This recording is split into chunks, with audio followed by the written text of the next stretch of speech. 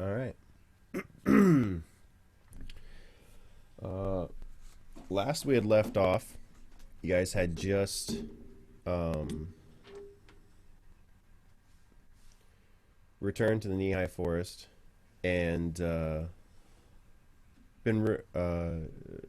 succeeded, I guess, in communicating with the leaders of the gnomes, and the leader of the deep gnome was actually off trying to fix all of the nonsense that Corin had started.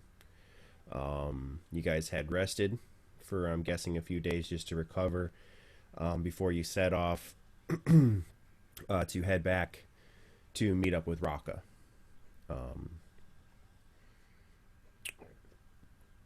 and when you guys started to take off, Sarah and Dot say goodbye and had told you guys the new passwords to get in easily to the Knee-High Forest.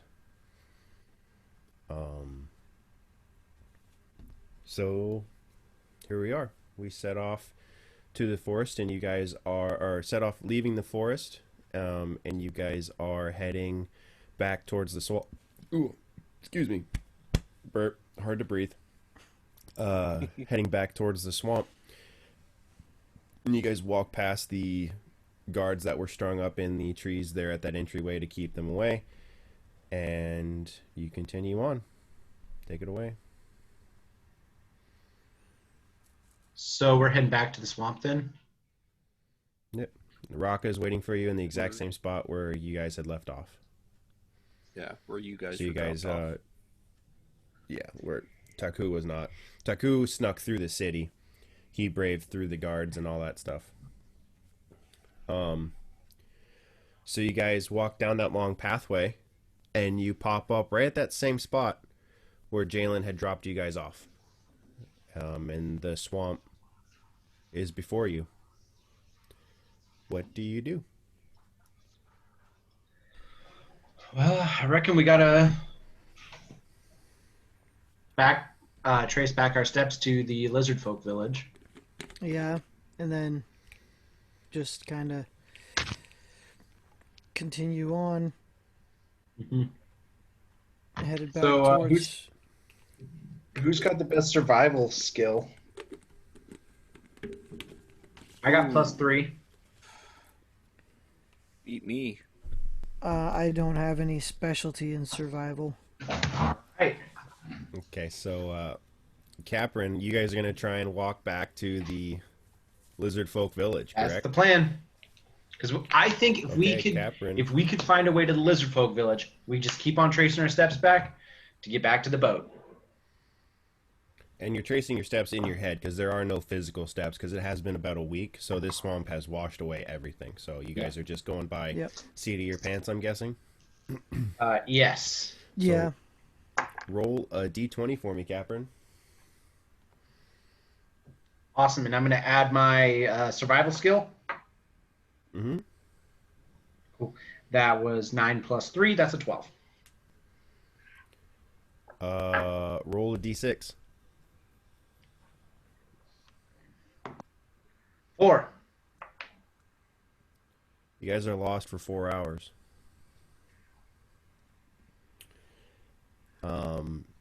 And you guys take 1 point of exhaustion. Boy. Cool.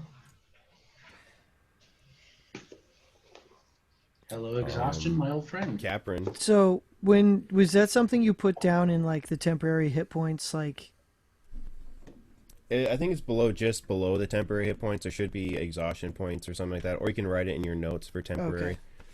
all right. I'm gonna double check the setup for. I'm not seeing it here, but I can just stick it somewhere. I'm just documenting on a piece of scratch Yeah, just paper. write it. Yeah, just they'll go away eventually. You just have to. All things Double go well. checking really quick here. Okay. So right now you just basically have disadvantage on ability checks. So Caprin, roll me another d20 Come on, Caprin, at take us home. disadvantage. And I'm rolling this with my survival. That's a 7 after bonuses. Yeah, roll another d6. 1. You guys are only lost for an hour, so I won't give you a point of exhaustion for that. But you guys do, in your stumblings, when you're lost in the swamp, you guys do hear a ruckus in the distance, like clattering and such. Okay, can I do a perception check? Try and figure out what it is. You can. Okay, I'll do that. I mean, you guys are kind of far away from it, so. Not a great perception check, but that is a 13. 13 is pretty good. So that sound, it sounds like someone's arguing to a degree. Sounds like arguing in a minor struggle and then some more arguing. How far off does it sound? About 100 feet. Okay. Idea. The 3 of us clumsy folks should get low and stay hidden. Taku, investigate. That sounds like a good plan to me. Yeah, I could do that. So I guess All right, we'll so slowly Taku- they'll kind of crawl the way behind me over there.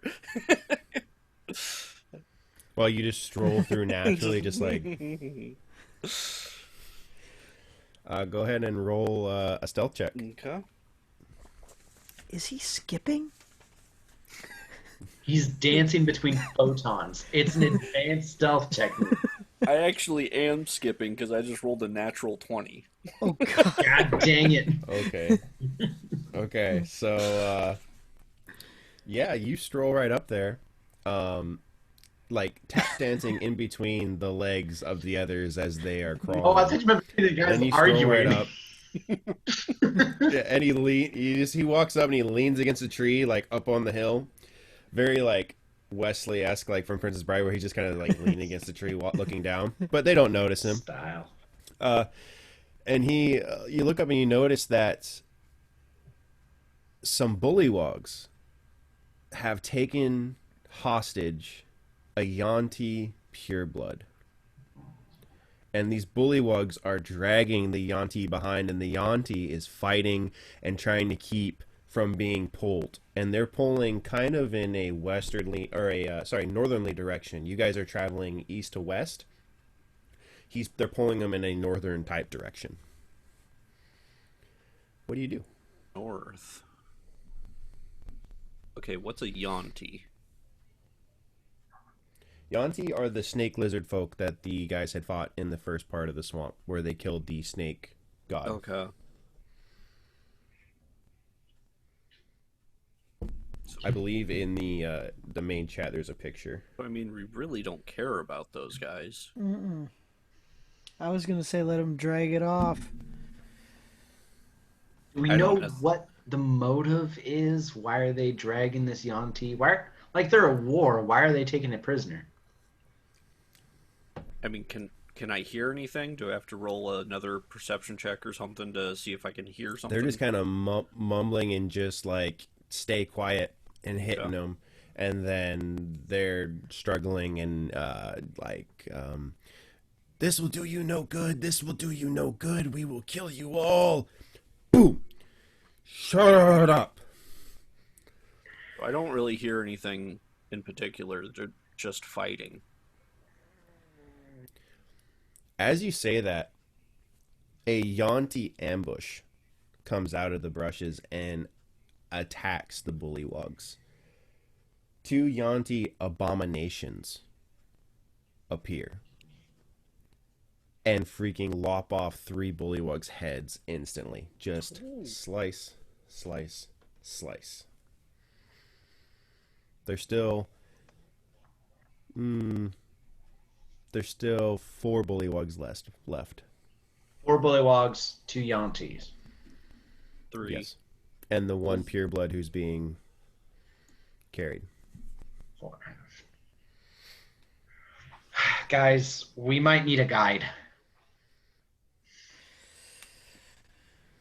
True, but Yeah, but we did kill who? their god. Yeah, can't trust them. Can we trust the bullywogs at all? Ah, Okay, so the Yonti are the aggressors most of the time, right? They're the ones who've been invading the Bullywog territory, and the lizard folk were caught in the middle. So I think between the two, I would trust the Bullywogs more than the Yonti. 2 more bullywogs get their heads cut off by the Yanti abomination. There are now only 3 bullywogs left. They drop the shackles that are holding the Yanti and turn to fight the Yanti abomination. And the Yonti abomination.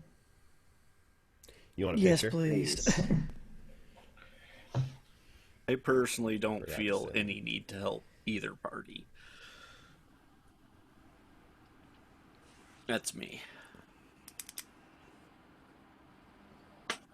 We might want to spare the dying, though, Osrin. We might need someone.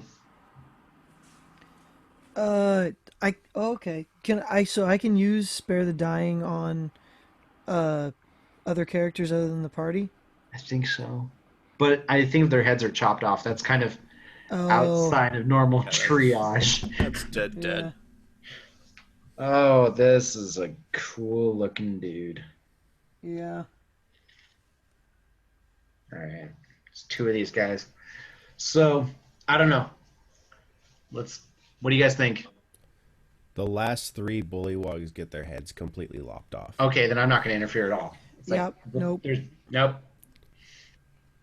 They free the Yanti abominations, free the current abomination, the pure blood that's being held. Taku, roll me another stealth check. Oh. If I can find my dice real quick. 13 plus 9. So it's 20. 13 plus 9, 22? Your perception is 9. Dope. I'm Yeah. going to roll a perception check for the Yanti. Ooh. They rolled a nat 20. They snap at attention and look up and see you.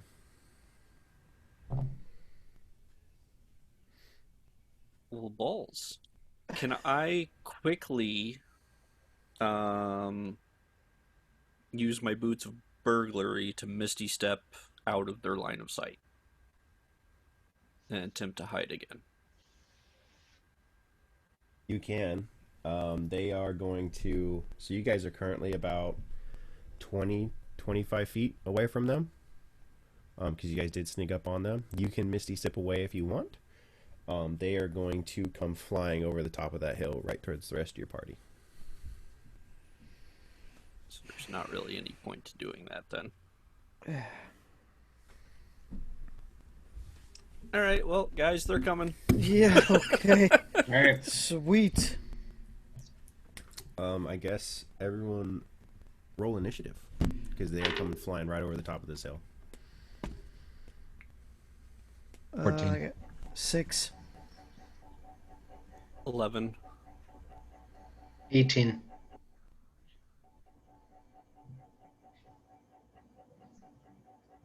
Okie dokie. Roll for them.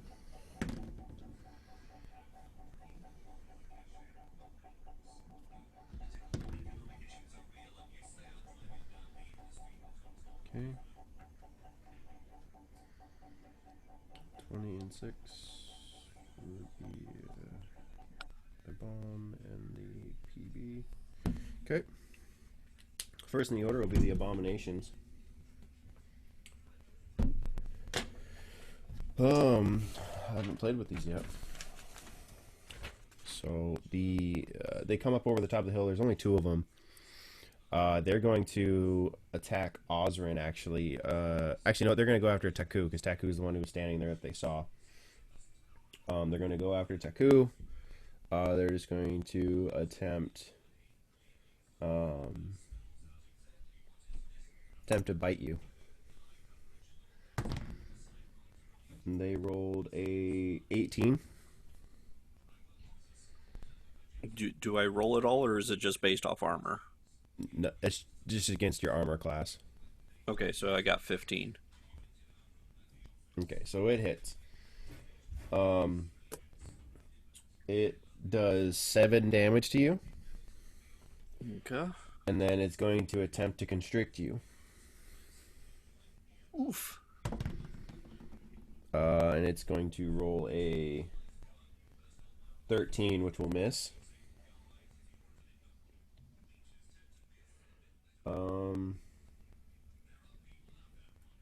And then it has a third attack. It'll hit you with its scimitar. And it'll hit with a 19. That'll hit, correct? Oh. So not 19 damage, it just hit you for 19 on the AC. It'll do 11 damage. Okay. Still, ouch. The second Yanti is going to go after the nearest to them. I'm going to double check to see who's the nearest to him. I'm just going to roll a d4. Nearest to him is Osrin. Going to attack Osrin. And it's going to roll a 14, which will miss. It's going to roll again. Roll a 11 and completely miss. And a 21 on its third attack with a scimitar. So my armor class is 19. That's a hit. Okay, and it will do 11 damage to you. Okay, so I'm going to use Wrath of the Storm. Okay. And so it needs to make a dexterity saving throw. Alright, double checking. Here we go. It rolled a 17. So the spell save DC is not plus your attack bonus. It's just the spell save DC. Yeah, just Okay. save DC. Then it takes 1d8 damage. Oh no, wait. Yeah, 1d8, sorry. Okay.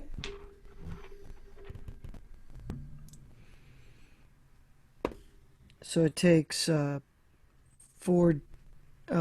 damage. 8 damage? Okie dokie. Yep.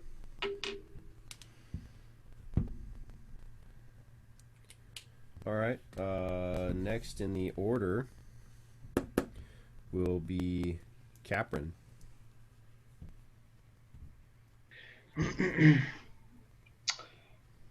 These guys look like they're left-hand dominant. Would you say that's a metal gauntlet?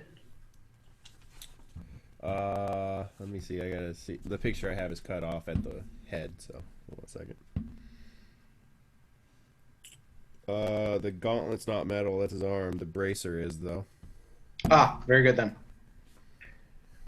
Yeah, okay, we're gonna go with that. I'm gonna heat metal on this guy. On the same one that Osrin attacked. Yeah. See, same one that attacked Osrin. Yeah. Okay. Gucci. What So happens? he that bracer is now red hot. He's gonna take 2d8 fire damage. Does he make a save of any kind, or does it just happen? I just do it. Nice. Yeah, Yanti are good at that, so I'm not messing around. So that's 5 plus 4. That'd make a 9er. Niner. And that's adding your spell attack bonus as well. I believe is it. All it says is 2d8. It doesn't say anything about spell attack bonus. Okay, I don't. I'll add my spell attack bonus if you want. I want to double check that really quick. I know that's it'll bring us to a screeching halt here for a second, but I was listening to a podcast recently and they were adding their spell attack bonus To the damage? And so I want Yeah, to damage. So I want to make sure.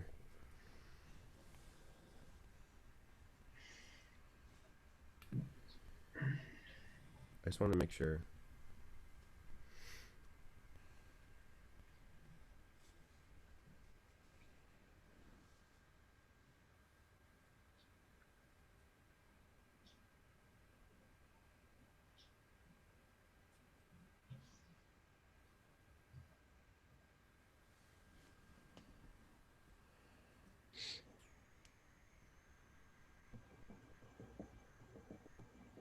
Hmm.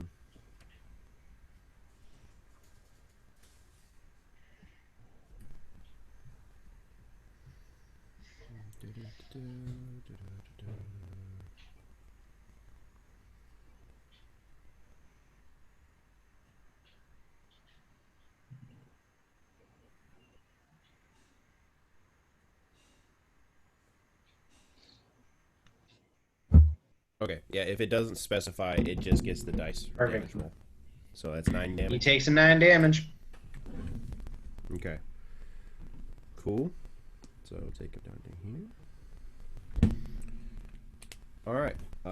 Is that all you're doing?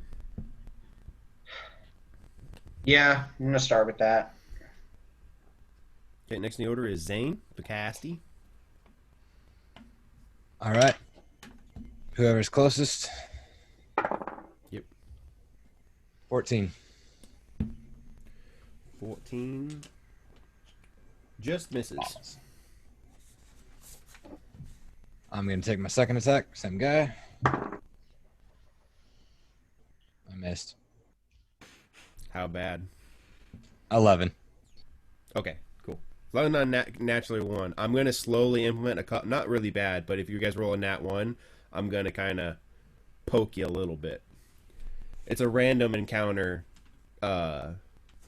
thing. Like if you roll a nat 1, I roll a dice and see which one happens. Okay, so then next in the order will be Taku. Alright, well, my dude's kind of pissed off at the guy that hit him. So, I'm gonna look at him, extend my hand, and use poison spray, blow a puff of poison in his face. He has to, in order to, he has to do a Constitution saving throw. Okay, hold on a second. I had this set up, but it went away.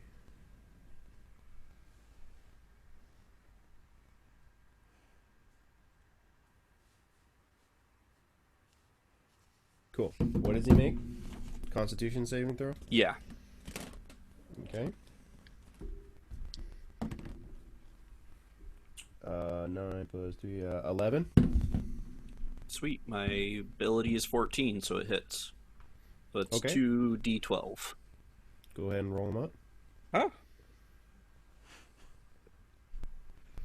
12. It actually does 0 damage. Oh, crap. Because they're toxic, aren't they? Venomous. And then, is that all you're doing? What are you doing next? I'll take my cunning action to run backwards, dash backwards, I guess, 30 feet. A full then- 30 feet? Yeah. And that's my turn. Next in the order.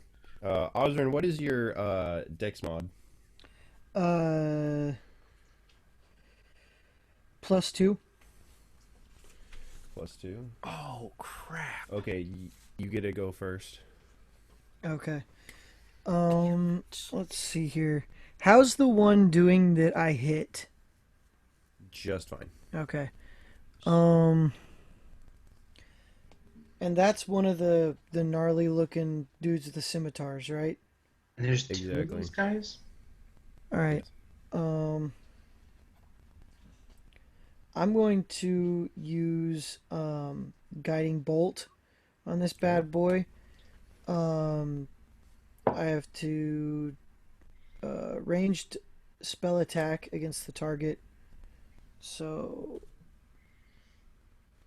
is that like? Does that mean it just hits and it, or how do I?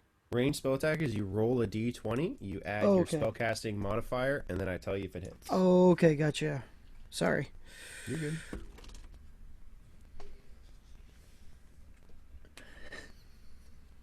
$21. That will definitely hit, good sir. All right, so it takes 46. 46, Jeebus.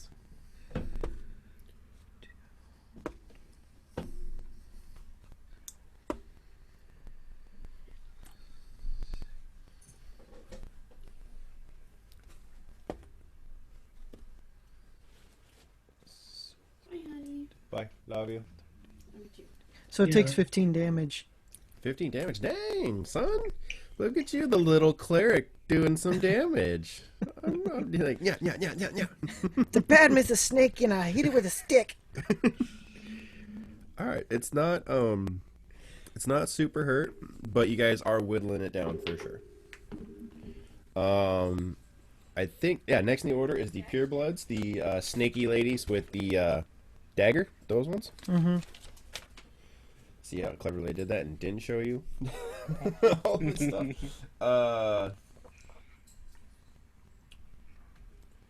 Kind of wieners, but she's actually a little bit behind the abominations.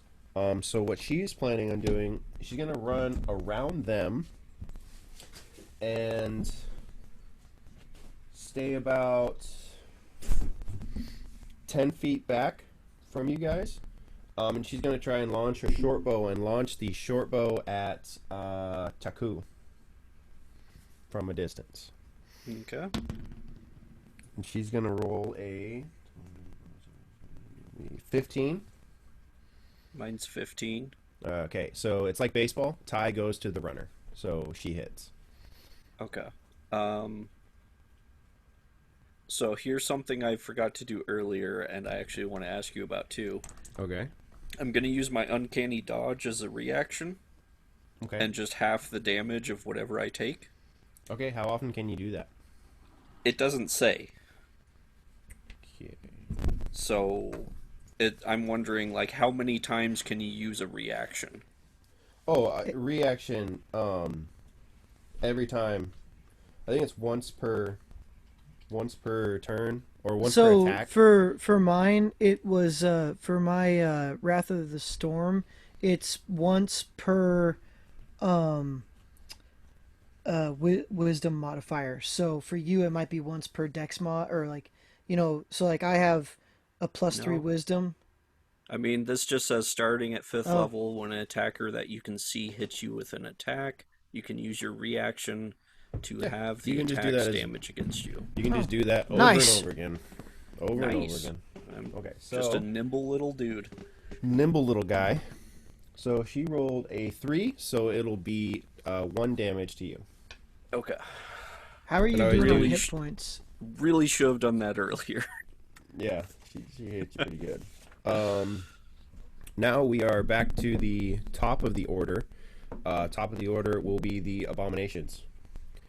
One abomination is going to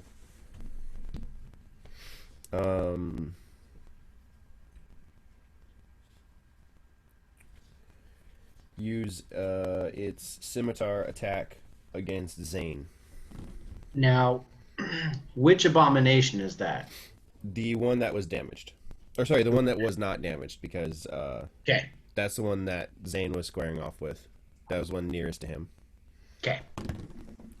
It's gonna roll a what's this plus? 15 damage. Or sorry, 15 to a hit. Miss. Okay, beautiful. It's going to attack again. Same thing. That is a 13 to hit. That's a miss. Miss. And then its final attack with the scimitar towards Zane again. That'll be a 26 to hit. On balls. So scimitar damage will be 2d6. Where did my d6 just go? I just had it. There it is. Hello, buddy.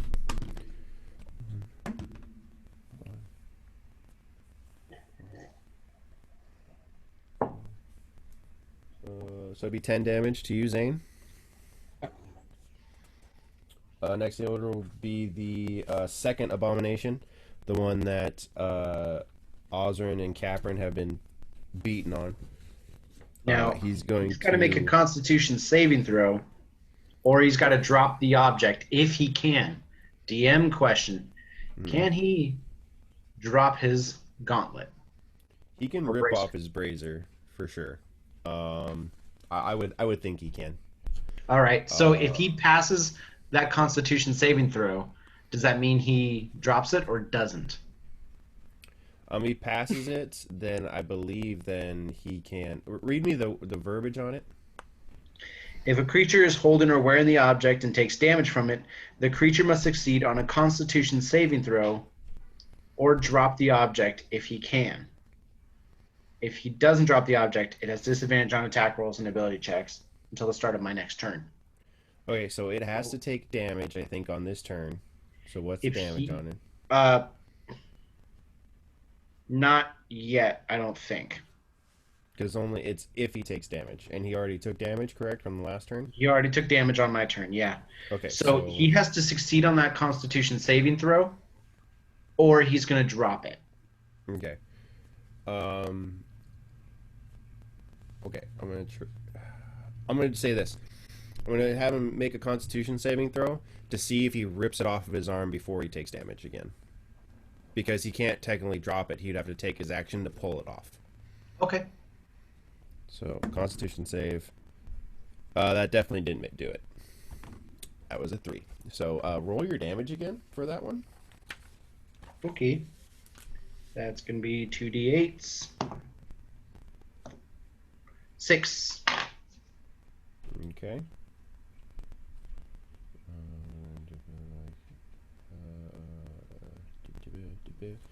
Okay, and then I'm going to say he uses his action to actually pull it off of his arm and drop to the ground. And that'll be his full action.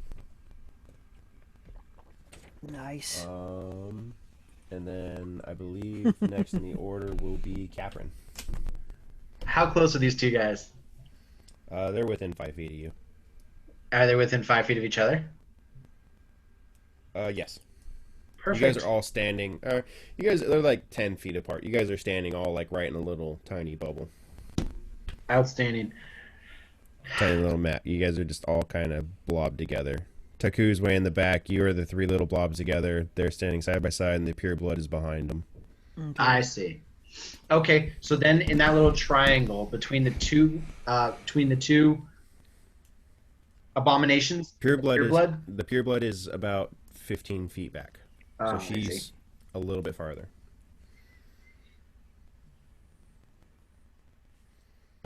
So she's only 10 feet from the abominations in front of her. No, she's 15 feet from the abominations. Okay, fair enough. On the other side of the abominations, then, it's time to bring out the big guns. My girl's going to show up. Again, I cloak myself in fire. It peels away, and my spirit of wildfire pokes her head out. They need to succeed on a... Sorry. They need to succeed on a dex throw. Okay. I keep hitting the mic with my clipboard, and I'm sorry if that is really loud. So dexterity saving throw. Yeah. That's a 13 for the abominations. Fail. Okay. It's just those two? Yeah, they're the only two that are in range. Okay. So instead of doing them for the pair, they both fail. I did one for each. They both failed. They take 6 fire damage.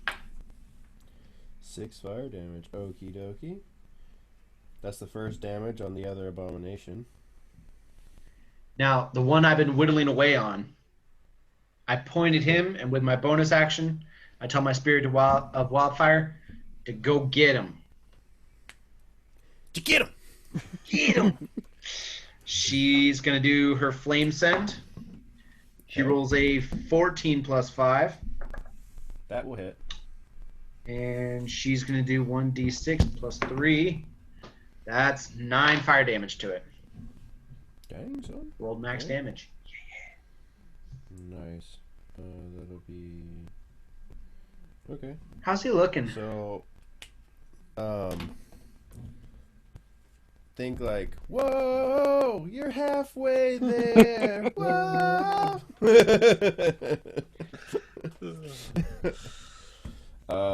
Next in the order will be Zane. You have your pick of whichever one you want to hit. You're such a dick. That's gonna be in my head for like 3 days. I'm not gonna be able to get that song out of Living on a prayer. Take my hand and we'll make it nice.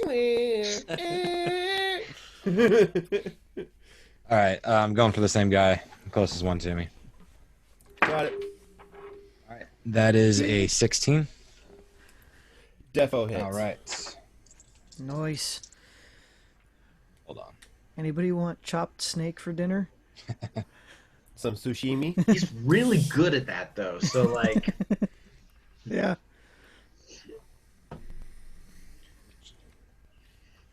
All right, that's 19. 19. 19 what? Damage. Damage. Holy crap! Okie dokie. Okay, I'm gonna take my second attack. Same guy.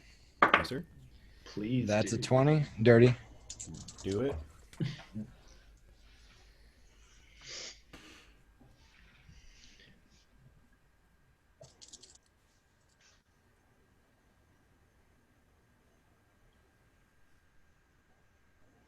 $32. Sweet lord. Okay. Hey Zane, like anytime you need teleporting, you need fires made, let a guy know. You just keep whacking snakes like this, man. I will get the rest of your life taken care of. Deal. Capron's over there. The goat is over there just bartering like, hey man, you need a hype man. You just That's the thing. Next I'll the pick order- fights with Ozrin and Taku all day long. I don't think I'm ever gonna pick a fight with Zane. next in the order is Taku.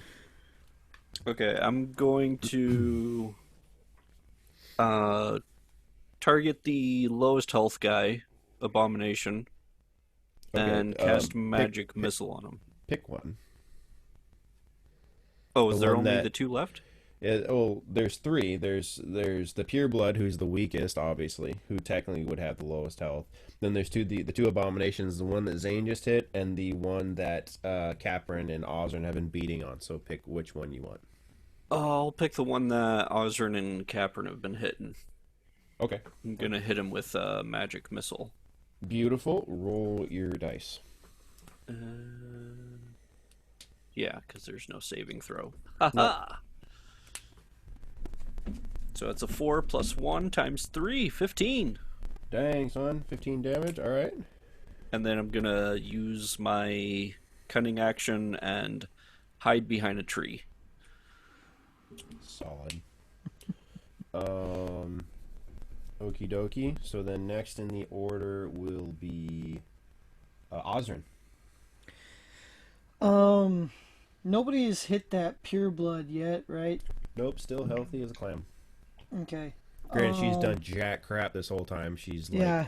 firing shots randomly into the woods. Yeah. Could just keep chipping away at the other two, Shane. Yeah, that's kind of what I was thinking too.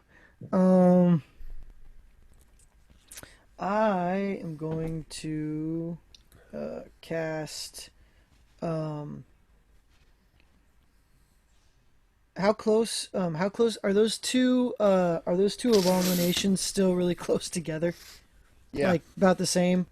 Yes. So about 5 feet apart. Yeah. Then I'm gonna cast Shatter right in between them. Okay. They have to make a Constitution saving throw. Okie dokie.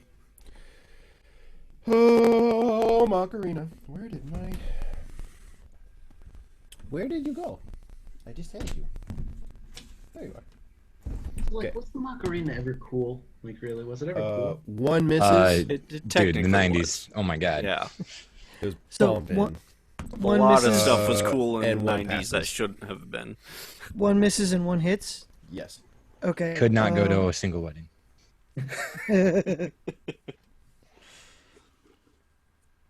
Okay, so the one that got the saving throw is gonna get 1d8 damage.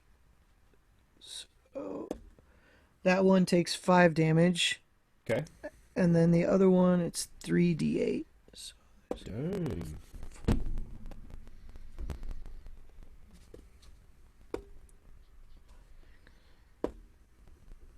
takes 9 damage. The other one takes 9 damage.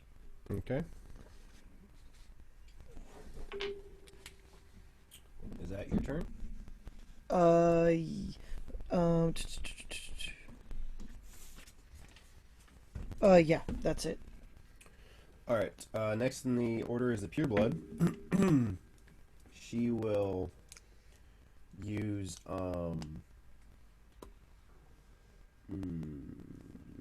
she will.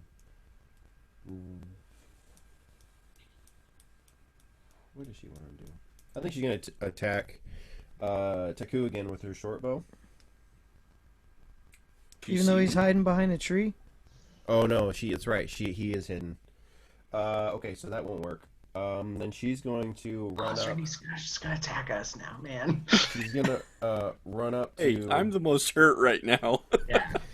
She's gonna run up to Osrin, and she is going to run up within 5 feet of him, and hit him with, or attempt to hit him with poison spray. You gotta make a Constitution saving throw. Okay.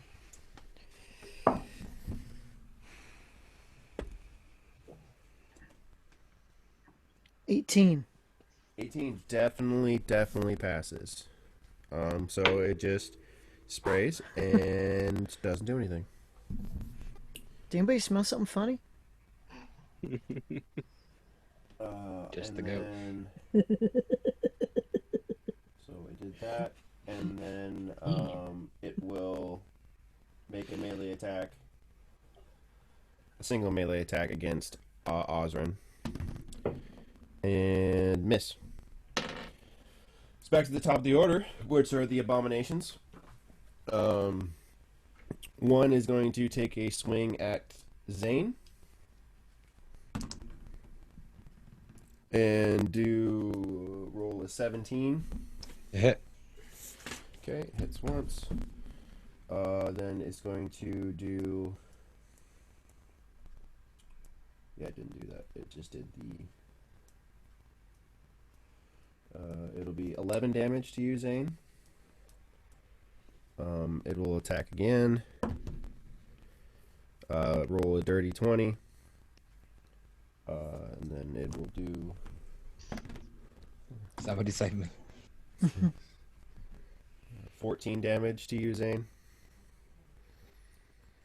And then the third attack will be a 15. That's a miss. And then the second, that's the first abomination, correct? Yes, that's the first abomination. The second abomination is going to go after Caprin. Ha! He could try. He's going to attempt to bite you. He rolled a 16. Hey, that ties my armor class. Okay, so it hits. That'll be 7 damage to you. It's going to attempt to constrict you. He can try. Rolled another 17. That will do it. That's 11 damage to you. Cool. And then that will be it for him. Next in the order is Caprin. You have to make a what's do we have to do? Escape DC. So a strength check to get out of it. I just imagine him with his little goat legs just like kicking in the air, just like let go of me. I rolled an 8. Meh, meh, Plus your meh. strength. +0. Yeah, you're still restrained and cannot do anything. Can I at least give a verbal command? I'll say that you can. I say that's fair. Okay. DM.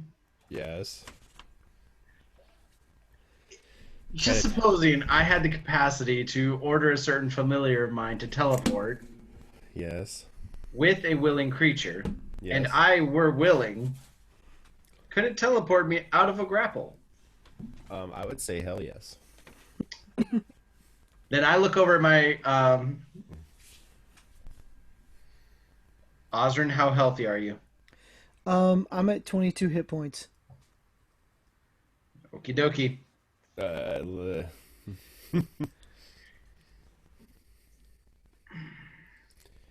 Gorgeous. Light the other guy on fire. The one that Zane was attacked by. So she's going to roll. Doesn't matter. Misses anyway. 2 + 3 is a 5. Okay. I want you to understand. like where your head's at. Restraint and consideration I should. It's okay. It's okay. He'll keep hugging me, and he'll just keep hugging my dead body while you guys kill him. Perfect plan. All right. Is that your full action? Your full That's turn? all I can do, man. All right, Zane, it's your go. I'm being snaked hard right now. I'm gonna be a dick. I'm gonna run to safety, and I'm gonna take my greater health. So you'll take an opportunity attack if you turn to run away. Dude, I would just chug your potion You can right use there. an action and drink it right there. You don't have to run away. You can chug it right Oh, okay. there. Yeah, I'm gonna take my action, do that. And you do have, just a reminder, you do have second wind. Oh. Awesome. I don't remember the rules on second one. So second wind, oh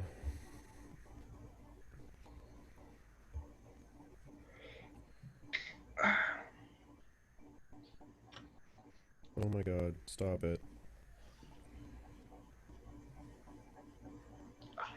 Stupid idiot. No better. So your second wind, Could have gotten yourself out. on your turn, you can use a bonus action to regain hit points equal to 1d10 plus your fighter level. So you can use your bonus action to... I'll even let you attack first if you want. Okay. But on and your then, bonus action, you can do the 1d10 plus your fighter level. okay, perfect. I'll go ahead and take a swing at the guy that is standing right in front of me. Yep. That's a 17. That hits.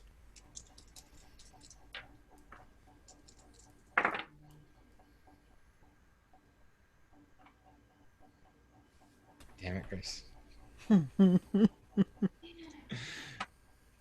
That's a 16 damage. 16. Okie dokie.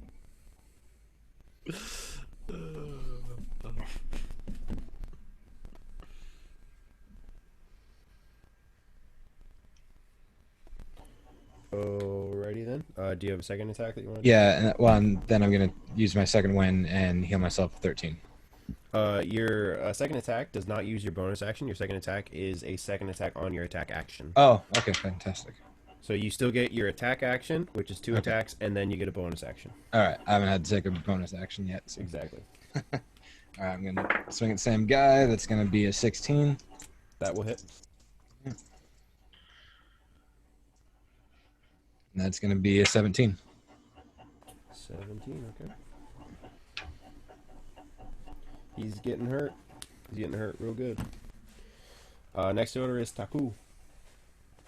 Okay, so I'm gonna pop out of hiding, do a sneak attack shot with my crossbow at the abomination that's got Capron in a bind. In a bear hug. Yeah. Okay.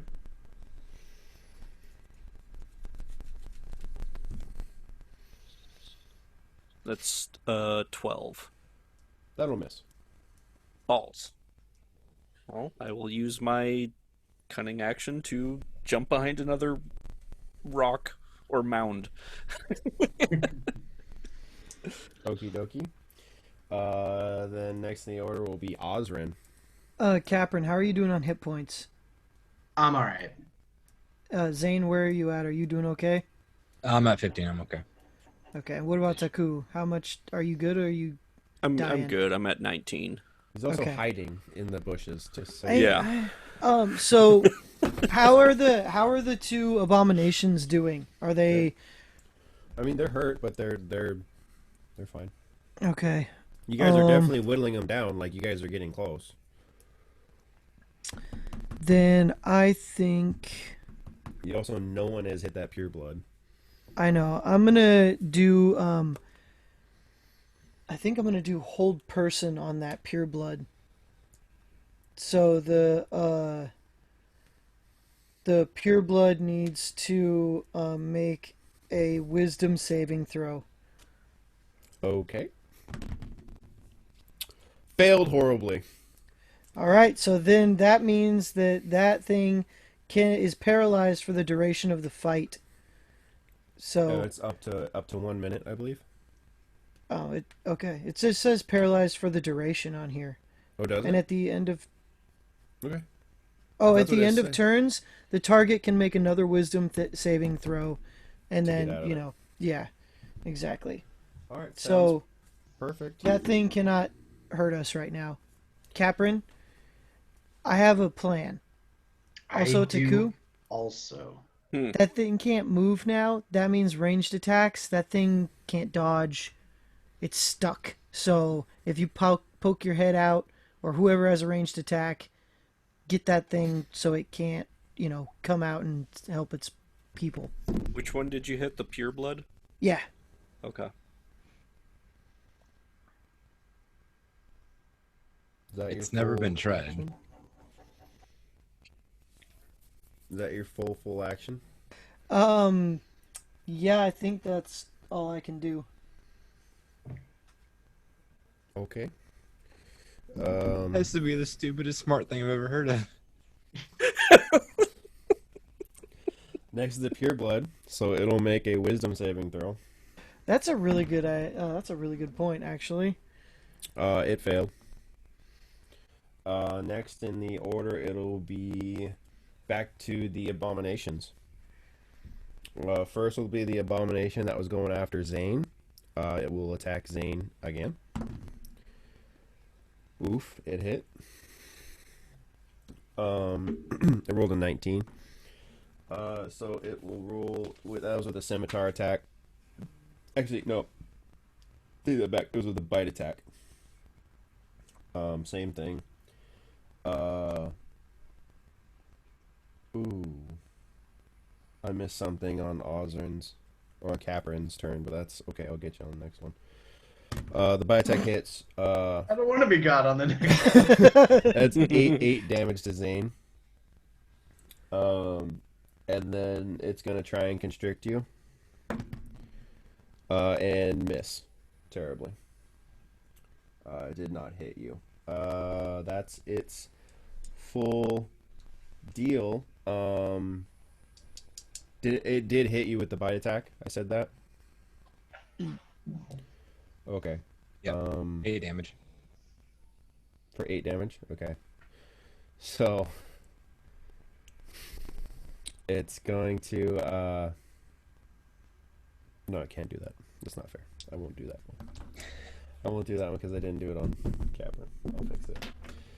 Any Hoosers. Next in the order will be actually no, screw it. Screw being fair. Do the reality of it. That bite attack also does Mother. 3d6 of poison damage. Ooh, I'm dead. It actually rolled really, really poorly. It only does 6 damage.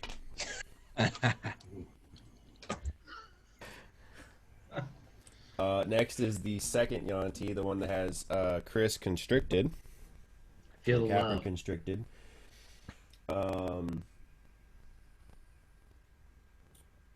Since it can't constrict you, but it can attack you. And I believe restrained.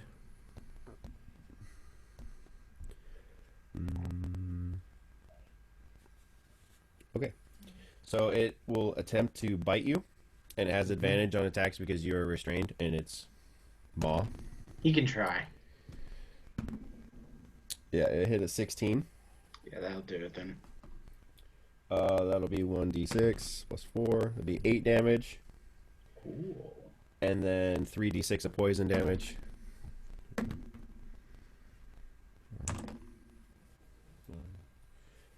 Not good, only did 5. My d6 is rolling like Garbo. What a loser. And then it's going to try to constrict you again. Seems Just redundant. Try and squeeze you. Sure. It rolled a 22. Ha! That hits. Yes. And then 2d6. He just wants to feel you up real nice. He's afraid of my raw power. 15 damage to you. Okay. I got good news and bad news. Oh, yeah. The bad news is that I'm down, but that's good news to people who don't like me.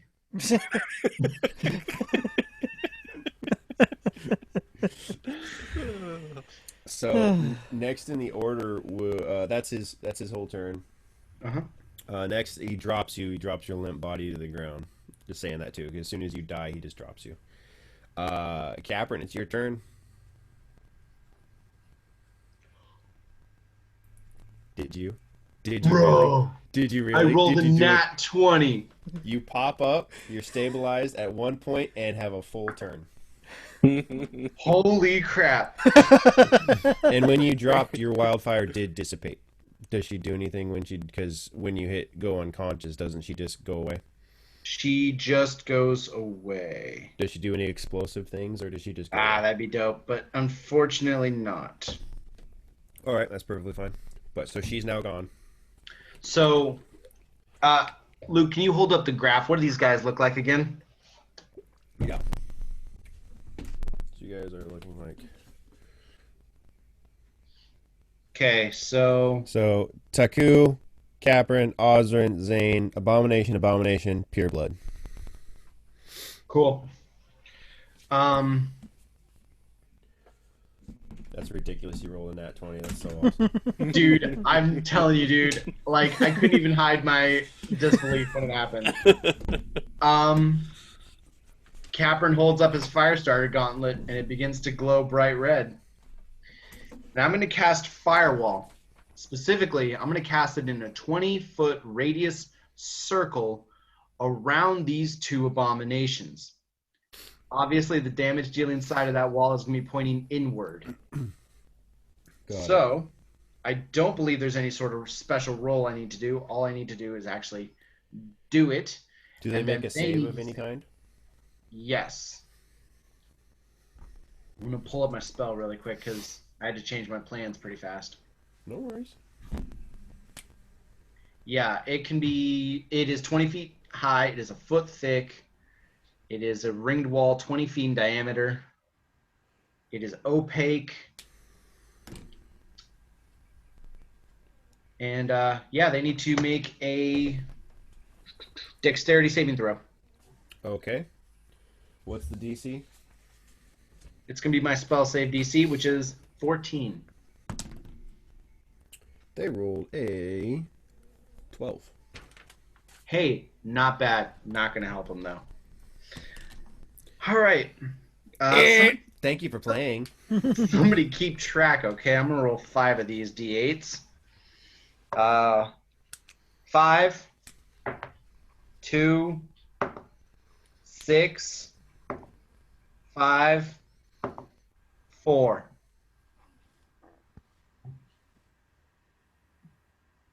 $22. They both take 22 damage. And, yeah, I'm just going to hold that wall up. And, I hope you don't think I'm a coward if I kind of want to distance myself from them. But if I do that, will I take an opportunity? Well, they're on the other side of an opaque wall. They can't see me. Yeah, I'll say that they can't see you, so... Yeah, I'm going to go ahead and dip back by... No, I'm going to charge ahead. I'm actually going to go around to the Pureblood. Okay. Did the pureblood escape? I can't remember. Sorry. No, brain she's farted. Nope. Oh yeah, she's still paralyzed. restrained. Yeah. Okay. No, I prefer to say Soup's paralyzed. She... She's All right. foaming out the mouth on the ground. All right. What do you do? God, Ozrin, how could you? That poor thing. Don't go in that wall, guys. That is not a good wall to be in. You basically made a pressure cooker with them inside of it. Precisely. All right. What do you do? Or you just running around to the pureblood? Like That's my that's all you turn. got? Okay. Yep. Cast the wall. Move around to the pureblood. That's all I got. Next is Zane. All right, so can we shoot through this firewall with like crossbow or anything? I'm gonna say no because it's opaque. You can't see through it. Okay. I mean, you could shoot. You could shoot through it, but I'll make you do it at disadvantage because you can't see. So you have to roll That makes twice to take sense. the lower. Okay. I'm gonna go ahead and take my crossbow and try that. Yeah. Go for it. All right, that's a 17. That's with disadvantage. Yes. Okay, that will hit. Okay. D8.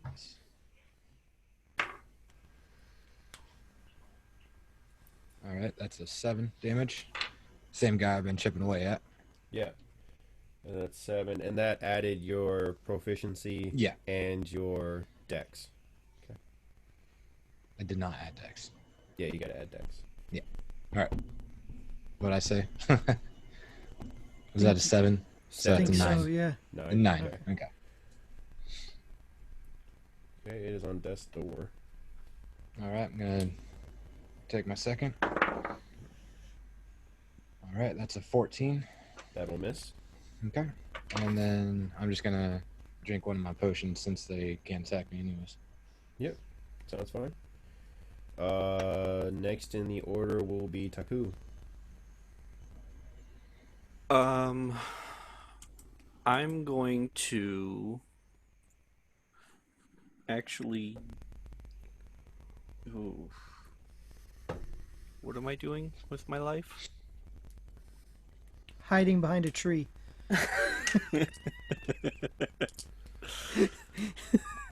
Okay, so I'm going to use my boots to Misty Step directly straight up into tree branches, Okay. where I'm still kind of hidden, if that is acceptable. Uh, So I get line of sight on them. No. No? You will not be hidden. You can do that. You can use your bonus action to do that. But you will go up and you will not be hidden. Do those? They don't have any. They don't have any ranged weapons though, do they? They're just the scimitars. Oh, they have ranged weapons. Okay. Just telling you. I mean, I shouldn't tell you, but I mean, they're both pretty badly hurt, right?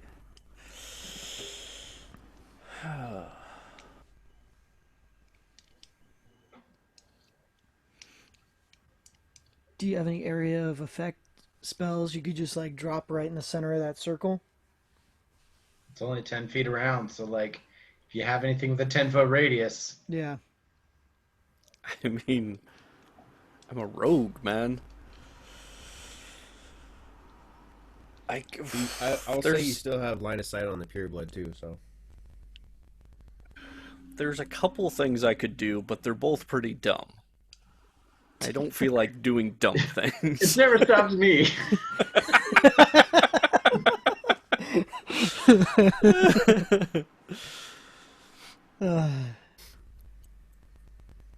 Okay, I'm still 30 feet away from him, correct? yes,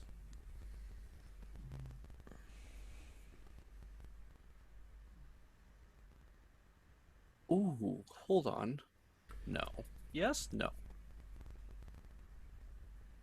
Okay, I will... this will be stupid. You'll appreciate this, Capron. I'm going to use my boots to Misty Step into the ring of fire with the both of them.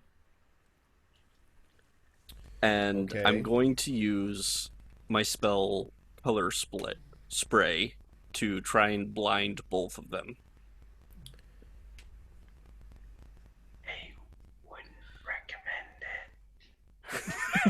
Okay, so Capron, what DC does Taku have to make to not get burnt alive? He's got to make a 14 dexterity throw. Okay, so Taku, that's what you do, right? That's what you want to do? Well, I thought it was just like a wall of fire, and they're Yeah. inside. Just Once you land, you're going to jump into the oven. You need to make a dex save to make sure you don't get barbecued. A creature takes half damage on a save, even if you succeed.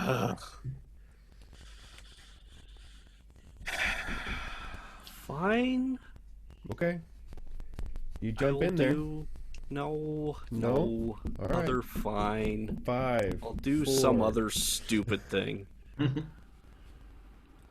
I appreciate the ingenuity. So basically, just to let you guys know, there's one thing I missed. You guys have a point of exhaustion, so you guys should be taking disadvantage on all ability checks. So basically, extra hard.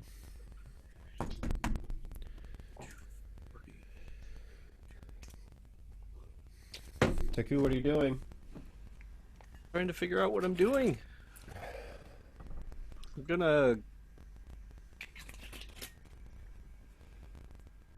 I'm gonna cast sleep in the center of that wall of fire. It's a 20-foot AoE. And Okay. hopefully sleep one or two of them. What do they have to be?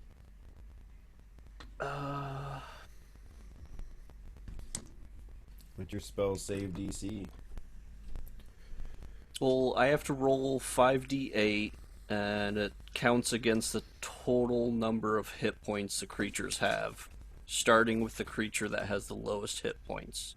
Okay. So go ahead and roll your 5d8.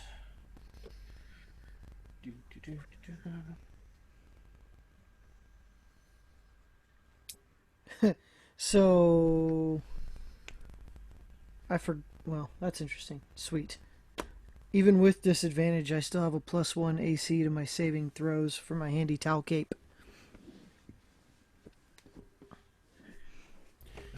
That's Your handy towel cape gives you advantage on saving throws, right?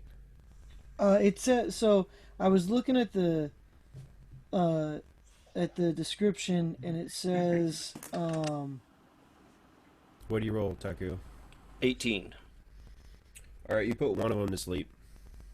The other one does I not. did something! The other one does not go to sleep. No, that is brilliant. Dude, I can't tell you. That's going to be super helpful as soon as he starts his next turn. Because he's pretty much barbecue. Yeah. Next in the order is Osrin. so really quick. It said so the handy towel cape adds +1 to AC and saving throws plus extra things. That's the description. Perfect. You haven't hit the extra things yet. Okay. But yes, it adds 1 to your saving throws, which is cool.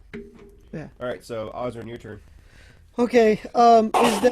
Is that flame wall, like, is that duration still going? Like, it's still opaque, we can't see through? You guys cannot Last see up to a through it. minute. Yeah. Up to a minute? Okay. And on All the right. next turn, your asleep pure blood or your restricted pure blood will have a chance to get out. Okay. Are both of these guys pretty well, like, unbloodied? One is pretty much on is gonna die, and the other one is really hurt. Okay. That pure blood is full health. No one has touched it.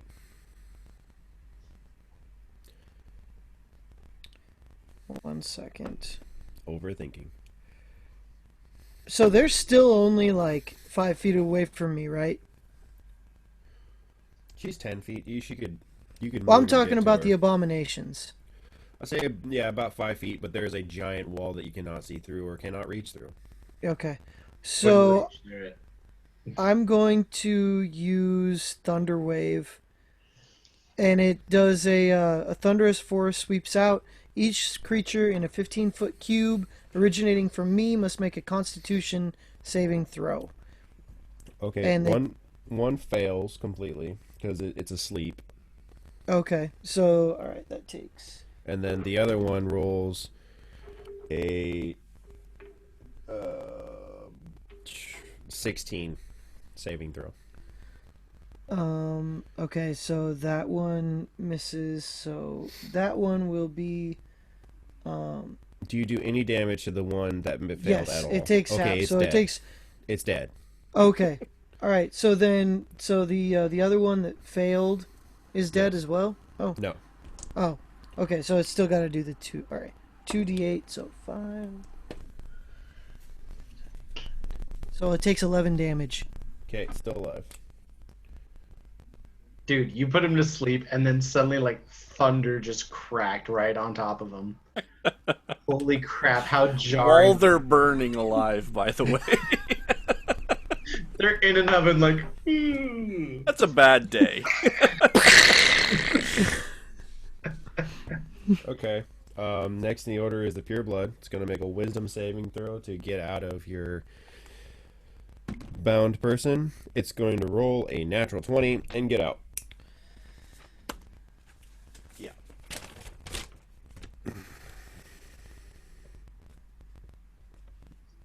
Why do I feel like Luke is trying really hard to kill us right now? I'm not. You guys could have died once, and I missed something, and I didn't go back. Okay, like, for the record, I've already died a little bit. So, Yeah, but you're you're used to it. So the pureblood's going to attack Osrin, or actually, he's going to cast Animal Friendship. Wait, the pure blood? Yep. Oh Pure no. blood is And still it's gonna paralyzed, summon. isn't she? No, she just got out, Oh, okay. and she's gonna summon a giant constrictor snake. Oh god.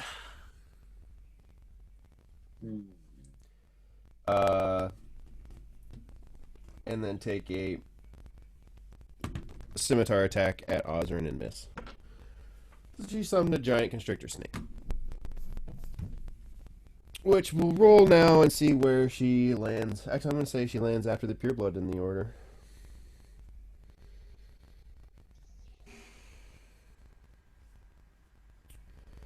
Do. There she is. She's going to then attack Osrin. The bite attack. And it's going to roll a 24 to hit. Okay. We're going to take 2d6, 5, 4, 9, 13 damage to you.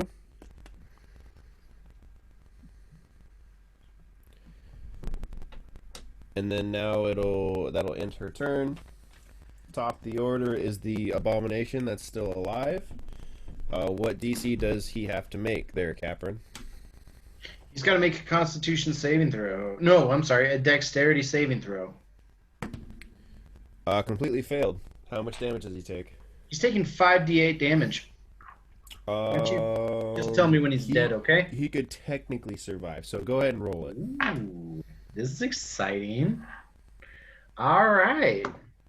5. Okay. 7. Okay. 4. Definitely dead. 4. Definitely dead. Okay, so that's barbecue. Snaky barbecue. Now the two that are left are the pureblood and the giant snake. I gave you so many chances to kill that girl. She didn't pick it. Understand, hold person, every attack has advantage, and if you hit, it's an automatic critical hit. I know. We were trying to save her for Don't worry about it. Don't worry about it. I got a question though. If she does this animal friendship thing, what happens to the animal if she's like incapacitated? Then it's a wild snake. So we'd still have to kill it. Okay. Yeah, it's not a summon or anything. It won't just disappear. I doubt that's how it works, but I'm gonna go with it.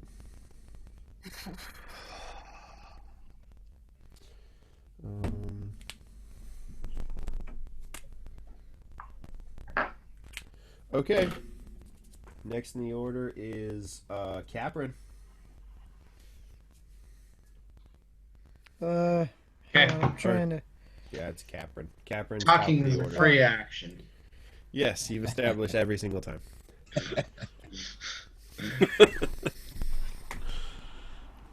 All right. So I point at her. I say, listen, your friends are already gone. You're the only one left. Now, me and my buddies are really good at chopping up snakes. So, what do you say? Do you want to walk away? Or are we adding you to the swamp? You killed our holy mother. I would rather die. Your holy mother? Yeah, that was What does she look like? Giant, white, beautiful. Capron seizes his chest. He starts convulsing wildly. He holds his head, and he looks at the sky. I'm going to cast Wild Shape into a giant white boa constrictor. no fucking way. Have you seen one before? No, you can't. I have. We killed the We god. killed it. Yeah, you did kill it. Okay, do it. So I'm going to transform into a giant boa constrictor. And can I still talk in Wild Shape? You understand you transformed right in front of her. Yeah. Okay. Okay. Can I still talk in? I think I can still talk in Wild Shape, right? Yeah, but you better hiss like a snake, you freaking pleb. All right. In my giant snakeulin form, serpentine form, I say, these wanderers carry my blessing and my gifts. Roll a persuasion check, I guess.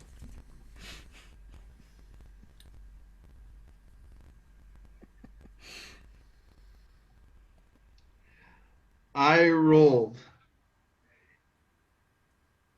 17. 12 plus 5, 17. Okay, that'll work. That'll do. She'll be like, fine. And she drops her animal holding on the giant snake.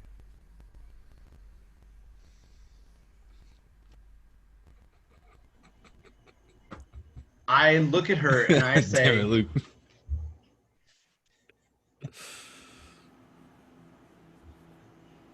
order your pet away.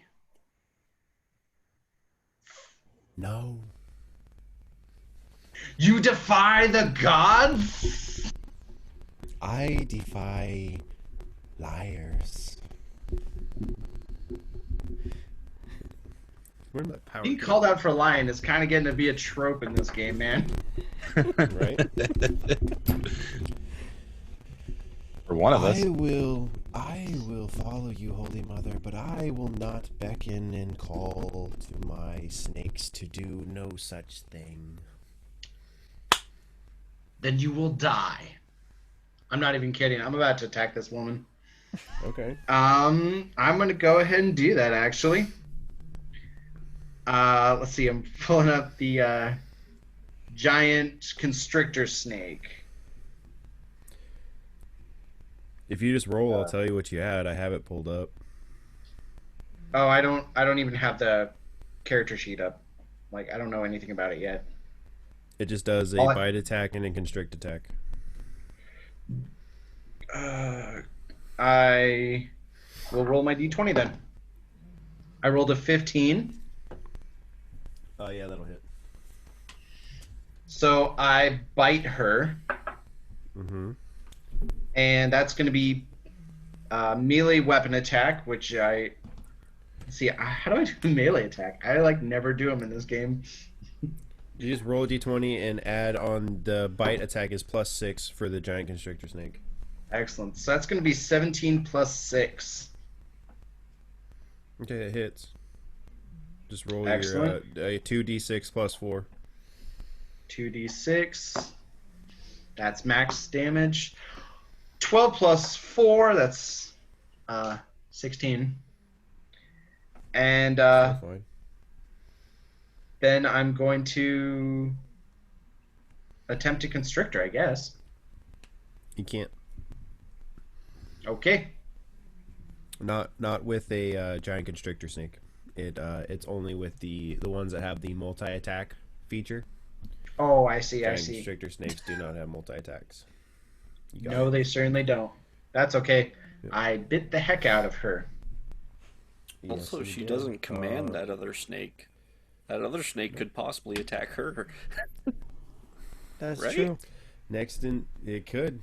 But is you gonna attack the snake-looking woman or the giant human or the human peoples? The so next giant in the order snake is with Zane. the... Horns. Horns. I'm a giant horn snake. Zane, your turn. Just make sure you hit the right snake, buddy. Which one am I closer to? I would say that you are closer to the giant All right. snake. Well, I mean, it's gonna happen, so I'm gonna run at it. That's 19. That'll hit.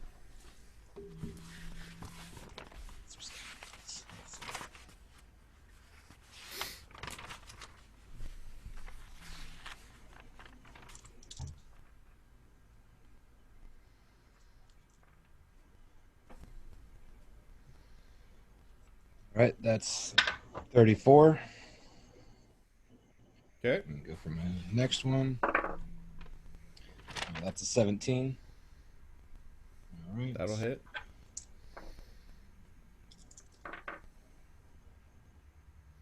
All right, that's 19. Okay.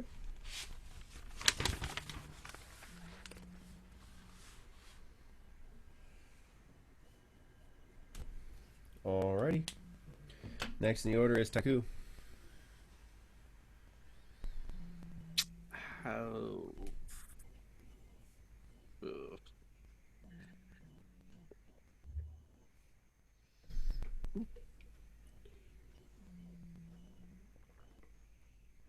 Okay. I guess I will just take a pot shot with my crossbow at the giant snake thing that she called forth Okay. using sneak attack. Do it.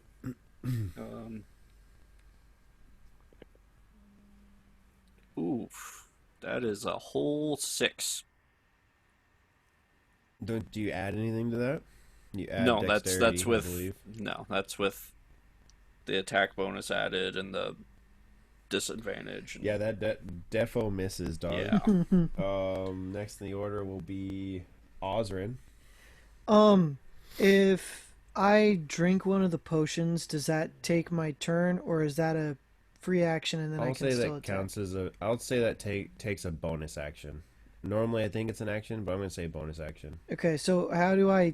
Does everybody get like a bonus? I don't understand how that works. Like the bonus action. You thing. get an action and a bonus action. Okay. You get an action and a bonus action. Okay, then as my bonus action, I am going to drink my super potion, which is That's something you can do at the end of your turn too. You can do that after you attack. If you just attack and do something, and then do that, and then you can figure out your dice roll after it's moved on to the next okay. set. Then I'm going to cast Hold Person on the Pure Blood again. So Okay. that means What does she that make? that's what I'm working on right now. Constitution, wisdom. Wisdom. All right, it rolled a 16. And that's that would go against my spell save Spell DC. save DC. Yep. It misses. All right. Okay. Yeah. Doesn't do anything. So, So all right, then you're going to drink your potion. Yeah. Which is Okay. those ones are the 4. So-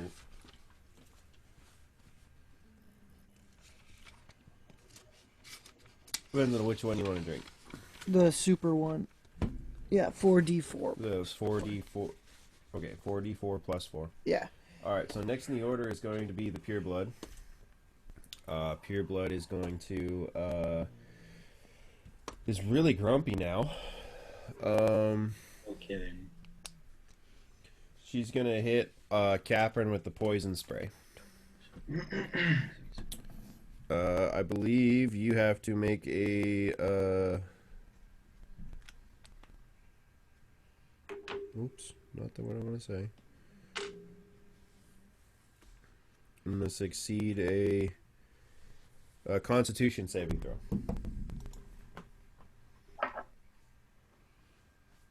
Nat 20. That definitely succeeds. Okay. Blasphemy. And that'll be her entire turn. Next will be the giant snake. Giant Snocko is going to go after Zane, the one who just hit it really hard. It's going to try to constrict you. Oh my god, I lost my dice. Where'd it go? Rolled a +6, 21 to constrict you. Yeah, that's a hit. And it'll be 2d8 plus 4. 4, 6, 10. 14 damage. Okay. And then the escape is a DC 16. So you are constricted and can't do anything. Okay. Then next in the order will be back to Capron. I'm going to try to constrict the Yonti. Okay. Roll it and see what happens, boss. 3 plus 6, that's a 9er. That misses. So I just make some cool snakular action at her, but doesn't actually do anything. Yeah, foreplay is unreceived. Been there before. Then next in the order will be back to Zane. That was a joke. That was a joke. So you need to roll a let's say a strength check, I believe.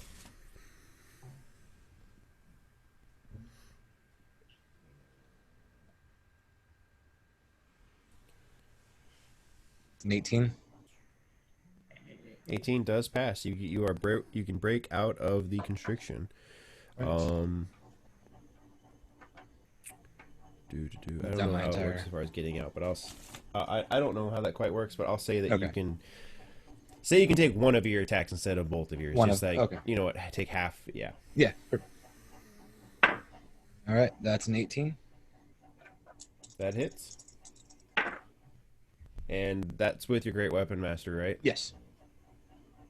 Okay, so it's dead. Okay.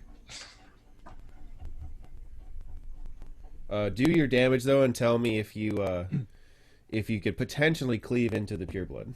Oh, okay. That was 21. 21. So you cleave through the snake, and you do some damage to the pure blood as well. How is that pure blood doing? It's pretty hurt. Next in the order will be Taku.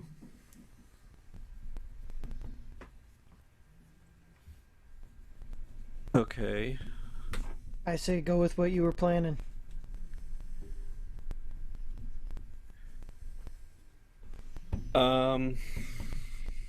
Still pretty far off. I'm gonna go ahead and cast Sleep again on the pure blood. Pure blood's dead. You said she was just real hurt. No, the giant snake is really hurt. Oh wait, sorry. Oh. No, right. Pure blood is not dead yet. Giant snake's dead. Pure blood is hurt. Yeah. Go for it. I'm like, whoa, did I miss something? What's the save for sleep? I just roll 5d8s and yeah. Okay. Roll and tell me when you get past like 20. Okay. There's a 3, 2, 3, 4, 5. Okay, it's asleep. Sweet. Okay. Been easier just to kill her, but okay, she's asleep. So, What do you do now? Okay. I think that's it. That's my turn. Okay, next in the order is I'm gonna Audrey. run over there and hog tie her, basically. Okay. So is she tied up like she's incapacitated? She can't get up? I guess. Sure. Okay. So, guys, how are we going to do this? I dispel my wild shape. And DM, Mm-hmm. I walk up to her and I open my druid bag. Okay. And her little serpentine body is going to fit nice and cozy inside. Alrighty then. Okay. Wait, Go right ahead. that was a lot more difficult than it should have been. I know. Yeah, you're telling me. Okay. Uh, Out of combat now, right? Holy crap. I need some heals. I guess. I need yeah. So Frick. since we're out of Rest. combat, I'm going to cast mass healing word. So that's Saber. 1d4 plus my spell ability modifier. So If you think it's bad that we did it, it's worse that we planned it. let's see here. So everybody gets 6 health from that. Sweet. I will not turn my nose up at 6 health. I am going to take a quick look around and loot everything I can find. There's nothing. Well, that sucks. Can I have a scimitar? If you want one, you can have it. Is Sell that- to Raka. Yeah, I'm gonna grab one of the scimitars and see if Raka's gonna buy it later. Scimitars brand new are 10 gold or like 15 gold, so he might give you 2 gold for it. Okay, well then, is that gonna over encumber me if I grab it? Okay, then I'm No. just gonna keep it. Is that because like I have the javelin, I have weapon proficiency, so will I be able to use that without a Yeah. thing? Okay. What's the attack on those scimitars? 2d6, 2d6. I believe. 1d6 or 2d6. Okay. I can't If it's remember. 2d6, then I definitely want it. I'll check.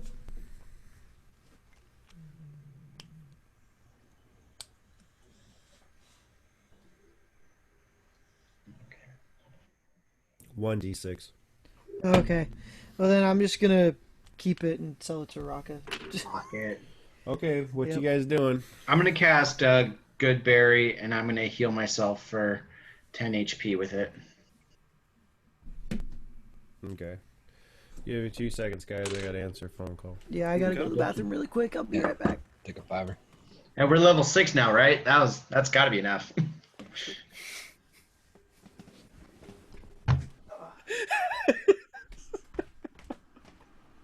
That was painful, man.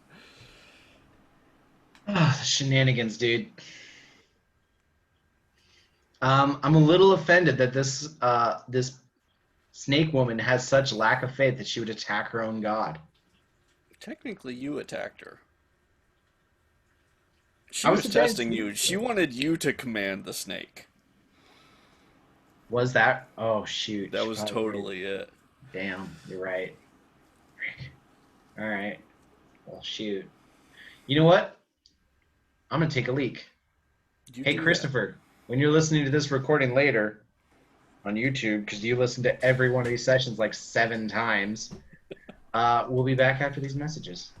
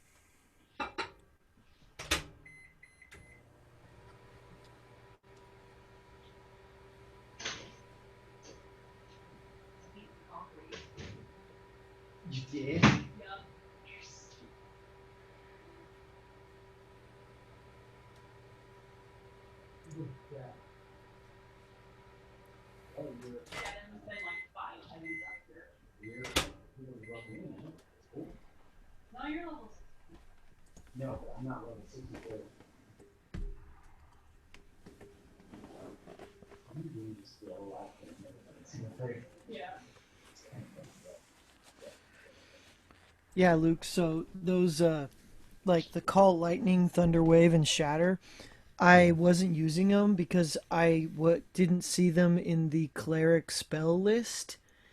And so I was just like, oh, well, I guess those, I must get those at a higher level or something sometime later. Call lightning sounds awesome. Dude, so if that snake hadn't been killed, I was this close to using my channel divinity with Call Lightning. Dude. Honestly, like, here's the cool thing. Like, okay, how much damage does Call Lightning do? Like, 3d10.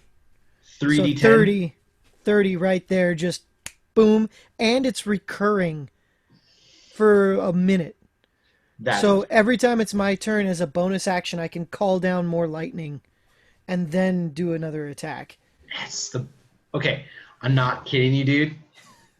Next time you land a critical with a spell, Yeah. use your channel divinity and get the critical, Yeah.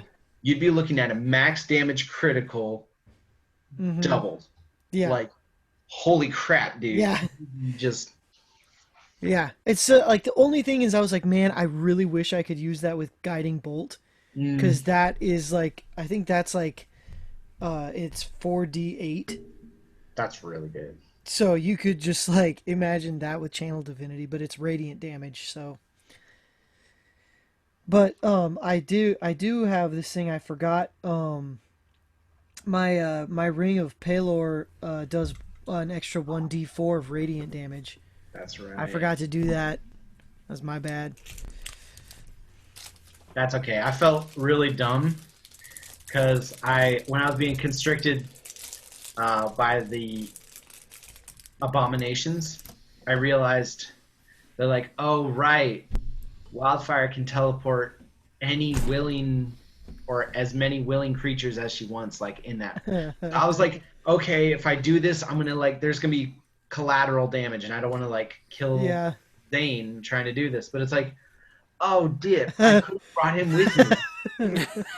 I could have brought you. I could have brought him, and then just like boink, gotten out of the grapple, dealt damage to the abominations, and we would have been fine. But like, sometimes you forget these things. Yep.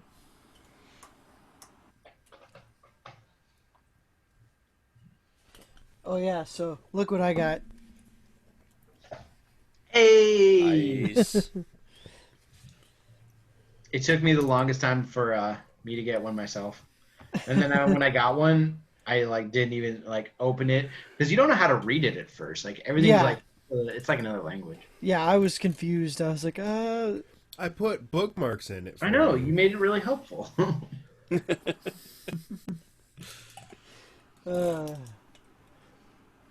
Yeah, and then when I level up, I'm definitely doing remove curse. Is gonna be my next Nice. spell. That's a good thing to have in the repertoire.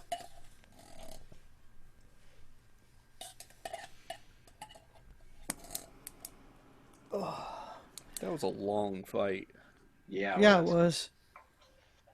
It was not meant to be that long. I know. You were getting real frustrated. It was like, But don't worry, Luke. It's all part of the plan. Don't you just love it when a plan comes together? Not when it's a Capern plan.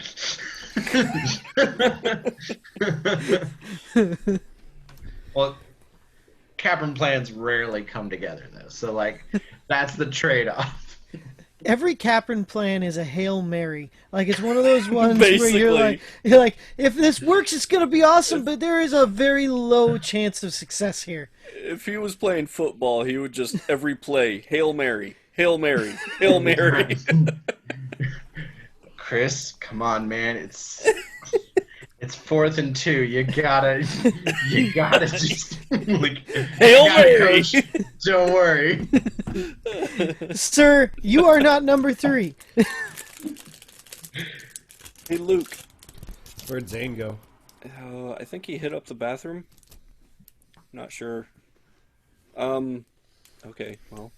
Well, we take your could headset do a off. little camp Leave me. activity, I suppose. Well, no, we can't now. But I would say like if there's a way that we can like, that's why I want that snail house. Like, Yeah, for real. we could actually really use that right now because we yeah. need to camp, but we're also in a swamp. Yeah. I'm gonna just climb up in the tree and sleep in the branches. Why not, right? I'm half elf. I should be fine.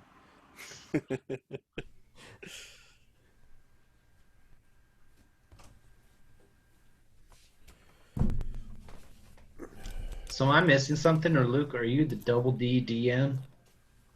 Okay, very good. All right, so we're gonna do a little bit of camp activity. I guess. First off, DM, this area where we just had this fight, Okay. can we spy a place to make camp? There's some hard ground, but I guess just as good as any. I would, yeah, take a little bit of a rest there if we can. Sure. A long rest if we could. Sure. Okay. Okay, that's what we do. Sweet. So everybody's back to. You hear muffled. You hear screaming and cussing coming from your druidic bag. Yep. I reckon that's probably gonna. Yeah, that's gonna be what's gonna happen. She probably smells the You smell. goddamn son of a bitch, you fucking piece of shit! I will kill you! You are such a god freaking some sick of the bag! Hey!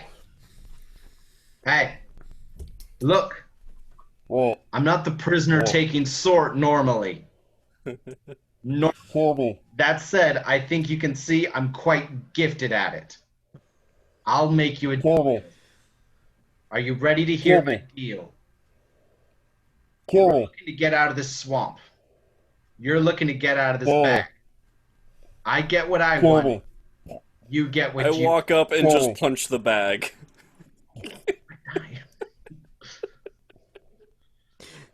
Kill me. You saying kill me? Yep. Yeah. Okay. I'm just gonna hold on to her. Piss off. I'm just gonna hold on to her. Okay, here we go. You know what happens if I get lost in the swamp? If I die in the muck? Do you know what happens to you in this bag? Nothing. You stay in this bag. So make yourself at home. If you're not willing to help me get out of here and get your freedom, then get cozy.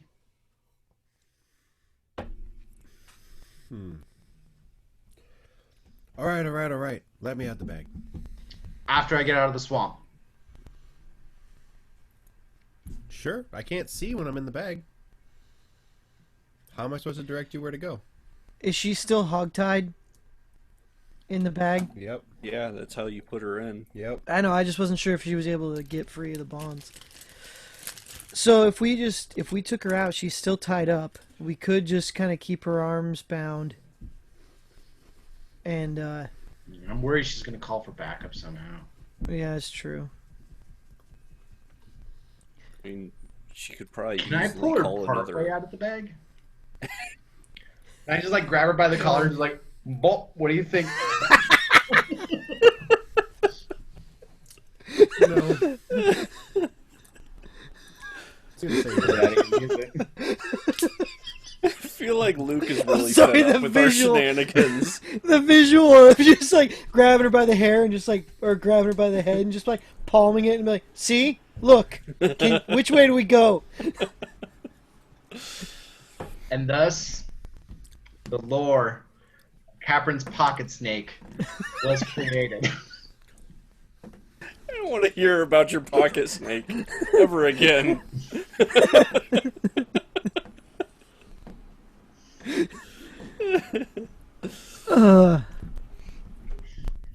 Okay.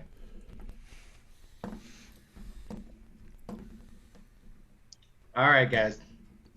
Team huddle. What What do you think we do? Let her out. She could possibly call for backup, or keep her in the bag and ask her to provide verbal cues. Wait a minute. Wait a minute. Can we cast spells on her while she's in the bag? Hold on 1 second.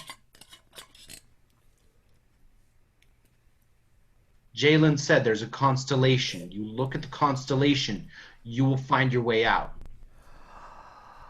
You're right. Oh, I wasn't here for that. So we don't need her. You want to cook her for dinner? No? I think Capron wants to cook her, but I don't think he's gonna want to eat her. Yeah. I mean, I'm going to cook her. If I we might let her just- out, I'm cooking her. I might just let her go, truly. It's like, I don't need a snake woman anymore. If we let her go, she's going to get more and come back. Mm-hmm. And I'll let her go near Raka's boat. I'll just, like, empty the bag outside the boat. And I'll empty the bag into the open hand of the golem. If she wants to cause a ruckus, we will end that fast. Yeah, we could. That do sounds that. good to me. Okay. Well, You should've let's told see. me What about is that it? constellation thing earlier? Yeah, I forgot about that. That was a good callback. So why don't you just run that through to Zane really quick? I left the speakers on so that I could hear that as I was taking Okay. stuff. So yeah, I'm in. So, Okay. so all of that pain and suffering we just went through was completely unneeded. I don't. Story No. of our lives. Okay. Letting you guys have a team huddle. So, Luke, You guys gonna keep this team huddle or what? Or No, what? you can Uh, come Yeah, Back you to can now. come back in. huddle dismissed. Yeah. We remember Yeah. that Jalen told us about a constellation we can follow that's going to guide us out of the swamp. You fucking idiots. Hey, About goddamn In my time. defense, my character was not there and did not know that. So Yeah. Yeah. So we follow that constellation. You follow it? Yep. Yes. Okay. How long do you follow it for? Until you reach a clearing? Yeah. I mean, until we see Well, you Raka's pop out boat, at the right? road that leads to the town. Oh, okay. Mm. We need to make our way to the beach. That's where Raka is. I don't want to go to the town. The town's full of, like, wanted posters of us. Yeah. Mm-hmm. So Remember the phrasing that Jalen said.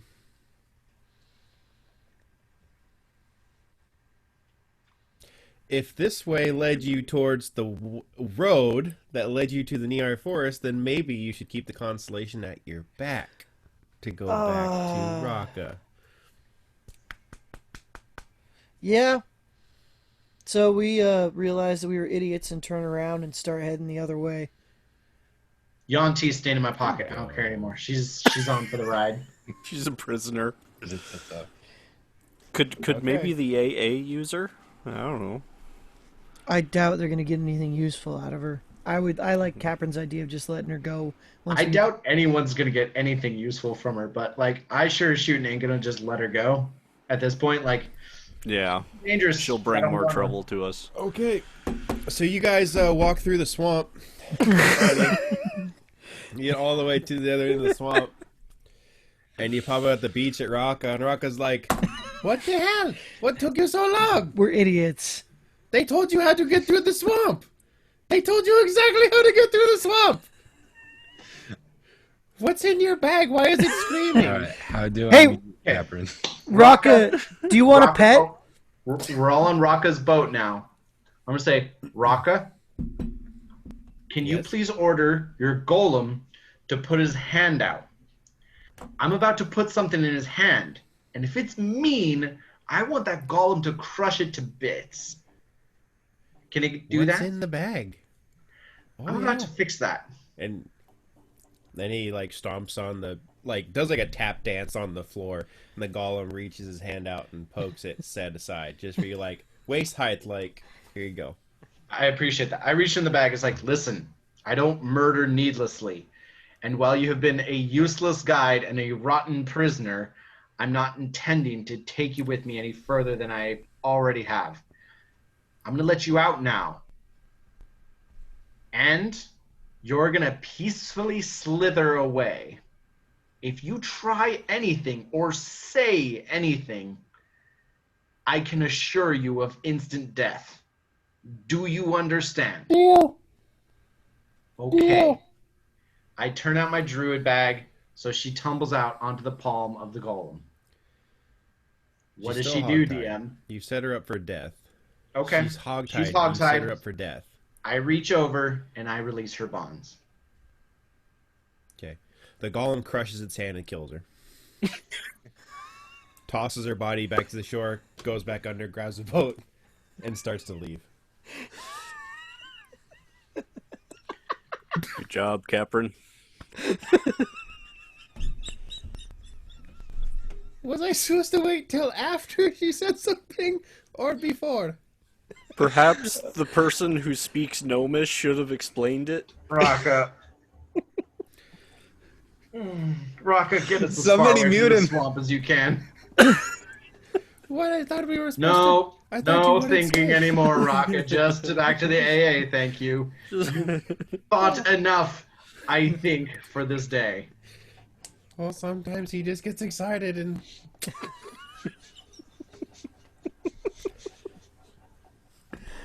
So you guys head back to the AA. Yeah, we do. Yeah. Rocka's singing sea shanties. Hey, the whole Raka. way. I had Sup, picked dog? up this pretty sweet scimitar in our travels. Is this? Looks like a rusty hunk of Well, shit. you need glasses then. This thing is pretty sweet. So, would you be interested in buying something like this? Sure, I'll give you 10 million bronze half pieces. What does that equal in gold? About 4 gold. Can't you just give me 4 gold pieces instead? No, I want to annoy you. It's working. I want you to try and carry all of this. All of it. All right, well, I'm just going to hang on to a scimitar then. Hey guys, is it just me or is something making Raka a little bit more hostile? Hey, Zane, can you ask Rocco what's going on? I can hear everything you say. The swamp echoes. Oh, Rocca, not everyone is much of a jackknob as Capron is. You can hear everything? Not everything in the cave. Most of The cave it. was too far away. So we're on a boat now, yeah? Yeah, you guys are heading back to the AA. Pretty much goes smooth sailing. You guys On the ride, go into- I have a little flavor. I know how I'm gonna spend my boat ride. I'm gonna pull Osrin aside. I'm gonna be like, Osrin, you're a man of faith, right? Yeah. Who do you worship? That's a tough one. It kind of transitions back and forth between Thor and Odin. Do you believe in life after death? Kind of. Not in the way many think of it. There's one source, and everything comes from that source, and everything goes back to it in the end. What we do with our time here helps inform the source. Interesting. I've been having dreams lately. And if I'm being honest, I've been dying a lot lately. Since I met you, I've spent a lot of my time dead. Yeah, And Wildfire's been talking to me. okay. I think she's telling me that I'm a satyr this time, but I haven't always been. Okay. And I don't know if there's life after death, but I think there's death after death. And I'm doing it again and again and again and again. and again. You know, it could also mean that you're insane, because insanity is doing the same thing over and over again and expecting different results. It's not the definition of insanity, but we'll go with that. It's a working definition of insanity. Spoken like a real man of faith. Okay. Okay. I think that's my way of kind of explaining that I'm not going to be just a druid anymore. I'm something else. This isn't my first life. I used to be something a little bit different. Here's the party. Guess which one's on the ground? How many guesses do I get, Luke? You get 2. Is the first one is me? Yes, you got it. Nailed it. Okay. Coolio beans. This is when you guys will switch to level 6 sheets. All right. Technically, it'll be when you get to the AA, but you guys can go ahead and do it now while I get some narrative dialogue going and get you guys to the So, AA. Caprin, was that your... what exactly is that, like... that was a little bit nuanced for me. Please, in plain, stupid English. I'm a sorcerer now. Okay. I'm not changing. I'm still a druid. But I'm also a sorcerer. Okay. So there's the various classes of caster in D&D. Like druids are like natural magics. Wizards are like nerd magic. Warlocks usually have to like make an oath or sell a soul or something because they borrow their magic from other forces. Sorcerers is about as close as you get to like just your kind of generic superhero because they just are born with some skill that they just are. So you're a Jedi, basically. Kind of. A very specifically flavored one. Okay. Gotcha. You All have right. one guess as to what flavor that's going to be. I'm going to guess water. You know, that's just been your favorite thing for this entire time. Yeah. Things are going to start cooking. Nice. So, you guys make the trek back. Raka singing sea shanties and all these kinds of things. What do they sound like, you guys Luke? show up to the AA. Huh? What do they sound like? Oh, my mother is a lovely lady who always is on time. She is the greatest and she loves to drink her favorite wine. I hate that freaking goat and that I hope he goes and dies. I love my mom. No regrets. That was beautiful. You guys get back and pull up to the same dock that you guys had gone in before, same spot, and there's Talon standing there. I want to say, like, before we disembark, I want to tell Raka, Raka, you and I are not ever going to be close friends. I think that's obvious. But you have done good by us. And Latimer also did good by us. I wanted to let you know we met the werewolves that killed Latimer. We burned them. That's good. And we cut them. Good. And sent them to death choking on poison. Good. I know we're not close friends, but you've done good by us. And people who do good by us, we can't always protect Usually them. end up dead. But those that send them to death, they follow shortly. And we don't let it go easy. Okay, fat lot of good. That does mean that when I'm dead, but okay, thanks for the sentiment. Now get the fuck off my boat. Deal. And he like smacks you on the ass as you walk by. How much damage do I take? 6d10 bludgeoning. I'll be the last one to leave the boat, and as I pass Raka, I'll give him 3 gold pieces and say thanks for the trip. Oh, no problem. He slides it back into his pocket. And then smacks you on the ass on your way out the boat. It's getting really handsy, Raka. I know what I like.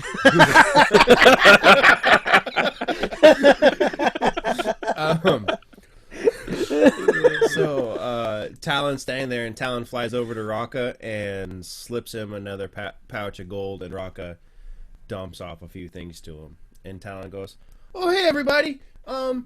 Same deal. Jump inside the chute. Woohoo! Hits the button. Sucked up the chute. Talon's already gone then? Oh, he's gone. He's like, no. Okay, there's one more conversation I need to have. And it's with Talon. So I follow him up the chute. It goes boom, up the chute.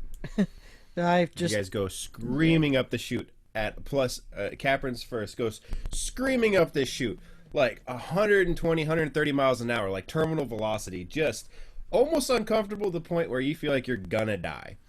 And then right at the end, you pop out the tube and land gracefully on your feet. Okay. Osrin, Okay. Zane, Taku, I'm going to need you not to interfere for a second. Talon, my good lad, come here, would you? See Uncle Capron.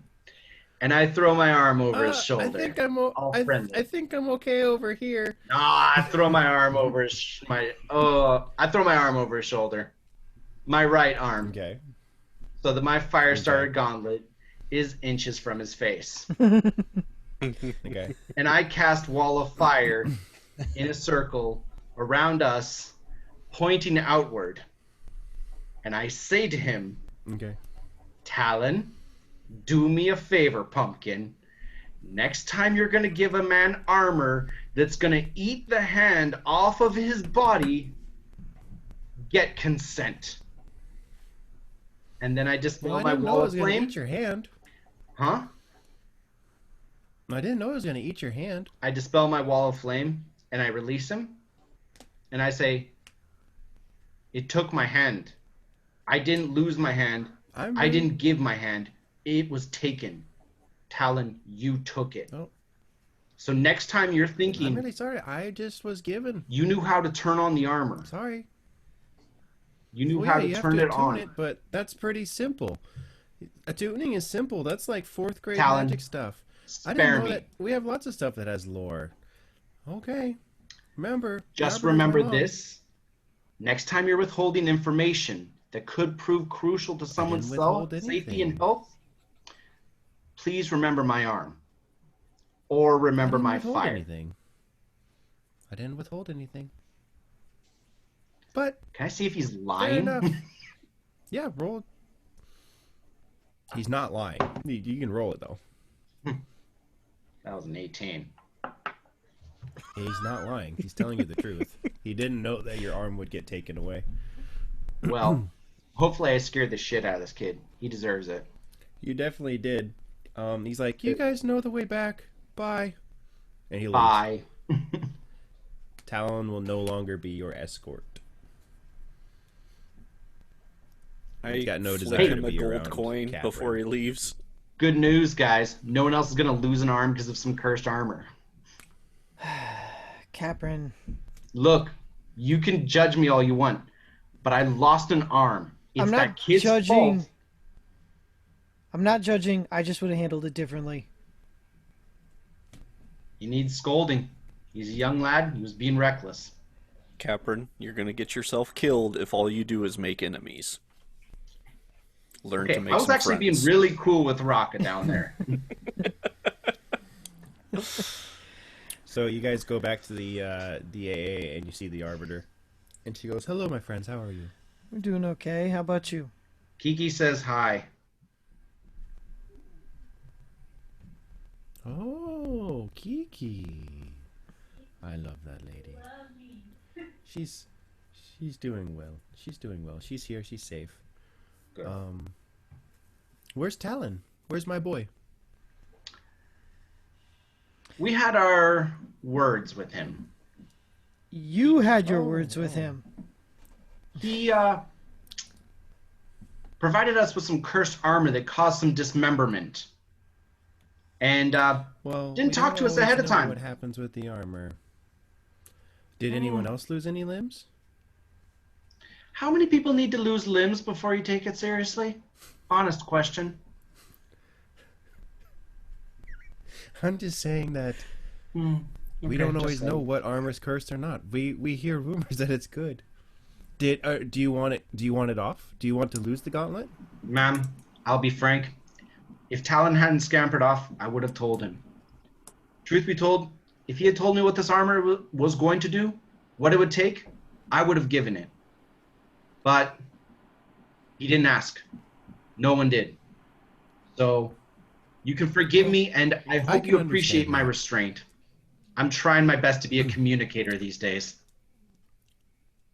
I can understand your frustration, and I appreciate Thank your you, ma'am. restraint.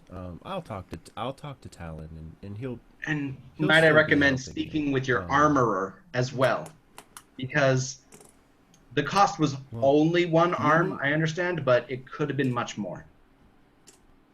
That's true. We have many devices that we don't always know what it's going to do. It could have been different for anyone. It could have not done anything for Zane or for Osrin or for Taku, which very nice to see you, Taku. And she reaches out and she gives Taku his payment, which is Thank you the for the initial 130 that you guys all get, and then you guys will get the second payment here in a moment. Out of character, I will say this.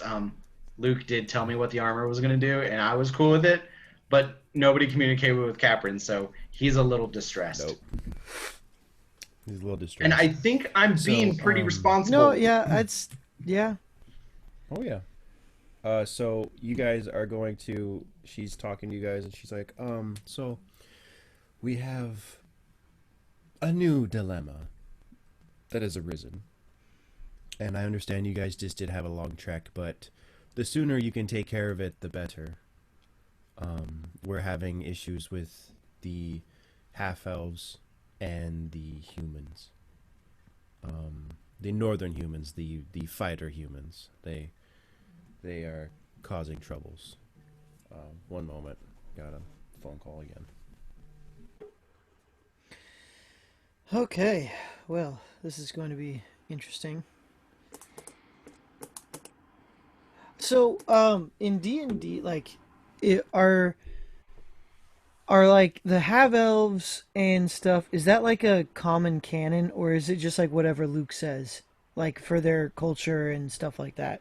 Or, Huh? like, so for D&D, like the half elves and humans and stuff, are their cultures like kind of like a common lore, or is that made up by you specifically for this campaign in this world? Made up by me. Okay, all right.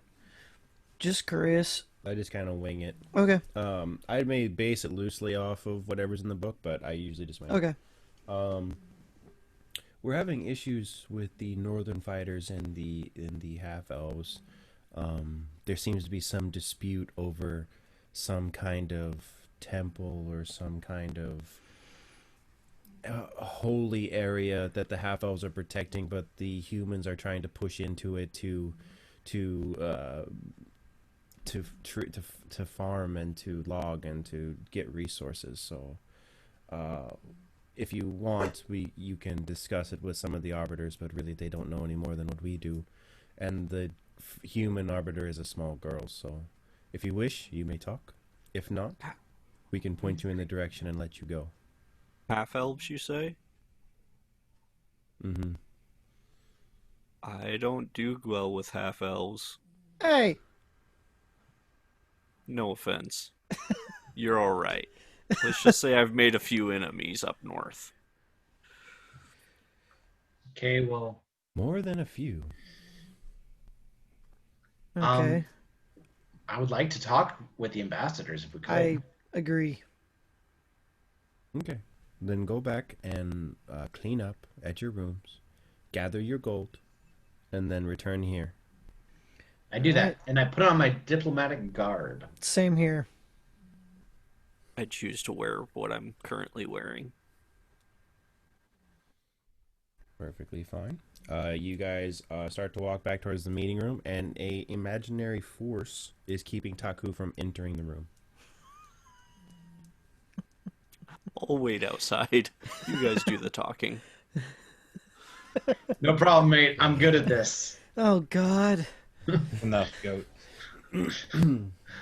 You do it a lot. It doesn't so- mean you're good at it. Yeah. So you guys walk up, and there's two individuals sitting at the table. One is a small girl. She's about 7 years old. The other is a half-elf who's obviously much, much older. We don't have names yet, so we're just going to make something up. I know we do have names because I wrote names. So I kind of take a step forward and take off my cap and put my hair back behind my ears and stand there and say, hello, I'm Osrin. And then, what was the girl's name again? I can't remember. I'm going to tell you in 2 seconds. So the male half-elf's name is Gallius, and then the female is Isla. All right, so I walk up and say, hello, Isla. It's nice to see you again. Sir, my name's Osrin. What's your name? And then... my name is Gallius. Gallius? It's a pleasure to meet you, Osrin. Nice to meet you as well. We heard that there's been some difficulties between the northern humans and the half-elves, and we were wondering what we could do to help. You can go and talk to the humans if you like, but I don't quite know why they would stop. We have a sacred land to the east, and they are infringing upon it to provide wares and stocks. And they'd venture too close. Even if they weren't farming, they'd venture too close. It is not their place to go. It's not their place to be. This is not a place for humans. This is a place for a better class of people. Why do you say better class of people? Well, we're half-elves. We are above them. You not see that yourself, don't you? No, that does not. No, sorry. I don't hold to that. Can a human see in the dark? No. Can a human run as fast? No. Can a human jump as high? No, I will but a say human this, Mr. can be Gallius. humble. I work closely with humans, and this more strong, silent type human standing right here has performed some feats that would put any race, half-elf or otherwise, to shame. Agreed. So I would not count them as weak, pitiful, or useless. And my question to you, sir, because would the savior be isn't how... My question to you, sir, is how adaptable are your people? If you cannot seem to stop the humans from entering your sacred grove, how are you better than them? We choose not to fight as often. And then the Arbiter steps in and barks at him. Gallius, you are a half-elf. You are not a full elf. The full elves would kill you just as easy as they would humans. Why are you being like this? And Gallius kind of shrinks away and is like, okay. Like, he was talking a big game because he's arguing against a 7-year-old. Mm-hmm. And so the Arbiter kind of puts him in his place. He goes, I apologize. I know that these times do not bode well for any race that is not pure. Well, that's why we're here. I have And a question. So I would request that you deliberate to the humans to keep them from getting onto our holy land, or we will start killing them. We have not yet. But if they trespass on our holy lands again, they will die. so I turn to We've shown the... restraint. So I turn to the human girl and... Oh, gosh, what was her name? Sorry. Isla. Ira. Isla, and I say... Isla. Isla? Isla. Isla, what do you know of the situation? Why is there no other place these humans can get resources? Do you know anything? From my understanding is, we used to go there all the time, and now we don't, and so I don't really know why, but I'm guessing they have, I don't know. we just kind of used to go there, and now we don't, and it's kind of weird. I Okay. don't know. Thank you. Thank you for that. And I so have I look two back. questions. Go ahead, Caprin. Gallius, I want you to please paint me the picture of what a perfect resolution to this problem would be for you. Exactly what do you want in the most ideal circumstance to happen here?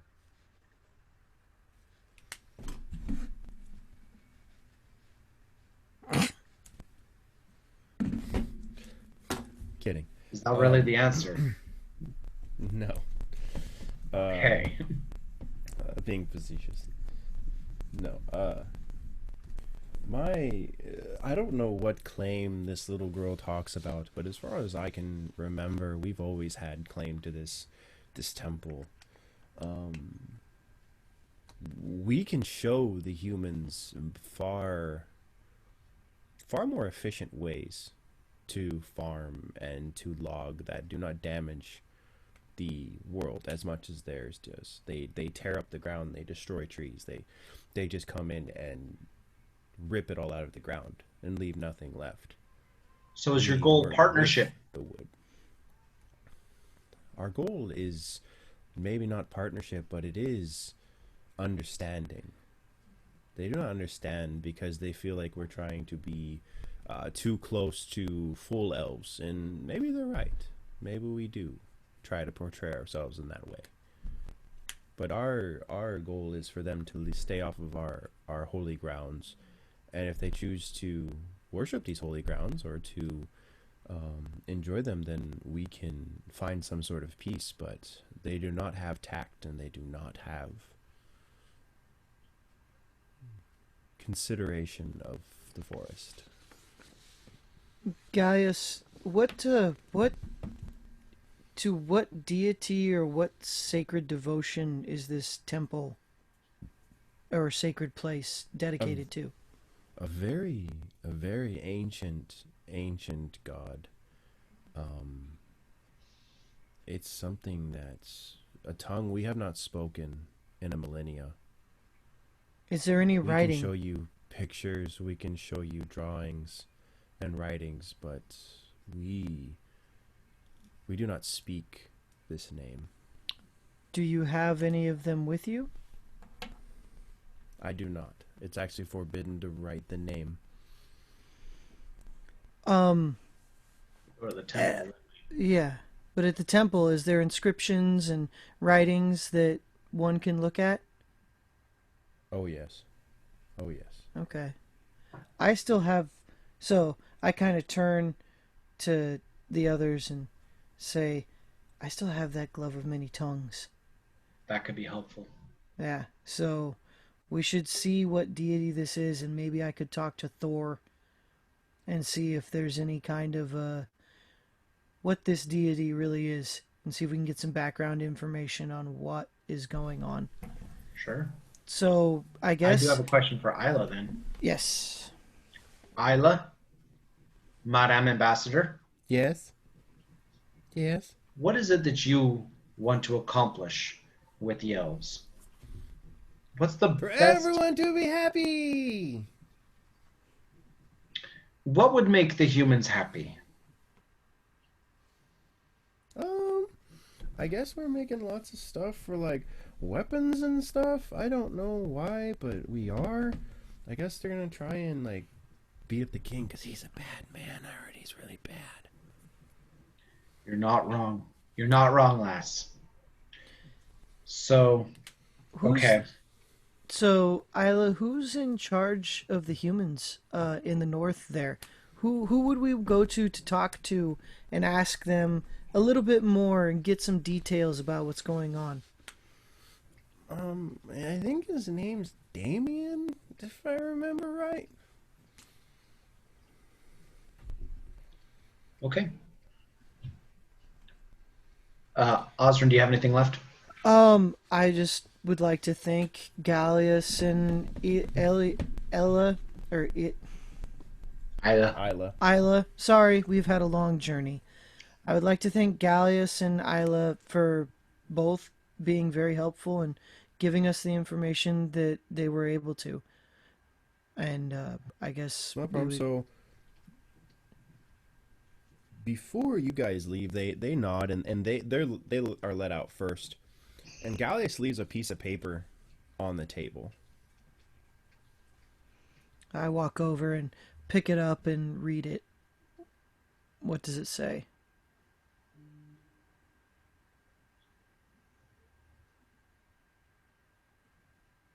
I sent it to you. Oh, my bad.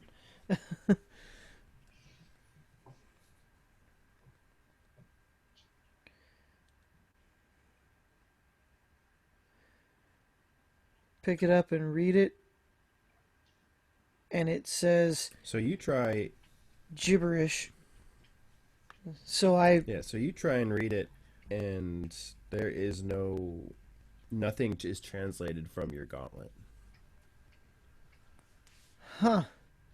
You don't know what language this is. You don't know what language this is.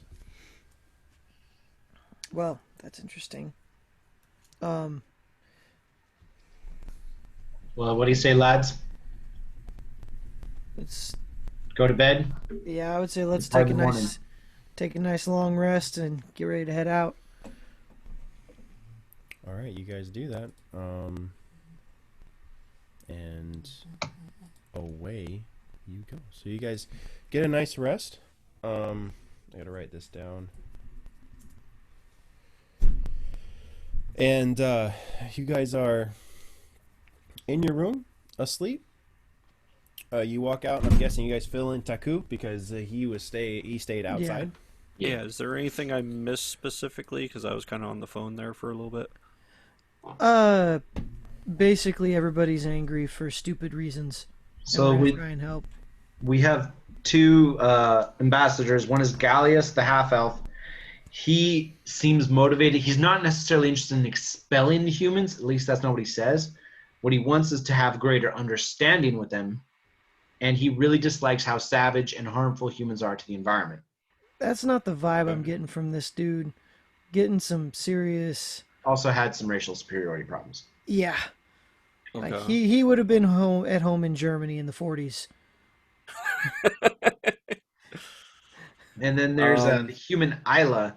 She seems to really want resources for weapons and tools. And it sounds like the humans were gearing up to fight the king, which I'm okay with that cause. Yeah. But I don't believe that their interests are necessarily mutually exclusive. Agreed.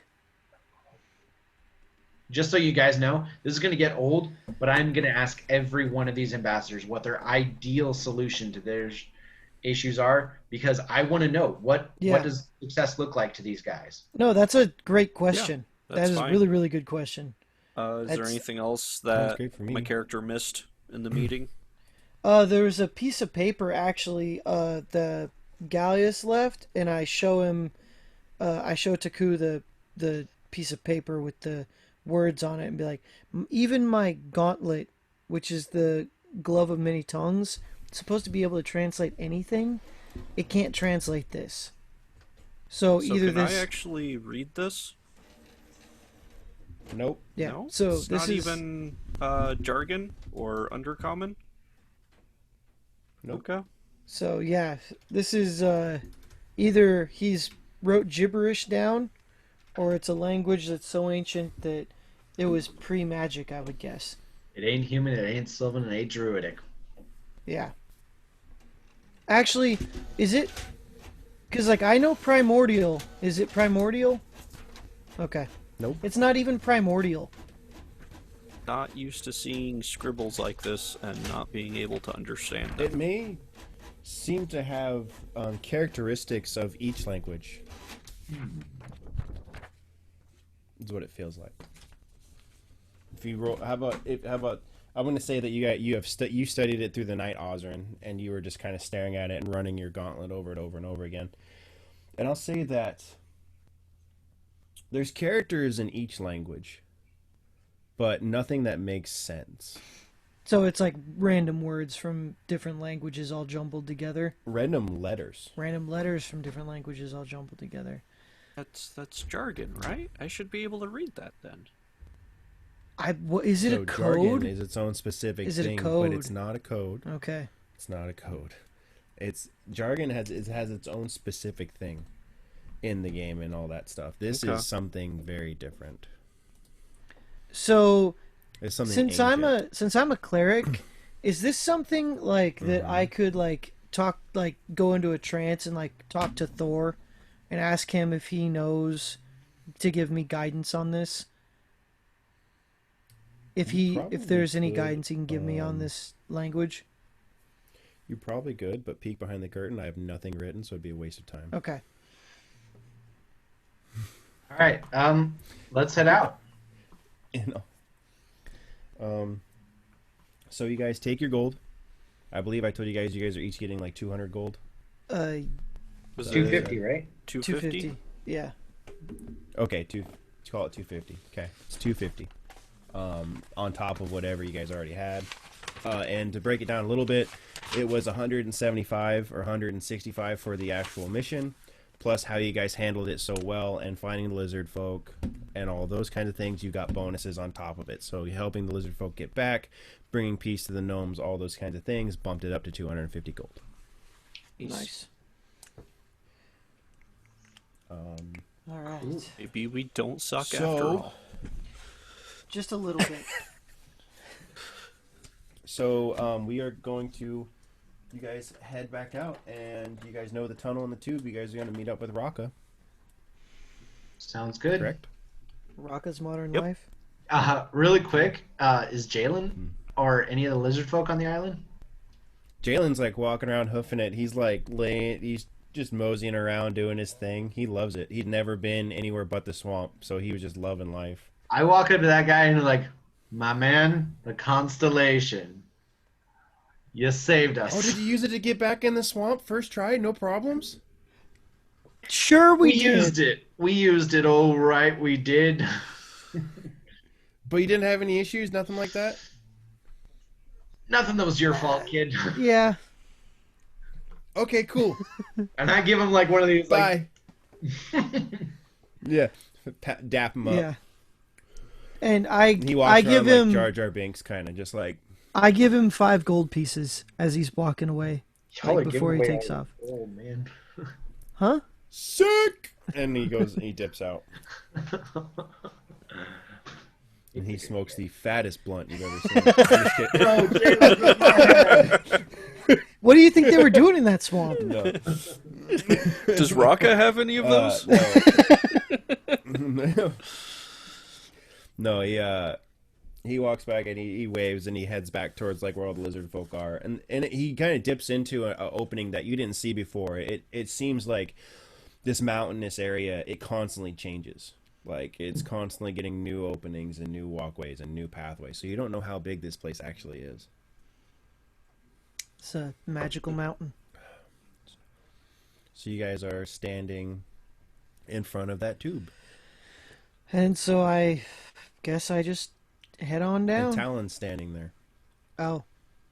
I step forward and I say, look, for what it's worth, I don't bear any hard feelings.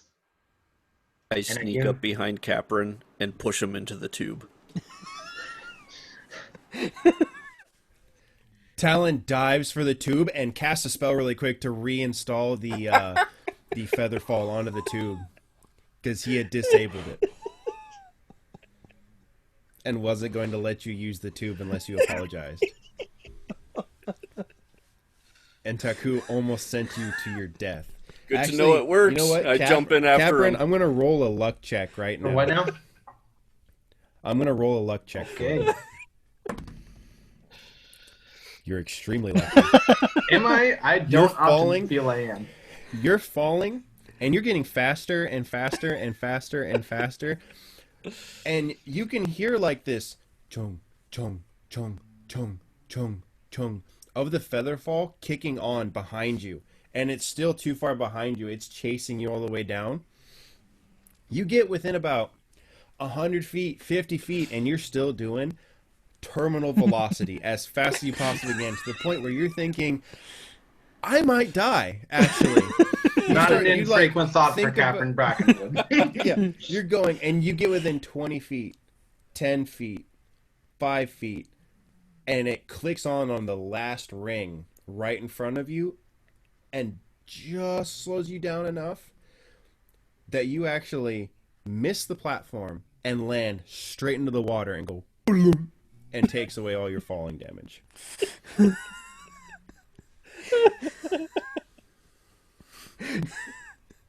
Perfect. Okay, Taku, I'm not kidding you. Seriously, I want you to just laugh as loud as you can with the kid. You deserve to see that. That was good. He no one they just saw you disappear. Like Talon dove in after you and was hauling ass behind you, casting the feather fall behind you, trying to catch up to you. He was flying down the hill as fast as he could. Talon is the reason. Oh, I you're jumped alive in right after now. he turned it on. I was like, great, it's working. Time to go. I kind of He went flying past Taku and went down. And the reason I had it set up, you're gonna take some serious damage. We're gonna die, but you're gonna hurt. Talon rolled a natural 20 to catch up to you. So Talon saved your life. So he gets up and he pulls you out of the water. He's like, "I'm so sorry. Oh, I'm so sorry. I didn't want you to be mad at me, and I'm really sorry." Talon, And like, I'm always told to like stand up for myself. don't And like, I put the we- tunnel in there, and I did it. why don't and we it just was, call it's this a my wash, invention. kid? I think we've both had yucks at each other's expense. Okay, I'm not laughing. I'm really scared. I cast Goodberry, and I give him a Goodberry. He eats a good berry. He's like, "Oh, that's really good."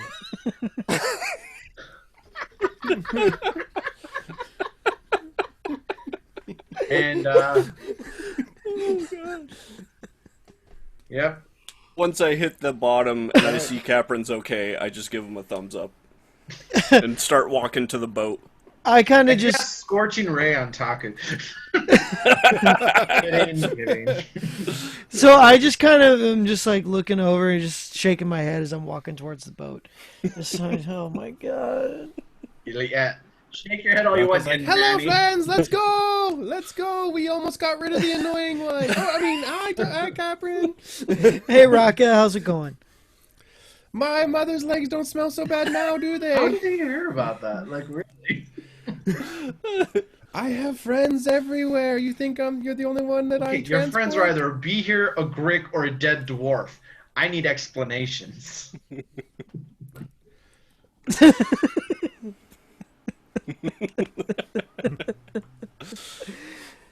So, you guys hop onto Raku's boat. He stomps 3 or 4 times. You guys start to take off, kind of at a slow pace, not boogieing like you were to get to the other side. You're not traveling as far. And he opens up that shop door, and the store is open. Who wants to go first? Give me 30 seconds. I'm grabbing some Chef Boyardee. Okay. All right, who's going first? I'll go first because I got a little thing planned. Oh. So, Jordan, correct me if I'm wrong, but you didn't buy anything last time I did not. because you wanted to save up. Yeah. Are you about to become the American Dragon, Jake Long?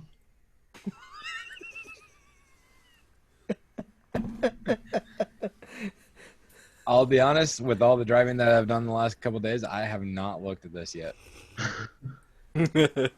So he might want to go last then. Yeah. You're fine. Okay. Yeah, Luke's back. You ready, Luke? Yeah, whoever wants to go first. Okay. So Taku's gonna walk in the door, and seeing as how he's never seen the store before, as he walks in, his eyes kind of widen real big, and he kind of like looks around. He's just like, He's looking for anything not bolted down. okay. And he steps up and he's like, how much for that blade you got there? And he points at the blade of selves.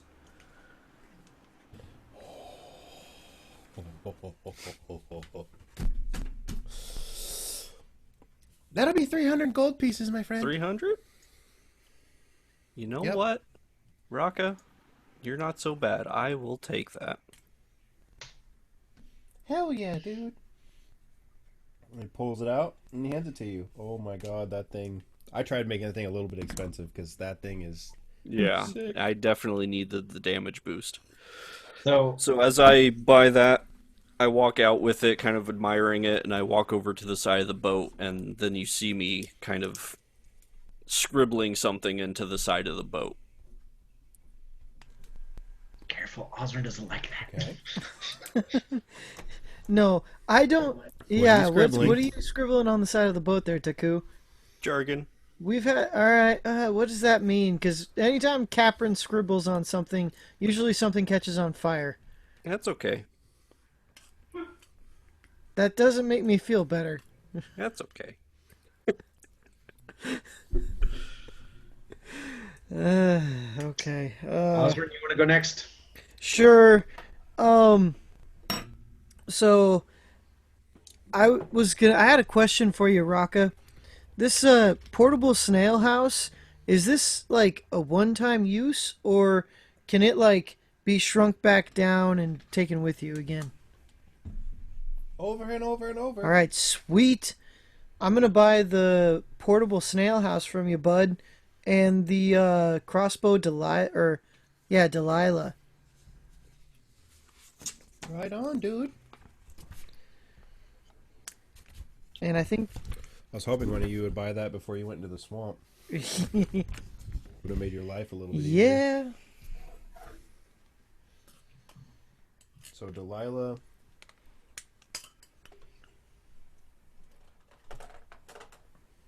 And the swamp, the portable snail house. Okay.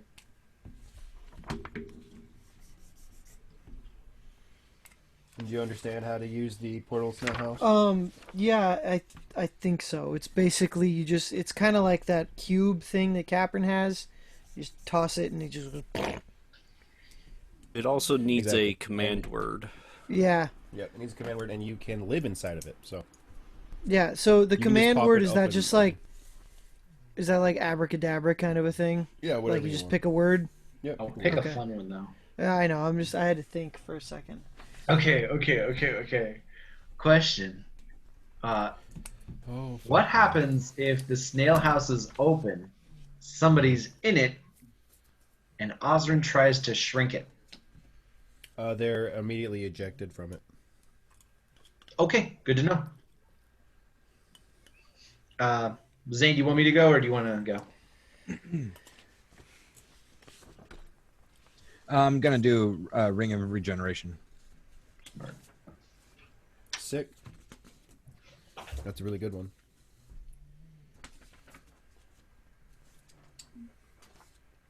As long as you stay alive, you constantly keep regrowing health.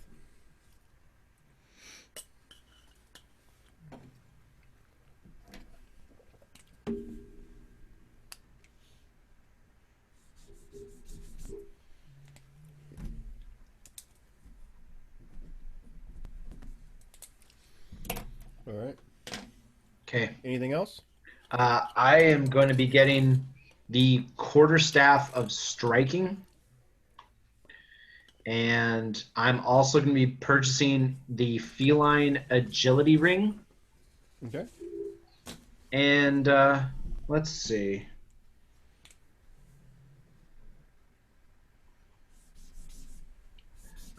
This silver sword is actually like a sword, isn't it? No, it's a coin. It's a typo. I just saw that. It's a silver sword coin. Oh, So you can flick the coin. I see. That's a typo. My bad. I literally just saw that as I printed this out. That makes more sense. In that case, unless you want it, I'm taking it. Go ahead. All right, it's awesome. Honestly, I thought you were about to get the false dragon's armor. I considered it. Yep.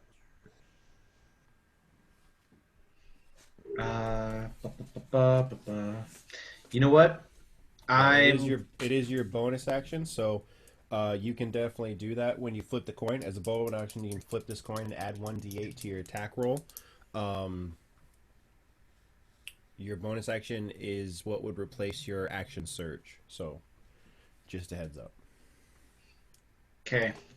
And in that case, I'm going to be purchasing the quarterstaff of striking, Yep. the feline agility amulet, and the driftwood armor.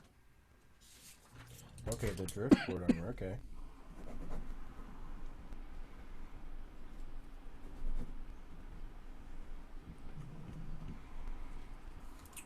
And the driftwood armor.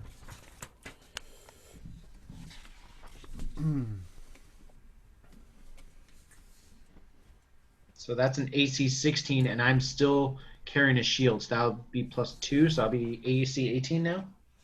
Yep. Radical. That is gonna. Oh boy, that's gonna help me out a lot. And it's made out of driftwood, so it's actual armor. So you're not using metal. Yeah, druids don't like metal. You read the description. Yeah. So when I fail my third death save, I don't truly die. Right? Does that also count if I critically fail my death saves? Yes. I don't die. I'm just If you- basically warped somewhere else in the world somewhere. So that means that you could technically teleport yourself back to us. I don't think I can teleport across the whole planet. Why not? I got a range of like 60 feet. I mean, Oh, for the teleport? yeah. Oh, It is possible, though, I suppose, if you want to do, like, what is it, Star Trek movie number 8, The Search for Spock, and, like, try to come get me if I die, I suppose that could be a thing. We could go on a wild adventure to track down the Zane. Trust me, if something like that happens, I have a plan. What happened to Zane? There is a plan. I'm And here. then he switched off his video so he could eat. Oh. All right. And I think that does it. Because I'll eat right in front of you. I don't care. Although, so Capron, when he finds this quarterstaff of striking, he immediately tries to start attaching bristles to the bottom of it. Beautiful. I'm really shocked. Okay. You guys always just get me with what you guys buy. It's always funny. Was there something 'Cause you I put thought? things in. Oh yeah, there's a couple things I'm like, oh, they'll totally get this. Like, I'm still surprised that Ozra didn't go for something else. It's the whole like the javelin of winter. Yeah, it's the if you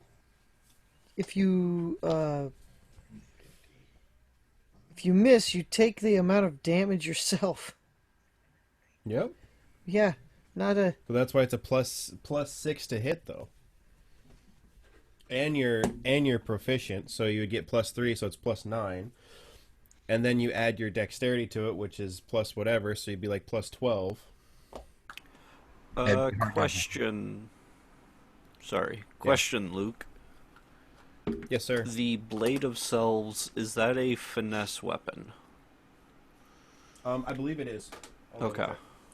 So I kind of have been thinking about my purchases, and I kind of wander back over to Raka's store as he's kind of starting to like close it up. I'm like, hey Raka, I got one more thing I think I would like to get. I was looking at that javelin over there. I'd like to buy that as well. Oh, that one. He runs in there hastily and he grabs it. All right, thank you, Raka. Do you read the very last part about it as well?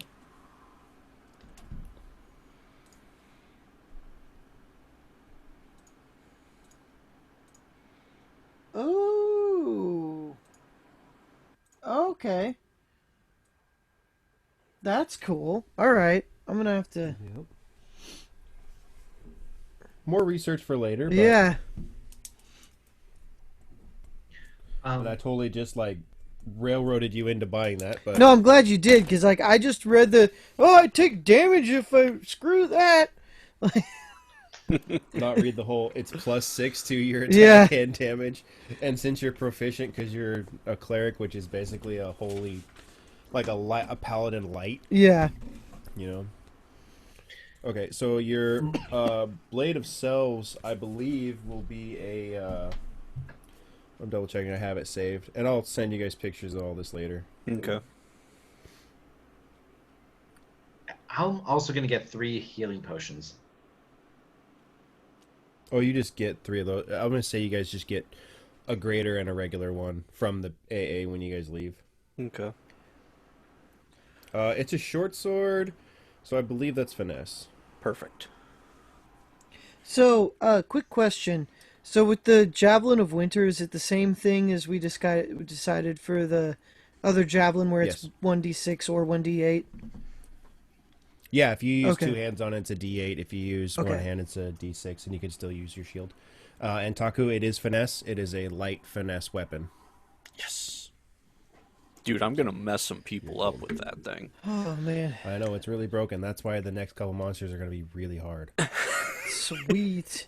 Yeah, but then you're relying on me to actually be competent.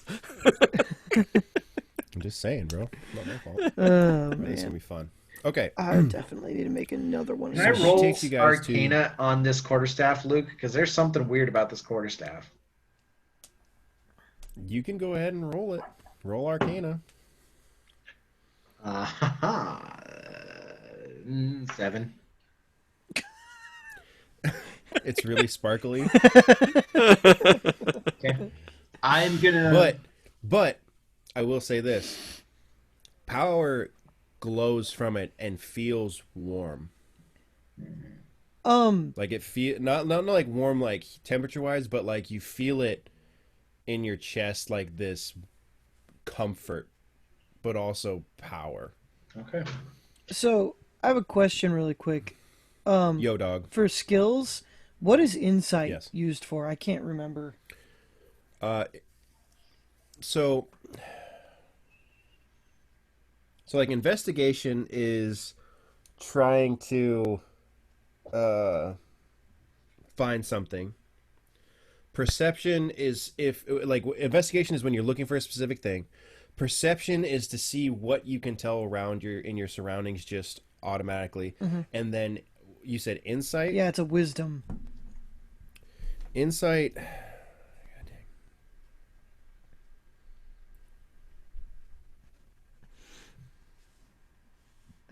It's whether Lucky you can man. determine the intentions of a creature, such as searching out a lie or predicting someone's next move. So it's like telling Okay. of someone's lie from body language, speech habits, changes in their mannerisms.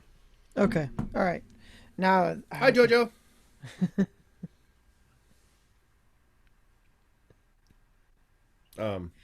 okay. No, that's good. I just So, like I have a +4 in insight, so I was like, I need to start using that You can more. tell someone's lying, Yeah. or someone's intentions, all that kind of stuff.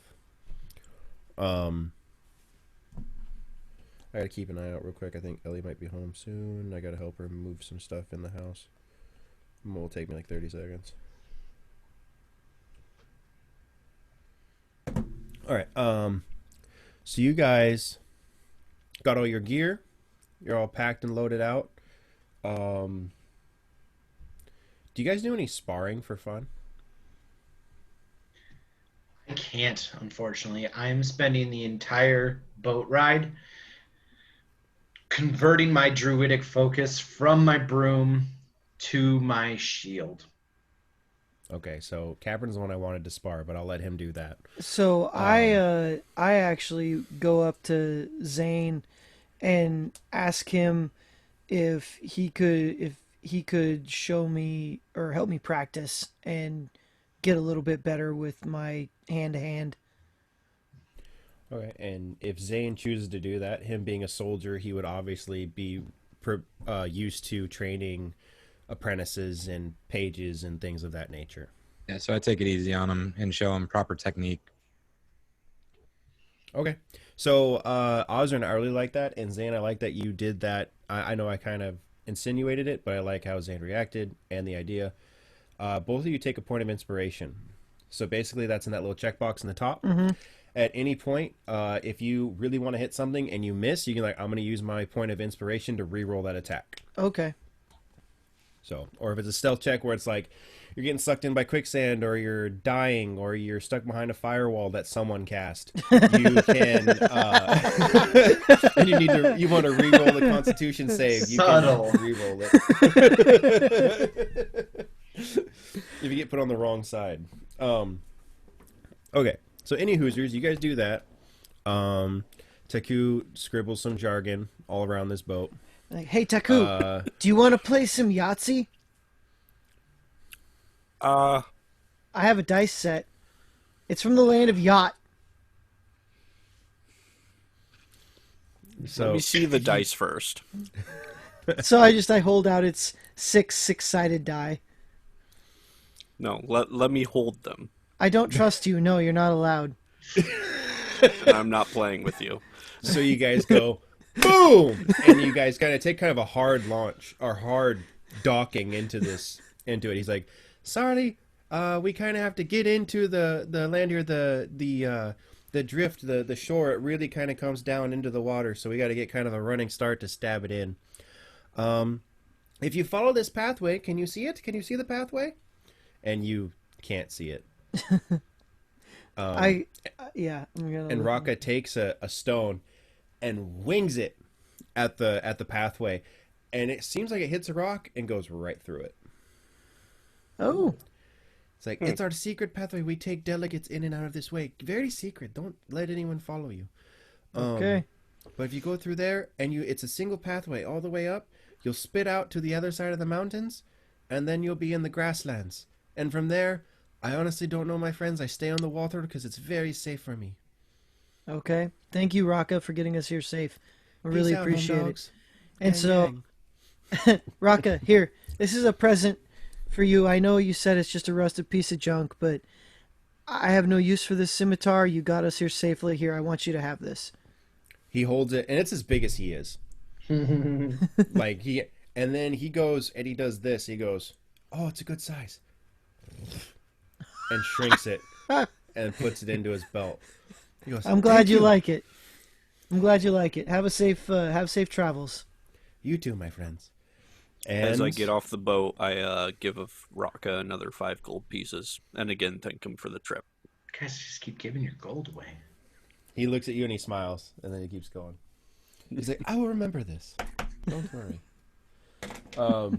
Gotta make friends, Capron. Yeah, you get more flies with honey than vinegar. Remember, Taku's been on his own. He's had to rely on these people, so he greases the pockets that need to be greased.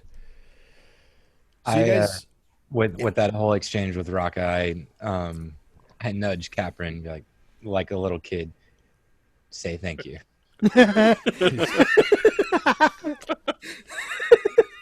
I reach out and I put my hand on his shoulder and I said, Raka, my opinion of you has improved. thanks, man. You want to dap up? He goes, snail, and then he runs away. Damn it, Raka! And I turn back from the shore and I'm just like, Raka, you're the man. I look over at Zane. I'm immediately just like, did you see this? He's like, get out of here, goat, and he smacks you on the butt again and then goes back to his area. Every time, Raka. I just chuckle a little. You know, if he does it 3 times, that's considered flirting. I'm not ready for that. We've established that the gnomes dig the goat. No, right? Well, look. If that's the case, I'll just pit Dot and Sarah and just like all 3 of them, we just fight it out. And Oh, I thought that was going to go way somewhere else. I don't want any of that business, goat. I'm sitting here and start of that sentence. I'm like, oh shit. Capron has an idea. It's a polyamorous relationship. So you guys start hoofing it into the woods, and you go up to that wall, and you very tentatively kind of like poke it, and it ripples like water. I jump through. You land perfectly on the other side, and it's a nice, clear pathway. Cool. I yelled to Capron, "You still alive?" Still I was- breathing, mate. All right, I follow him through. Okay. Yeah, and so I just kind of like I wait and make sure I don't hear any screaming or anything, and I just kind of follow them. Okay. So do you guys just keep hoofing it? Someone roll me an encounter check. Roll me a d20. I'll do that. 6. 6? Okay. Yep.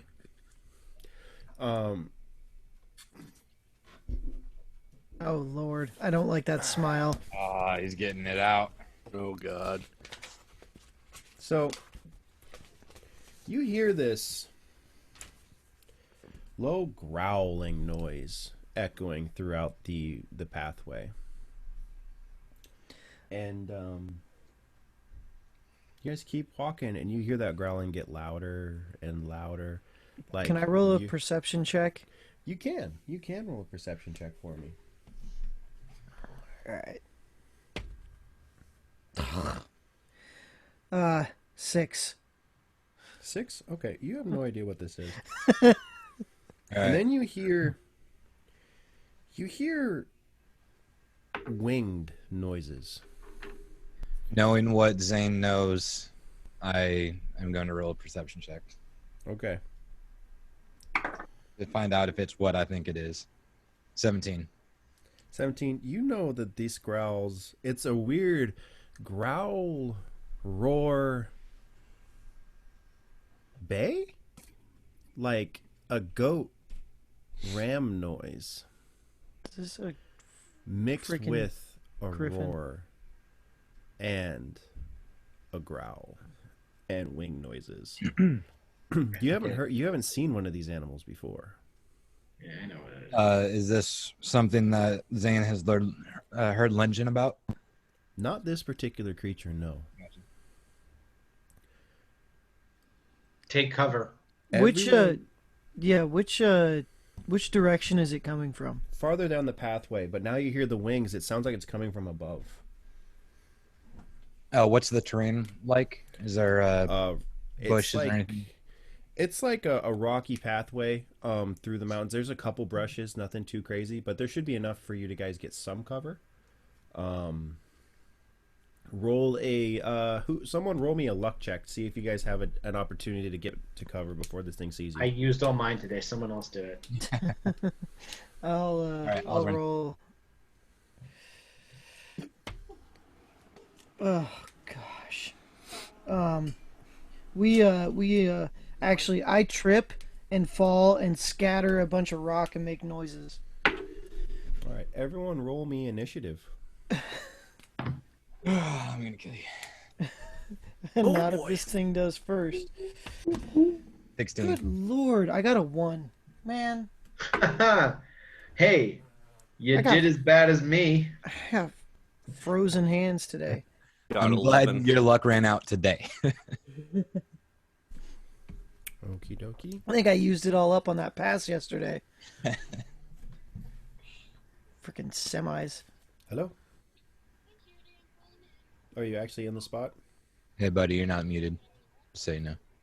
All right, cool. I will be out there in 2 seconds. Bye.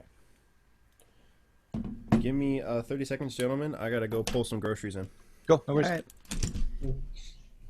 Hi. Yeah, the amount of times that semis cut you off yesterday is ridiculous. Oh, Dude, that's I'm crazy. pretty convinced it's just because nobody likes BMW drivers. They think they're all rich a-holes. Yeah, I mean, yeah. It's irritating that you've driven my car more than me.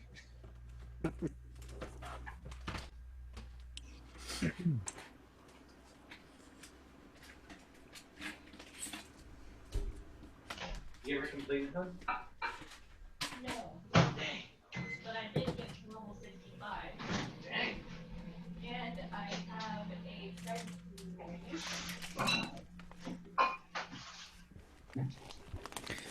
All right, guys. So, check this out. There's a guy at my work. His wife makes these.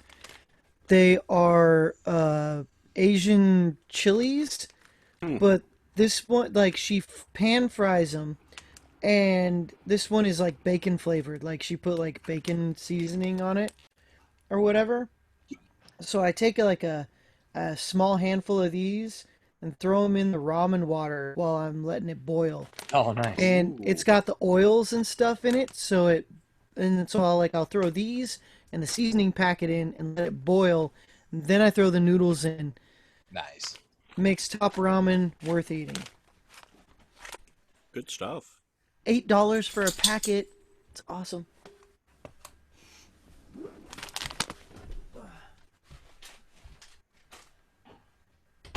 Apparently it's dinner time. Everyone's eating.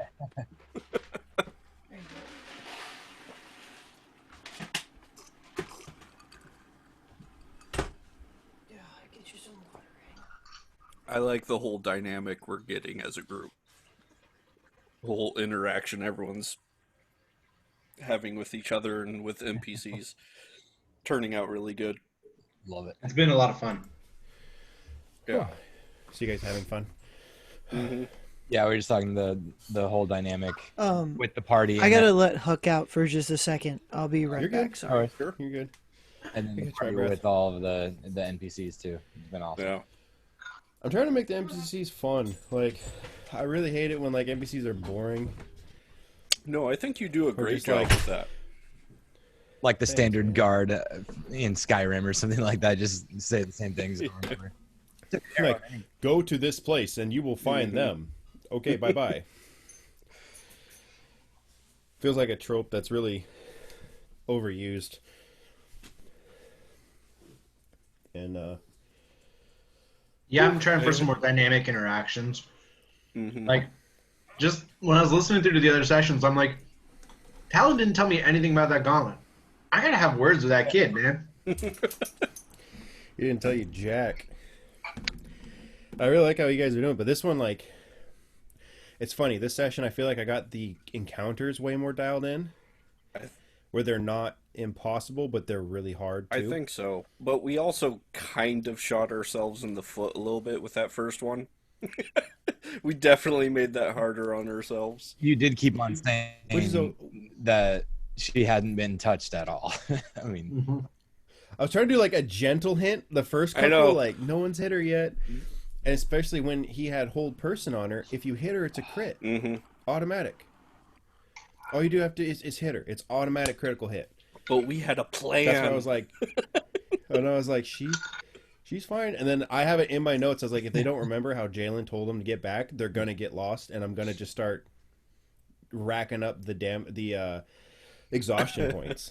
well, I remember having it to your back, but I was like, do I actually remember that, or am I getting it confused? And so, like, without my notes in front of me, I didn't want to say anything.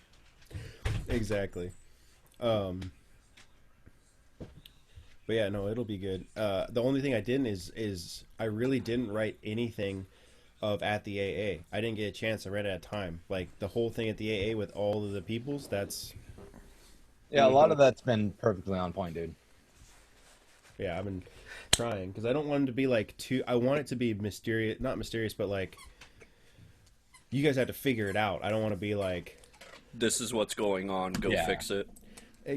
exactly. But I also don't want it to be repetitive because I know the territory issue was the same thing with the dwarves and the gnomes. So I don't want it to be purely territorial. But in reality, that's what a lot of fights are about Yeah. in fantasy worlds. It's territory. As they say, or 90% of the religious law is areas. ownership, right? Yeah, So, like, yeah, why should territory be any different? exactly. Possession. So- 90%. Before I'm going to give you one thing here, Capron. Can you roll me a perception check before combat starts? Oh, I actually did good here. I rolled a 21. You know that bay was a goat noise. I think I know what we're about to face. A dragon carrying a goat. I think what this is actually a manticore or a chimera. Oh, okay, yeah. A chimera hits the ground right in front of you. And we now have. I'm going to send you guys a picture of what they look like.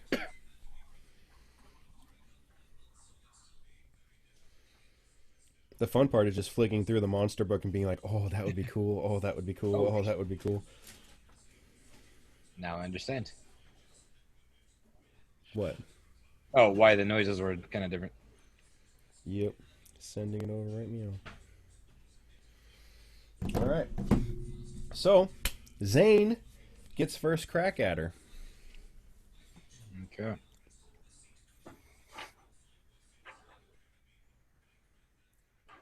Well, I'm gonna naturally just pull out my sword and start swinging. Yeah. Why not? All right, that's a 16. That will hit. Yes.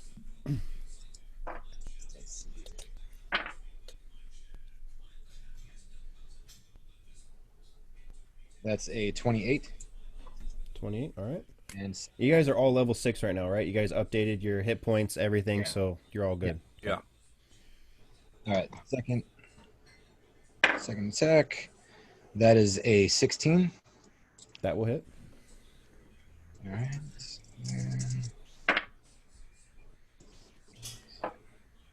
And that's a 23. 23. Oh, and Zane, I believe you get the ability score improvement. Did you get that for fighters? Oh, yes. For level 6, you got that all Yeah. dialed in. Take care. Cool. Yep. Beautiful. Boosted my Just making sure. Hell yeah. That's the cool thing about fighters. Fighters get ability score improvements on 4, 6, 8, 12. They Oh, get the most jeez. improvements of every class. So they just get beefy. Yeah, they get beefy fast. That was for a total of 51 points of damage. Captain. Ooh. Yeah, that was a lot of damage. This is straight out of the book, right? Like the way you build it. To a degree, I either do straight out of the book or I buff it a little bit. Okay. So it's not 100% to the book. Gotcha. I'll add a couple things, take a couple things out. Since this thing is a chimera, like, is it possible to kill like an individual head of it so that that doesn't, like, that single head can't attack, or is it just a single monster basically? It's just a single monster in this case. Okay. In some instances, I believe the higher, more powerful chimeras, you can make them so each thing is its own entity. Okay. But in this case, it's not. So 51 points of damage. Quick maths. Okay. Next in the order will be Taku. This thing is like right in front of me, right? Yep, directly in front of you. Well, I'm gonna give my new sword a whirl then. There you go. Just whack at it with that.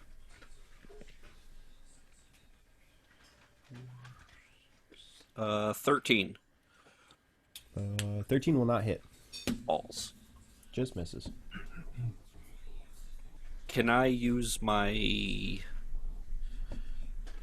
my cunning action to dash around to behind it?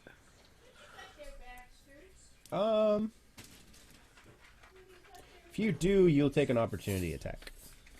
Okay, then I'll stay put. Okay. Next in the order is the Chimera. It's going to hit Zane.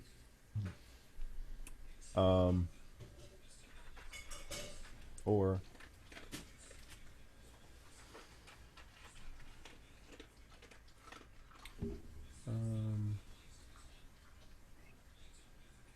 so it's going to do one bite attack to Zane. That's a 22 to hit. Okay. 2d6, 5, 10. 14 damage. All right. It's going to use its fire breath. The dragon head exhales in a 15-foot cone. Each creature in that area must make a DC 15 dexterity saving throw. So all of you make a saving throw and tell me which one saves. Ooh, I saved. I saved. I got a 14. I got a nat 20 again. Okay, so everyone saved except for Zane. Oof. So Zane, you're going to take 7d8 fire damage. All right. Can I use my reaction to interfere with that? Depends on what your reaction is. I have a spell. It's called Absorb Elements. Okay. It lets me basically have elemental damage. Let me make sure I pull this up correctly because I don't want to be talking out my butt. You got to make sure it affects you. You can affect other creatures. If it's just stuff towards you, then no. If it's just damage in general, you can. I'll say that you can try and help Zane. Range is self. The spell captures some of the incoming energy, lessening its effect on you. Yeah, so it's not on the other creatures. So Zane, you'll take 36 points of damage. All right. I tried. And then it will take another swing with its claws at Taku. And it'll roll a 26. Ooh, that hits. 2d4 or 2. 11 damage to Taku. Huh? I'm not drinking enough water today. And then it is now Capron and Ozrin. Who has the higher dex? I'm +2. I'm +2 as well. Okay, so what's your initiative scores? I had 2. Yeah, we both got 2.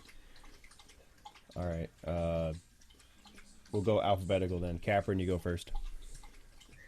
I cast Insinuation on this thing. It's gonna have to make a Wisdom saving throw. Okay, not its greatest feature, but decent. It rolls a 21. Never mind. What do you do now?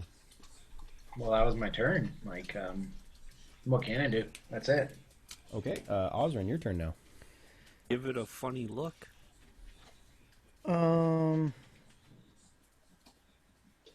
Alright, I'm going to use a guiding bolt Okay. on this bad boy. Okay.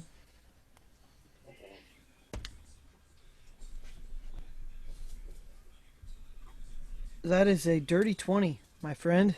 Nice. Filthy. So that is 4d6 damage. 1, 2, 3. Jesus. So 9 damage. Okay, 9 damage. Do 2. Next in the order, we'll be back to Zane. All right. Same as always. Swinging my sword. All right, that's a 19. That hits. Wait, did you roll the 19, or is that 19 after bonus? It's dirty.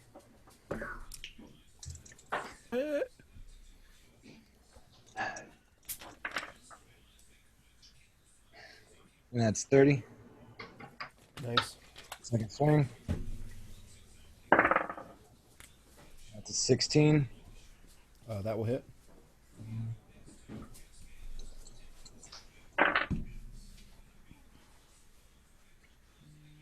And that's 34. Finish it. Nice. With one motion, I swing my sword and cut off every single head all at the same time. Nice. That was And- all Zane. We did nothing. I know, I think I did Zane 9 did a damage? total of 60 something damage. Yeah, I On missed. the last roll. Yeah. That was somebody can move, please. Oh, Got hurt. yeah, so I walk over to Zane and let's see here. I use cure wounds. So you got 1d8 plus. So you got 11 Cool. Thank you. points back. And I'm gonna cast Goodberry, and I'm just gonna give you all 10 of those. Nice, thank you. So that's a 10 more HP. Do I get a good berry as well? How hurt are you? I took 11 damage Out of out of 45. Zane, do you want to share? It's up to you. I took 50 out of 58, so I'm gonna be a dick. That's fine. You have earned that right. Okay. So you guys continue on the trail, I'm guessing. Yep. Yeah. Someone roll me another encounter check, please. I rolled last time. I did. I got a 4. A 4. All right. You hear this loud dome, dome, dome coming from around the bend. Let's take cover in the bushes. Yeah, Yeah. I immediately hide. Okay. You guys, this thing comes to a stop. And what's your guys' passive perception? 18. Okay. 12. It's gonna roll to see a stealth check to see if it sneaks up on you. Roll a stealth. It's gonna roll stealth. Oh, okay. The booming thing is going to try to sneak up on us. Yeah. It goes dead quiet. Are you kidding? Oh my god. And all of a sudden, standing in front of you is a giant. Stone giant. Oh, jeez. Roll initiative. These guys might be intelligent, though. Let's at least try. Can't catch this on fire. 8. 7. 15. You got good rolls, bro. Second time in a row.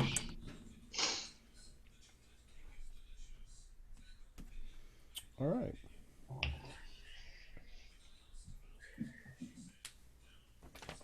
Alrighty then. So it goes Taku, I believe you go first. Yeah, you go first. It's about 15 feet in front of you.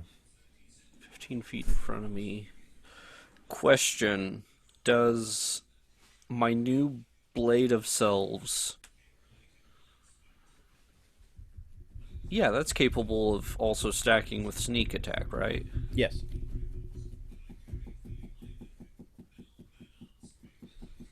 I'm gonna do that. I'm gonna pop out, jump out at him with a sneak attack with my Blade of Selves. Okay. Ooh. That is a 26. Defo hits. Defo hits. Okay. There's a lot of crap I gotta do here Okay, now. so roll a d4. D4? Mm-hmm. 1. Balls. Okay, so you still get 2. 1 extra blade comes out behind it. Okay. So you'll get 2 full damage rolls with that. Okay. And the Blade of Self is still a short sword, so it's Yes. still a D6? Yes. Okay. It's a +3 Yeah. sword. Let's roll these. So that's 14 damage just from Okay. those 2 swords. Okay. And then my sneak attack damage.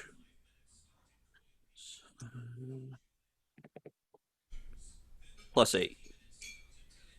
And that's with how much is your sneak attack? Is that 3d6 or 4d6? That's 3d6. Okay, and you stack that twice. Oh, do I? Oh, with the second blade? Yeah, I'm gonna say because the second blade is gonna be 2. Okay.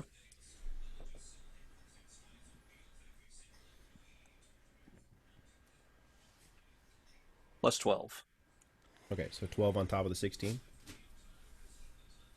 Uh, Or what was your 12. first? The first was 14. Okay. What was the second one? 8? Yeah, I want to say it was 8. 8 and then 12. Okay. So you do 34 damage.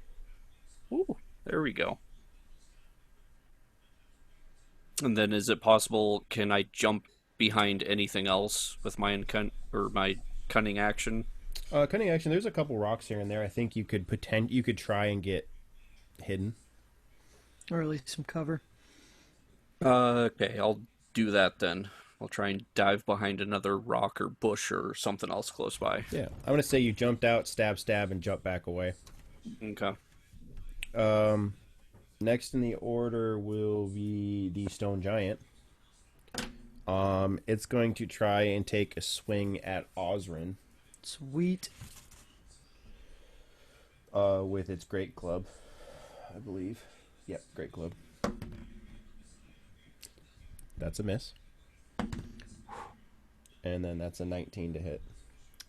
Okay, so he hits barely. Okay. It's a tie. Yeah, tie goes to the runner, so it'll be 3... Ooh, wrong dice. 3d8. 8. 13. 16. 22 damage to you. Good lord. Um, Okay. Then I'm also going to invoke Wrath of the Storm There you go. on that bad boy. So he's gonna take 2d8 thunder damage. Okay. Then he needs to make a dexterity saving throw. He rolled a 13. Hang on. Dexterity. Crap. So that would be the same as my spell save DC, right? I believe so. Okay, then he only takes half. So he takes 1d8. If you want, you can roll the 2d8 and then tell me what half of it is. Okay. So we'll just say 2. It was 5.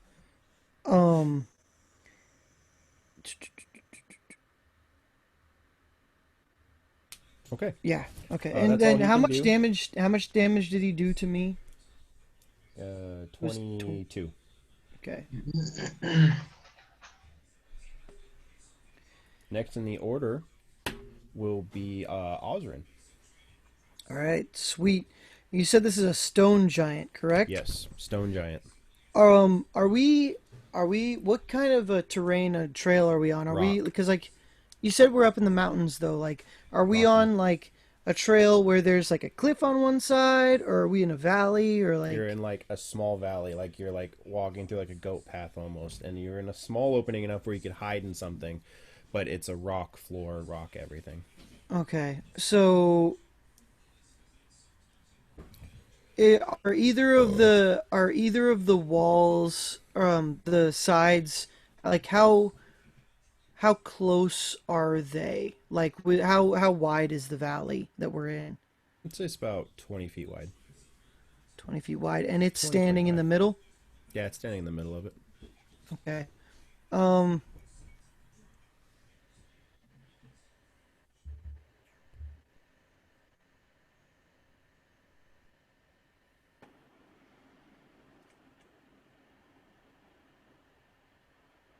Okay. So I am going to use Shatter, and since it's made of stone, it has disadvantage on its saving throw, Okay. and it needs to make a Constitution saving throw.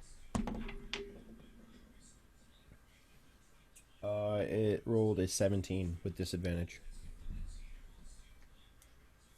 Okay. So then it's only going to take 2d8 thunder damage. Again, you can roll the full amount and just cut it in half for me. Okay. All right.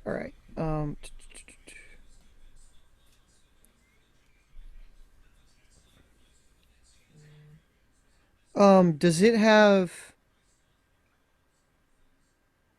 Okay, never mind. Okay.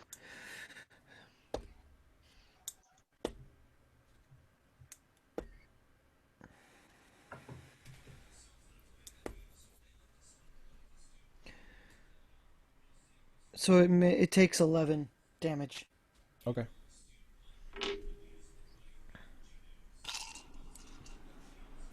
Next in the order will be Zane.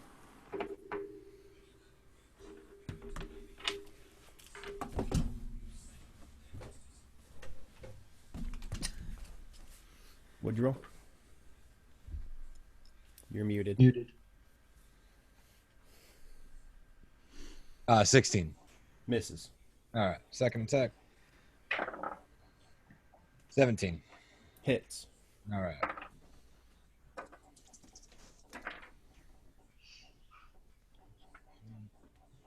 That is 34.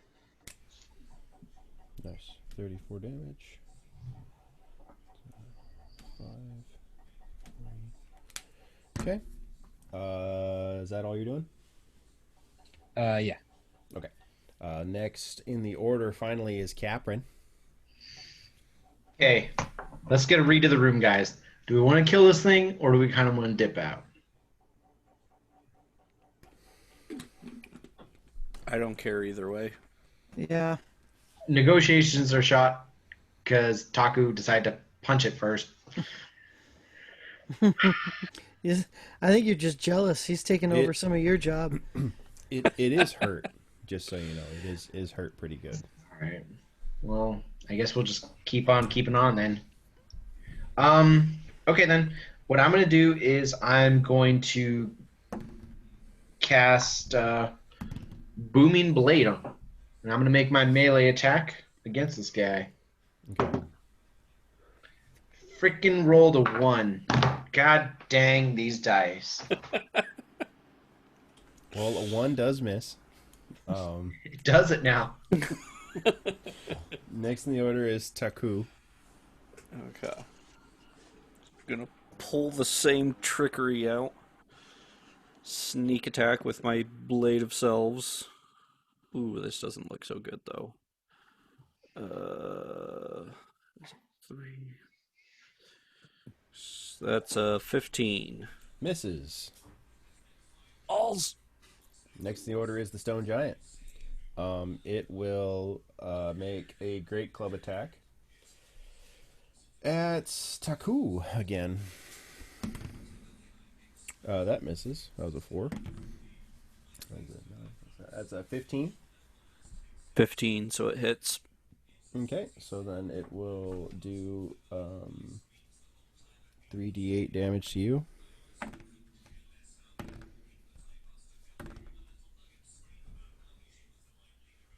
$24 damage to you. Oh. And Ouch. then next in the order will be Ozrin.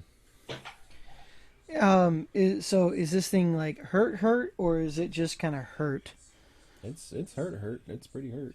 Okay. You guys are getting it down there. I'm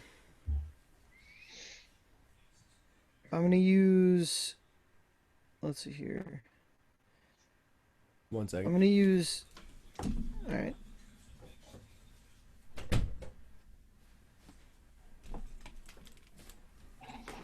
Okay. I'm gonna use Sacred Flame, so it needs to Okay. make a Dexterity saving throw. Okie dokie. Rolled a 20. Okay, well, it takes 2 damage. It's a little bit more hurt. Next in the order will be Zane. Do your thing. Indeed. Alright, that's 16. It's going to miss. Yep. Second attack. 18, thank God. That hits, yes. So, that is a 30. 30. Hot dang. It's really, really hurt. Last in the order is Captain Brackenwood.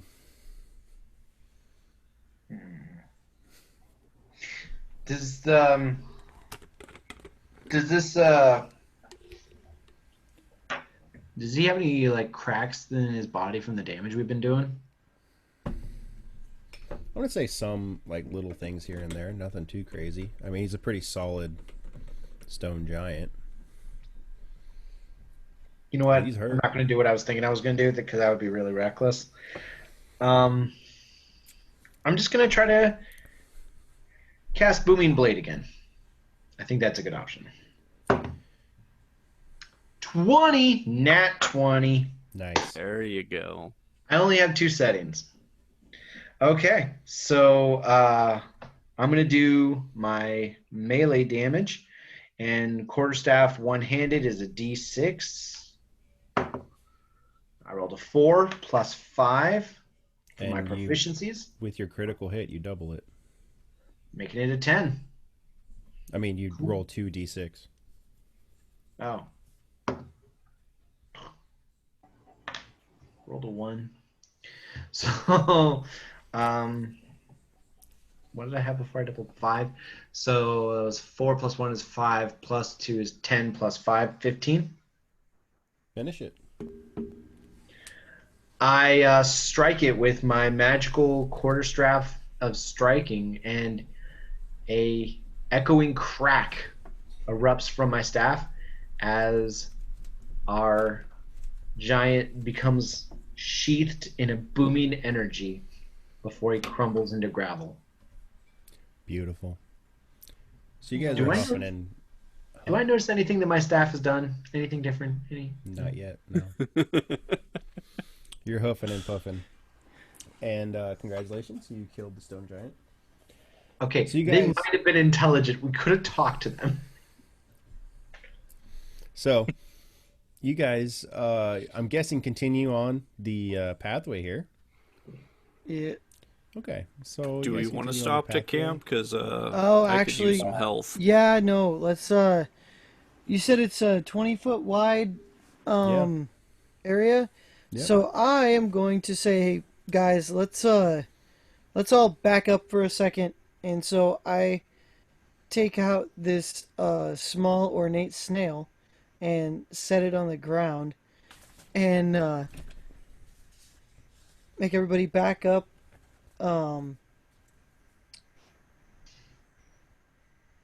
far enough away that no one's going to get hit by it. And I say, let's see here, which word be expandito, and it expands to full size, and it's a fully furnished snail cabin. And roll 4d10.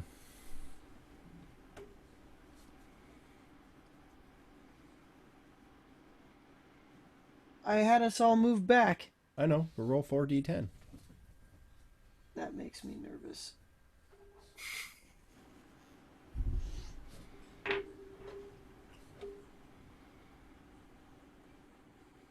I gotta find my 10. This one that looks like a dreidel. Yeah, I found it. Okay.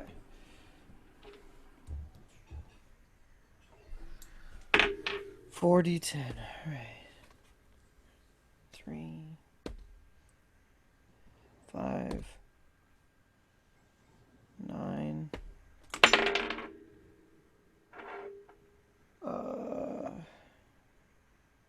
19. Okay, so 19 damage goes to nothing. That's what would have happened if you just would have thrown it Okay. and expended it on something. Okay. Okay, now you guys have made camp. You guys go into this snail house, and inside the snail house is extremely comfortable. It's lavish. There's beds, there's a kitchen. It's beautiful inside. And you guys take a long rest, I'm guessing. So as far as the bunk bed situation in the snail cabin, You all get individual beds. Yeah, there are no unless bunk you- beds. unless you want to push them into bunk beds, and there can be bunk beds. This is my Catherine's house. like, This They is can my go- house. No bunk So much beds, more room for Capra. activities. There you go. Okay, it's 4 high bunk beds in one corner and a big open dining area. And Capron gets the highest bunk bed so he can jump up there and practice casting leap on himself with the amulet. Bro, I barely Make him needed. roll. I have a standing leap of 30 feet. Oh, before Jesus. my phone. That's awesome. All right, so you guys take a long rest. Nothing happens. In the night, you're perfectly safe. You guys regain all your spell slots, all your health. You're 100% kosher. Mm-hmm. In the morning, Right. you guys continue on the pathway, I believe, correct? Osrin, goodbye. I'll go, goodbye. Thank Good you. man. Very comfy And so- beds. And we get outside, I say, shrinkantito. And it goes back down into a small snail, and I stick it in my pocket. Perfect. So you guys are walking down the pathway, and you notice some talking going on. You guys come around the corner, and there's an Aarakocra standing there, hopping around, with a stone giant. Oh boy.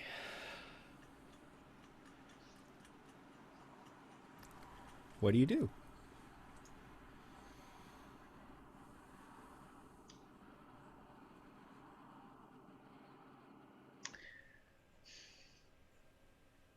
Does anybody have a charm person spell? You guys don't know what's going on. You could investigate, use perception. I would like to do a perception check. Actually, no, I would like to do a insight check. Or you guys can stand there and watch him for a minute and see what's happening. I'm gonna say, Taku, why don't you hide? And worst comes worst, I'll go talk to him. Fine let with me let me do my insight check really quick, guys, Okay. before I do hide anything before else. he does that. Couldn't hurt. That's probably smart girl. So that's a 18. They are not hostile. Okay. You notice that the Aarakocra has a monocle, a single monocle, and there's notepaper all across this bench that's next to him, and he's like next to a tent. All right. Well,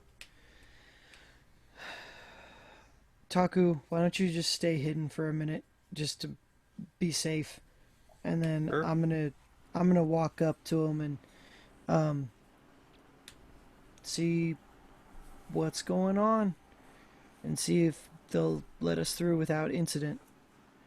So I walk up and say, "Hello." Oh, hello, hello! Stay back! Stay back! Stay back! Stay back! Okay. Stay back! Okay. Stay there! All right. Stay there! Okay. He turns to the giant. He goes, "Okay, Mongo, lift one leg." And the stone giant lifts a leg, sets it back down. He goes, "Okay, good boy. Okay," tosses a rock, and the stone giant eats the rock. He's dancing around, and he goes, "Okay, okay, dance with me now."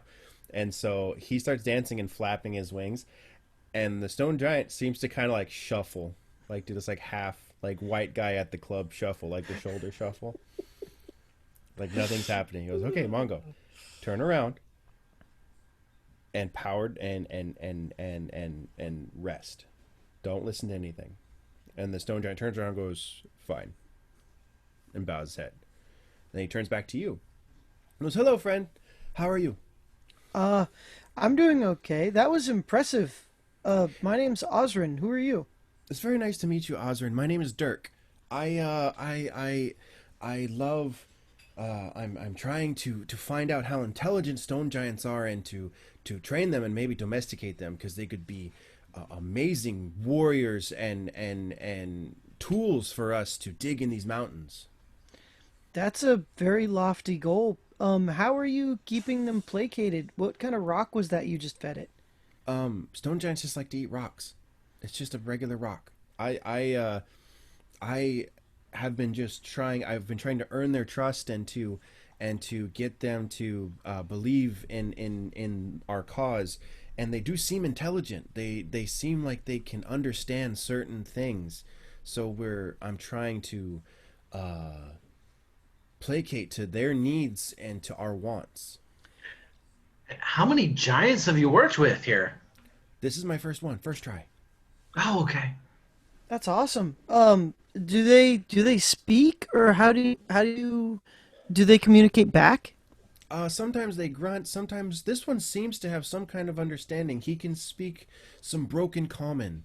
It's not very fluid, but he seems to learn quickly. He's very smart. I've never run across a stone giant this smart. Normally they just start swinging at me, and that's why my wing. You notice his wing is kind of in a cast, like he can't really like do much. He's like, I'm kind of a little bit beat up from trying to work with these giants. Would you like me to help you with your wing? Oh, that'd be lovely. So I walk over and cast or healing cure wounds on his wing, and it You just hear kind of. the popping and cracking, and it pops back into place, and he kind of rolls his arm. He's like, oh, that's so much better. Thank you, my friend. He gives you a greater healing potion in exchange. Oh, thank you, Oh. man. So add a greater healing potion Yeah. to your inventory. Quick question. So stone giants, would they perhaps speak primordial? I actually really don't know. I'll have to check. I don't think so.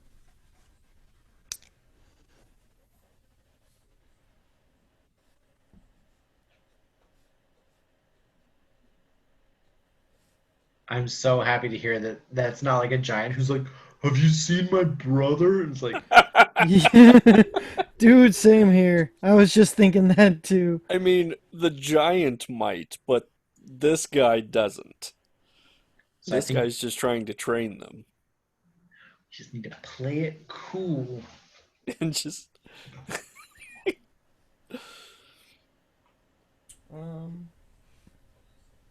Those language is giant. Oh, okay.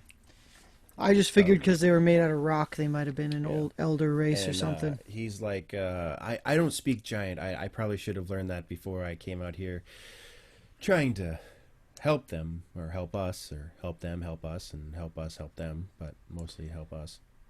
Well, if we run into anybody that we find out speaks giant, we'll try and kind of send them your way, see if Oh. they can help. That would be so lovely and helpful. I really do appreciate it. Would you guys like any biscuits? I will definitely not turn down food. Always never So- stand when you can sit, never sit when you can lie down, and eat when there's food. So he walks up and he hands you, each of you, I'm guessing that you guys kind of all moseyed out after Yeah. you found Yeah. out you weren't dying. Taku's just kind of like gradually like peeking Yeah. around a corner, He's like, like I see you, my friend. Hello. And he goes and he hands you each a small pack or a small baggie that has 4 biscuits each and a water skin each. So you guys have small provisions. Now, as this happens, the stone giant turns around and is looking at you guys again. And he turns back to it and goes, hey, I didn't say you could turn back. I didn't say you can turn back. I didn't say dunk. And the giant completely squashes and kills the Aarakocra. Roll initiative. okay. at least we got some biscuits out of it. Morning. 20. All right. 3. 13. You guys are suckers. I doubled my last initiative roll. 2. Deuces, baby. Oh, I think you still beat the stone giant. Well, yeah, I mean, Wow. it's 2 plus 2, so it's going to be actually 4, but whatever. I was more or less just preparing to be last anyway. So it's like, All right, top of the order is Zane. All right. Business as usual. 17. That will hit.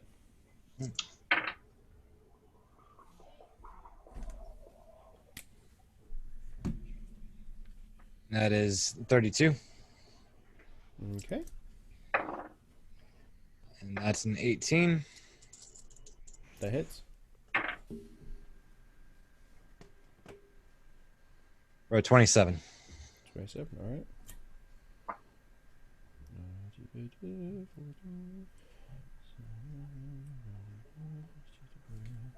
Ooh, no, wrong number. There we go. Okay, next in the order will be Taku. Question. Yes. If I Misty Step behind him and start attacking him, will that count as a sneak attack? It won't count as a sneak attack, but I will give you advantage on that attack. If you Misty Step behind him and you're attacking him from behind, I'll say it has advantage.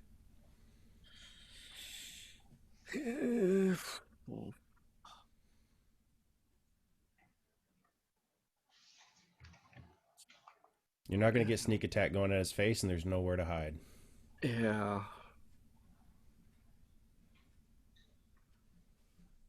Okay, I'm gonna use the secondary part of my Blade of Selves then. Is that just... That's a Does reaction. that count as an action? That's a reaction. That's if you get hit. Is it? Mm-hmm. I thought you do it beforehand, and then if it's a reaction, you roll. You can... Well, all it's doing is you're just standing there with your blade like this, and if you get hit, you can use a reaction to add to your AC. So it doesn't have to be your main action. It can be your reaction. Okay. Well, then I will just take a swing at the thing then. You're not going to take the free advantage? Wow. Yeah. That is a 24. That hits. Sweet. Roll the D4. 3. There you go.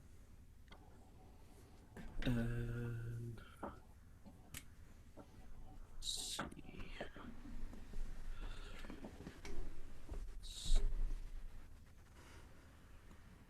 That is 12 plus 7 plus 7. 19? Yeah. So 19 damage.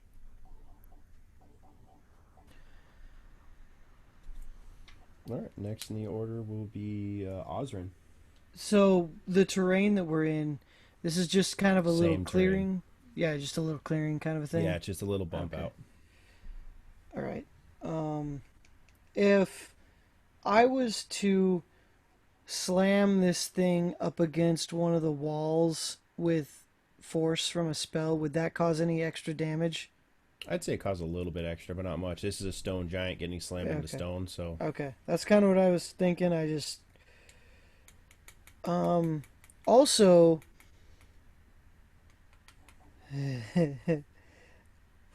I'm gonna use hold person. It's not a person. It's humanoid. It's a monster. I mean, you can try. I think it has... It's huge giant. It's a monster. Okay. I right. mean, if you want to, go ahead. What's the DC save? Oh, it's wisdom saving Wisdom? Okay. Rolled a 19. throw. Yeah, it's fine. 18 Dang it. plus 1, so... Is that your full action? Yeah. So, oh wait. So that would just be the spell save DC, right? Yep. And so the spell save DC, what is that? How do you get that number? I think I may have screwed myself over. So for a cleric, your spell save DC, let me do it real quick for you. Should be 8 plus your wisdom plus your proficiency. I'm proficient in wisdom. I'm sorry, your bonus. So like my wisdom is plus 3, Okay. Yeah, same here. so that'd be And so- 8 plus 3 plus 3. Okay. So 8 plus 3. And so my proficiency bonus is only plus- 2. It should be plus 3. Okay, plus 3. So 12 is my DC. Should be 14. Okay. Well then, I've been screwing myself over. Yes, you have. So Okay. then it doesn't. You said what was the 19. Okay, well then it still is fine, but Yeah. at least I know for now. Yeah. Next is Caprin. Brackenwood. Gonna cast. Okay. Fire cloaks around my body. Yep. But this time, it doesn't peel away. And instead, my normal baby blue eyes just shine bright red. And I'm now wreathed in a mantle of flame. That's a bonus action. My actual action is I'm going to cast Id Insinuation. Okay.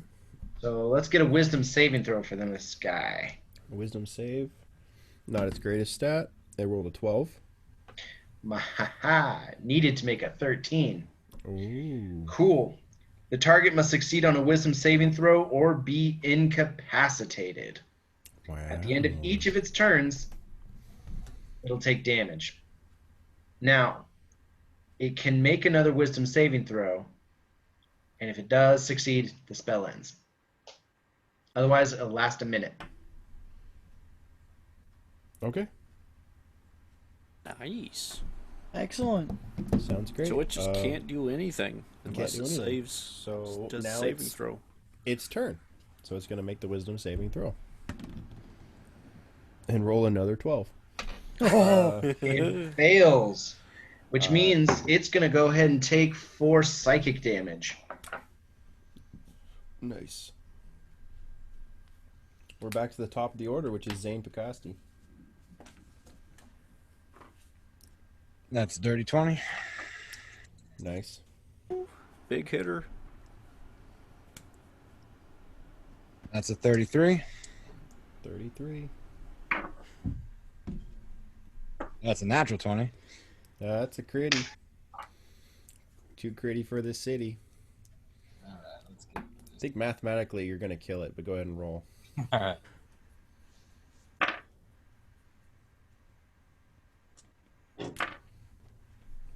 $36. That definitely kills it. Finish it. I run, jump, and plunge my sword right through its chest and ride it down to the ground. Nice. Hell yeah. Crap, guys. We've been annihilating stuff since we've gotten off the boat. I'm just So, glad this thing didn't annihilate us back.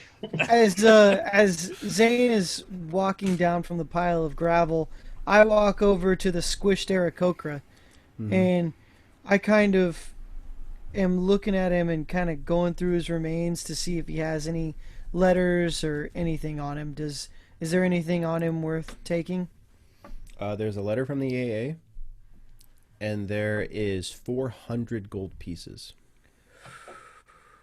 So I pick up the gold and decide that I'm going to split it equally between the 4 of us. So we each get 100 gold pieces.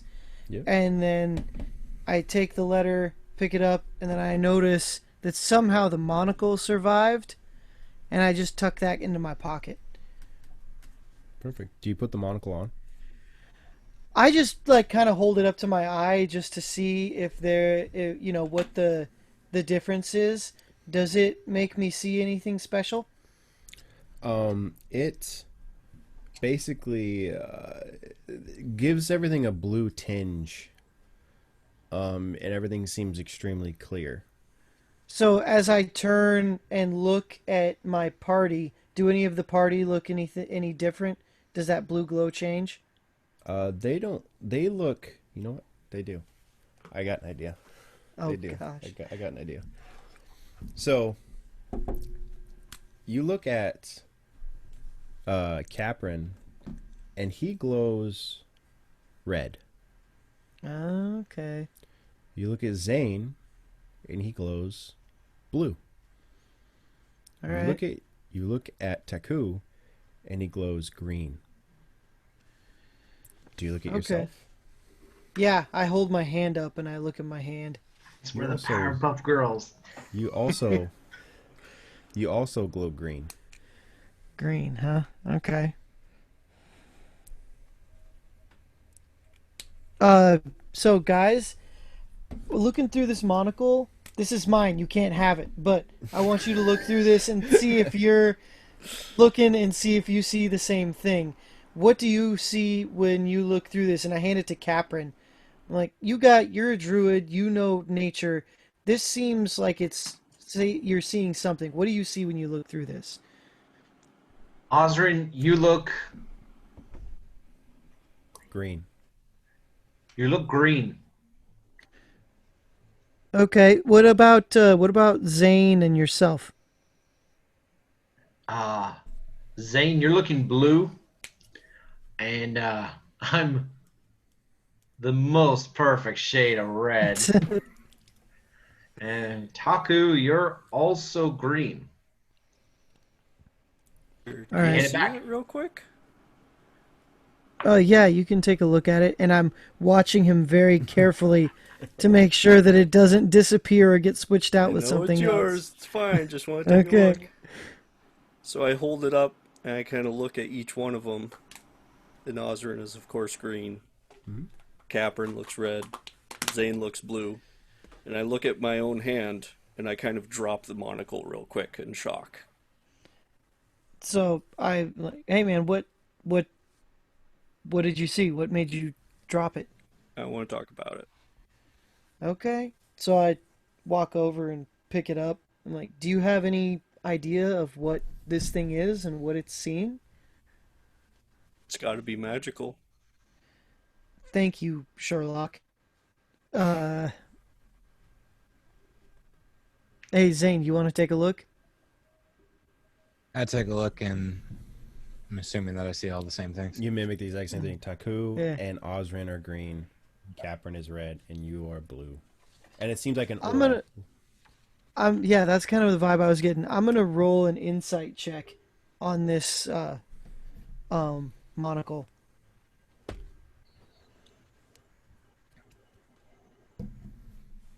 I got a 15. 15.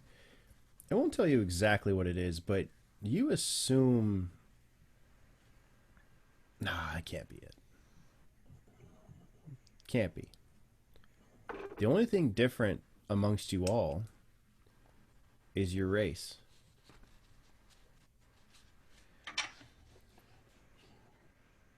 But something doesn't seem right. Yep. Yeah, something One doesn't color. seem right. Yeah, Because the two greenies, one's a half elf. yeah. The other's a human. Taku, are you religious in any way? I'm not trying to pry. I'm just curious. I'm really not. Okay. All right.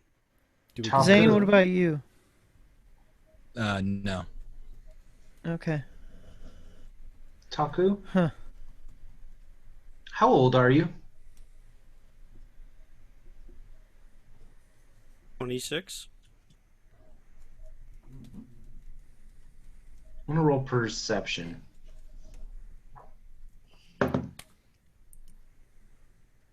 Rolled a 15 plus 3. That's a good roll for once. Is he telling the truth? About his age? Mm-hmm. I don't know how old he is. Yeah. Yeah, he's telling the truth. I don't know how old he is. There's some secrets that even the DM doesn't know. But from what I know, he's telling the truth. Okay. All right. Well, this is a kind of a interesting curiosity. I kind of tuck the monocle away in a pocket, and I open up the letter from the AA. What does it say? Dirk, we've told you to stop playing with the stone giants and to come home. It's a fool's errand. We know that they will never listen, no matter how docile they appear. They broke your wing last time. What are you doing? You know, my love, that I cannot lose you. You know that I cannot not have you by my side. Please come home. Who's it signed by? It's signed by, can't remember her actual name. Oh, God. Oh. And Oh no. Talon's dead. It's Talon's dad. I can't remember what I named her. Because she wasn't supposed to have a name originally. We'll say it's signed. Wait, you guys had the notebooks. What did you write down her name was? I did have it.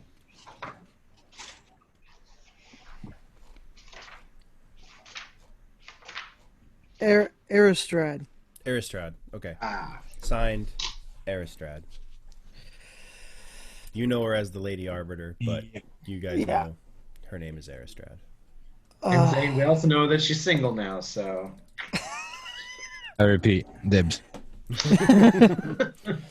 So I take the letter and fold it carefully and tuck it into an inside pocket in my poncho, and kind of turn and tell the other guys what's going on, and I'm just like, oh crap. Well, let's give him a burial. Let's at I, least. you know, I know I'm a rogue and a thief, but I do have some sense of honor, and I really think we need to bring this body back to the AA. If you guys want to camp and wait, I can meet Raka back at shore and just hand the body over to him and then come back real quick. No, I agree with I'll you. go. Yeah, we'll go. I'll go. What about you, Capper? I'll go too. No sense me Okay. camping on my own on the top of a mountain. Okay. Okay, so you guys take the body and you guys use some, I'm guessing, some sticks and some leaves and Yeah. create kind of a gurney to pull him. Trevia, Yeah, whatever you that's call called. that.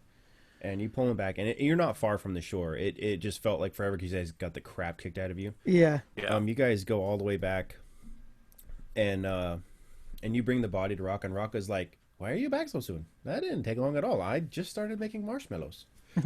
And he's sitting on he's not on the shore. He's sitting on the boat, built a little fire on the boat, and was roasting wieners and marshmallows.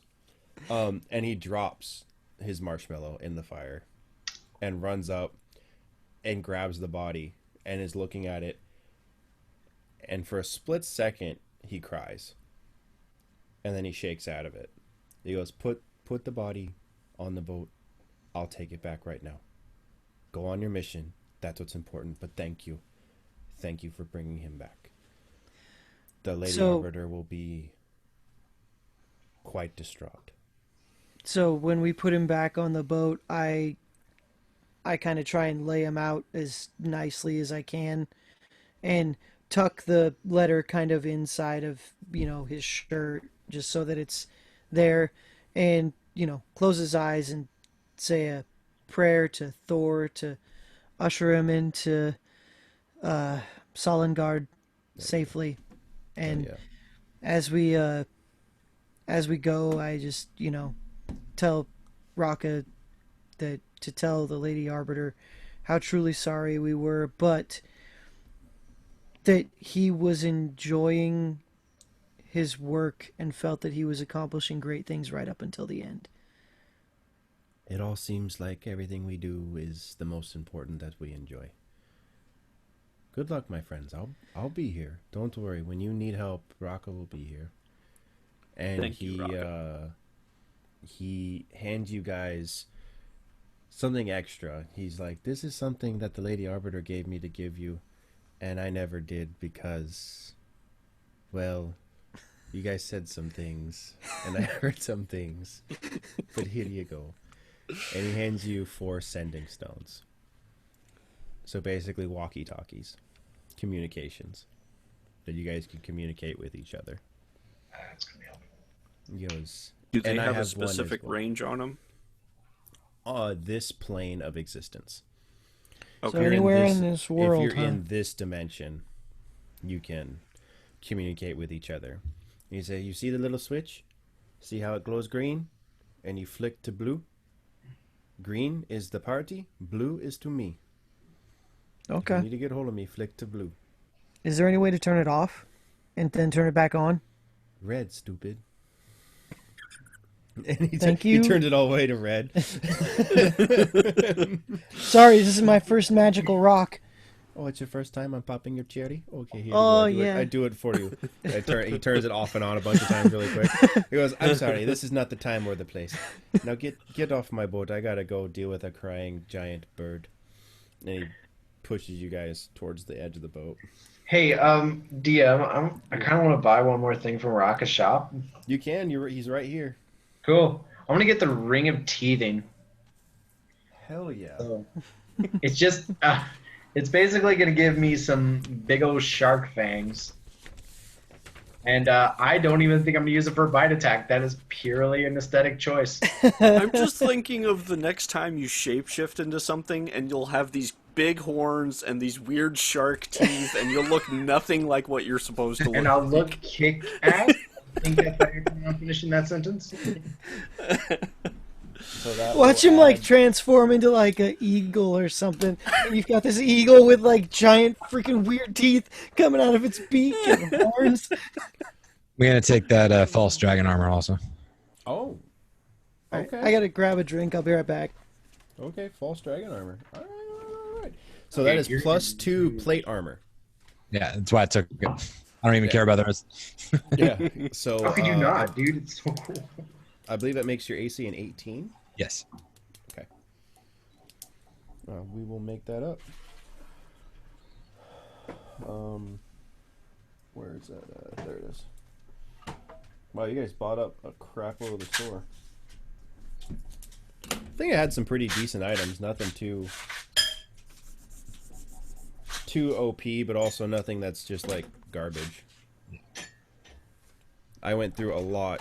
If you look at the Pinterest boards I was going through, it's just stacks and stacks and stacks and stacks of stuff. And some of it's really cool, but then some of them like, I don't know if anyone will like this. This is weird. Yeah. So I'm gonna say you guys get off the boat, unless Shane says he wants to buy something. But I don't think he does. And we'll do a Skyrim style fast travel right to the opening of the right where you picked up Dirk's body. Sounds good. And then we will pause right here for Shane, and we'll continue from there. Shaney Boo.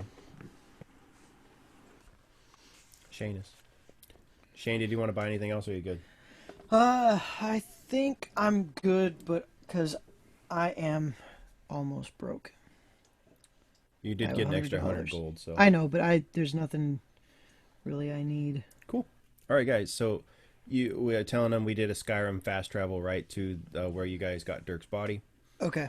and Dirk was experimenting right on the edge of the mountain range, and it just ends. It's wide, like unnaturally, just dunk, and it's grassland as far as you can see. My You type cannot- of town. You cannot see the other side of this plane. You can see the curvature of this world, which doesn't make sense because you thought this world was flat. Why is there a curve? Do you Well- continue hoofing it? Do you start walking into the plane? I'll start walking forward and I'll tell everyone, watch out for the fire ants in the grass. So do we have a map or anything of like knowing where we're going? We just know we need to generally go north. You know, north is the way. Okay. All right. So I kind of take a look at the sun. What time of day is it? I'll say right now it's noon. Okay. Well, crap. Okay. So I take a stick out and I set it up with the shadow, and I determine that it is just a tiny bit past noon. So put the sun at my right. That means that is west. East is to my left. So that means behind me would be north. So I turn around and say we need to go that way-ish. Cool. And so we start kind of walking that way. When you start walking that way, you hear a weird noise, like a liquid encasing something.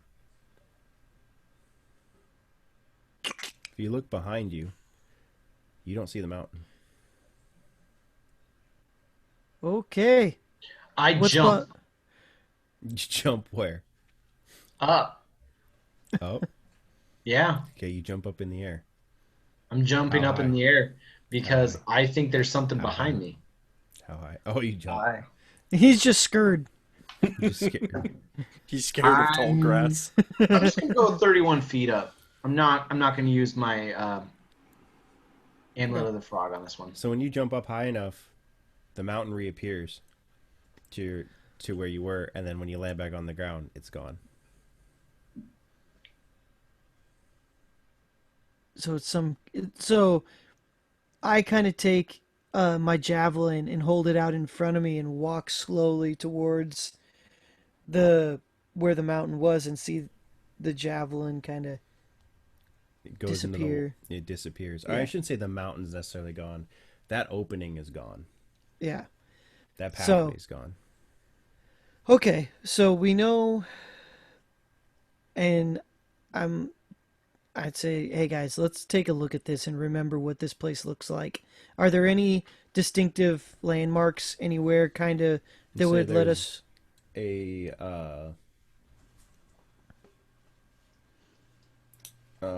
Let's go with. There's a half-dead tree about 20 feet to the left of the opening. It's perfectly half-dead, like unnaturally split down the center.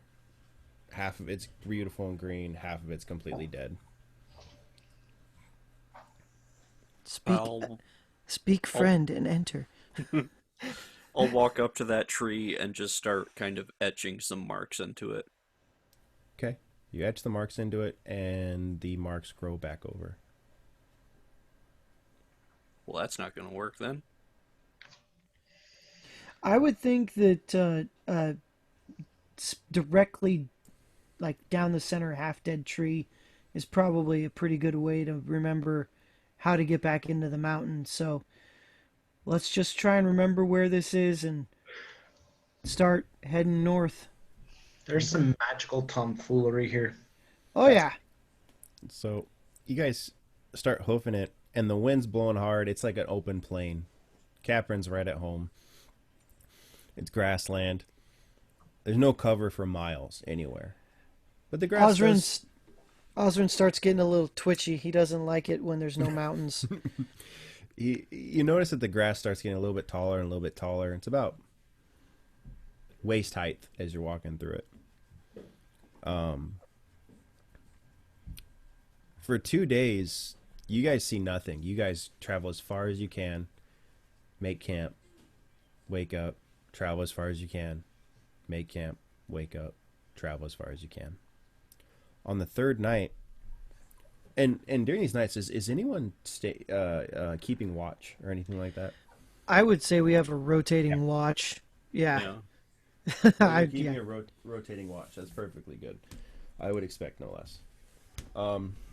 So, on your rotating watch, who takes the first watch on the third night?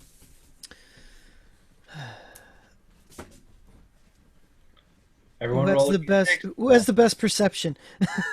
I mean, I think I do. Then I would say Taku. Fine with me. Do I have to roll a perception check or anything? Yeah. Or Okay. actually, you know what? You don't have to roll a perception check. So, in the far off distance, you hear howling and laughing and cackling.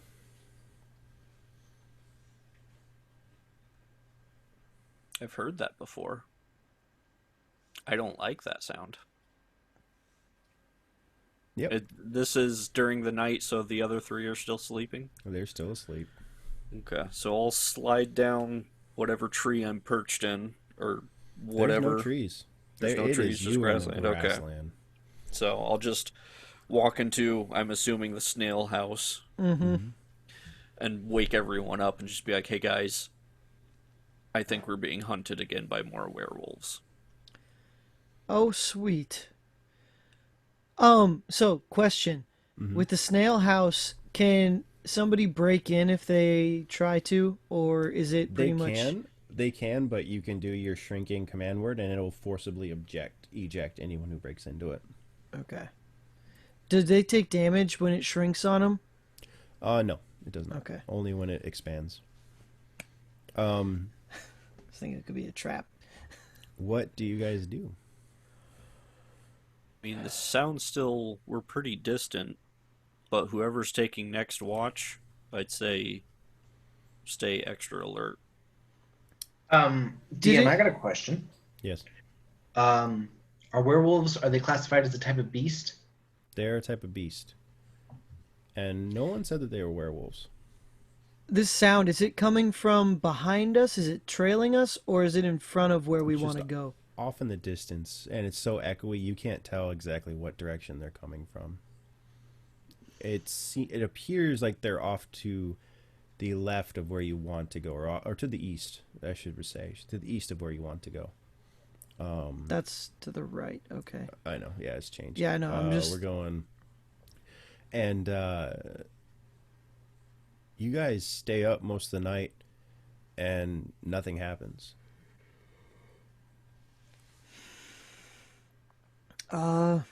Well, you guys want to just, I mean, all we can do really is keep on moving, shrink the snail house down, and keep on hoofing it, I guess. Yeah. That's what you got. So, If need be, we could set up the snail house too as a distraction, and we could all be outside of it, lying in wait if the howling gets closer. That's a really good idea. DM, I'm gonna jump again. okay. This time I'm gonna This jump. is the noise you hear.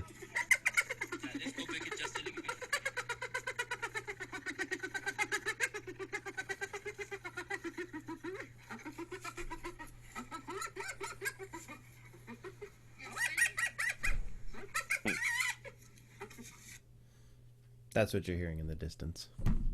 Okay, so character Christopher knows what it is, but Capron probably doesn't.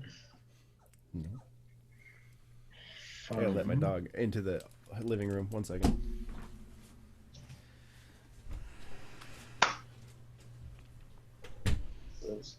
If I had to guess, I would say it's some kind of a bad fairy There you go. or a sprite of some kind. So do you guys continue moving forward? It's daytime. I am going to cast Jump on me using the Amulet of the Frog. I feel like we've been walking in circles. I think we're in some sort of magical snare that disorients us and keeps us from reaching our objectives. So I'm going to jump up high and see if I could escape that bubble. Or at least get my bearings. So do I take damage from jumping when I cast jump? Or like it's kind of implied that I should be able to survive the jump, right? I think you should be able to. I think if you can jump that high, I think you're fine. Okay. That's reassuring. You got leg muscles strong enough to fling you that high up in the air. The only caveat I'll say, for scouting stuff, it's fine. For jumping onto something, like if you're trying to jump up the side of a building and you miss, I'll say you take falling. Anytime you lose your balance, or if it's like in combat and you're trying to do something really crazy, stupid, and you end up falling, then I'll say you take falling damage. But if you're jumping, I think it's implied you'll survive it. Cool. My usual jump height is 15 feet. It's doubled because of the feline ring. And then I roll my Mirthful Leaps bonus, which is adding +5, and I just tripled it. So I jumped 105 feet straight up into the air to try to spectate the area around me. So you just full on like Rocket Man, like. So when you jump up that high, you see the mountain is back behind you, incredibly far, 3-4 days journey, exactly the journey you expected to be. Ahead of you, I'm saying you went up high enough you could do a little twirl as you're coming back down. Ahead of you, you can see the plains keep going on, and maybe another day or two journey, there's a small oasis. But there's no tomfoolery. There appears to be no magic. And then you hit the ground. I didn't see any. Someone could also roll a perception check or an arcana check to see if there's magic too. I didn't see any critters while I was up there, did I? No critters. I'll roll a perception check. Okay.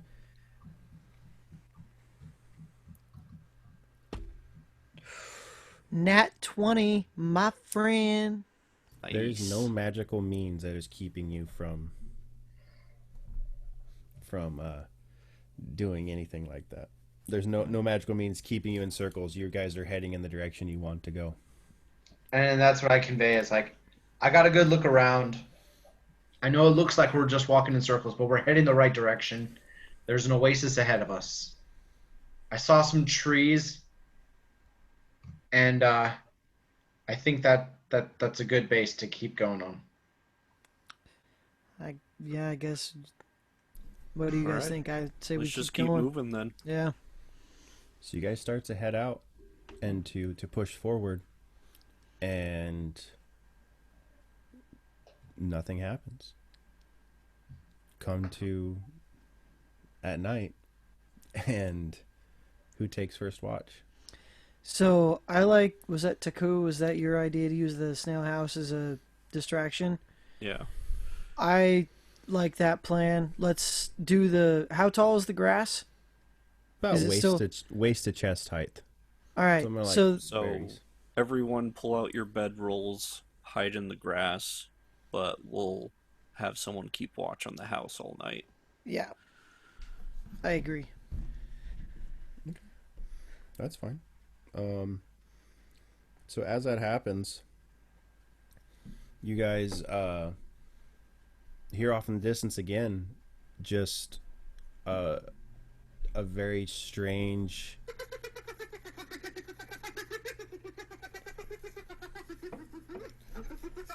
and you hear it moving into your camp,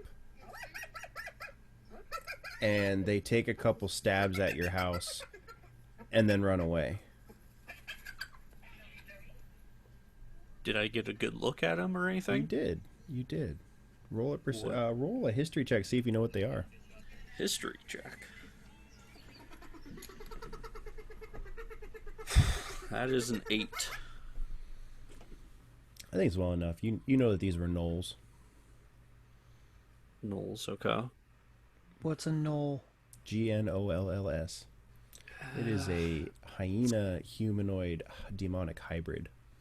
Yeah. Fun. How But they dangerous took off are they? after stabbing at our house? Yeah, they stabbed at your house, realized it was a trap, and ran away. Their active perception is pretty high, actually. I'll let the others sleep, and when I wake up the next person for his... We're not at sleepy time yet. What do you do? Oh, we're not? No, they ran Oh. away, but they're still nearby. Okay.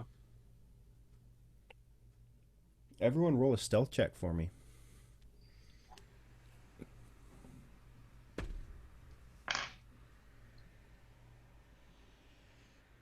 18. I got 8. Oh, you did better than I did. You did 8 times better than I did.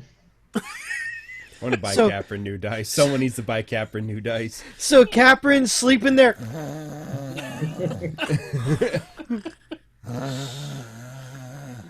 Yeah. So, Caprin makes enough noise, the gnolls know where you are. And they step in between you and the snail tent and draw. Actually, they pull out their spears.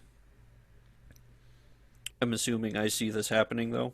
You do. You do see this happening. So I If you will... want, you can take a sneak attack before initiative is rolled. That is exactly what I want to do. How close am I to them? No, 20 feet. 20 feet? Okay. I mean, you could definitely Um, sneak up closer because it is grassland. I mean, you won't really be like in their line of sight until you are right on them. They look like the Fallen from Destiny 2 a little bit. Yeah, so I can basically jump out and perform a sneak attack on them with my blade then, right? Yeah, perfectly fine. I will do that then. And I will say too, as I'm jumping at them, I will yell at Caprin to wake up. Thanks, pal. Why do I just hear like Samuel L. Jackson voice, just like, wake up, mother.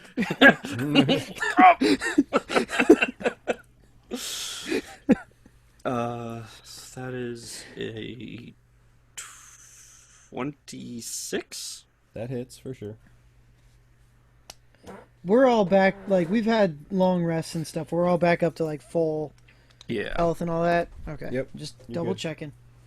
So I got 2 blades. Did you realize what time it was? Yep, I did. Oh, we're getting ready to wrap up. Okay, good.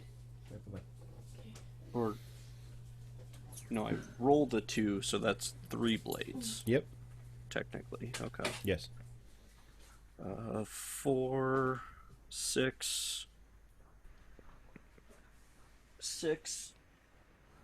That's 16 total plus my sneak attack damage. 6, 7. Right? Yeah, 7, 12.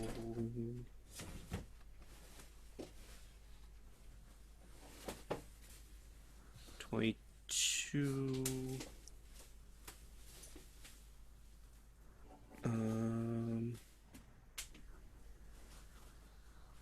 28. 29. 29. Okay. It's So 29 you- sneak attack damage. You thoroughly kill one and hurt another one. Sweet. Everyone Nicely roll done. initiative.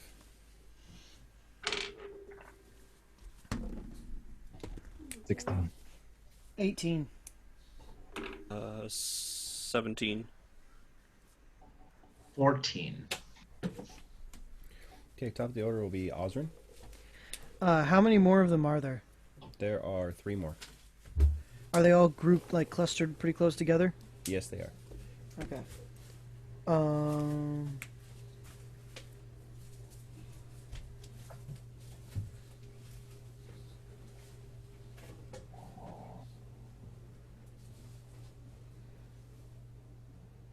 I will.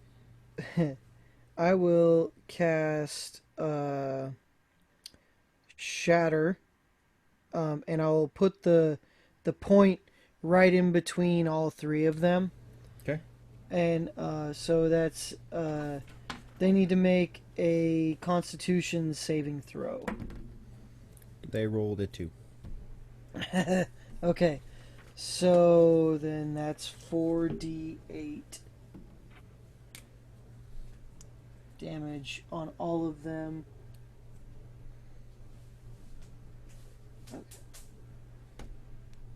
Wait a second. Taku, how much damage did you deal last time? To kill one? That's Forget. metagaming and that's wrong.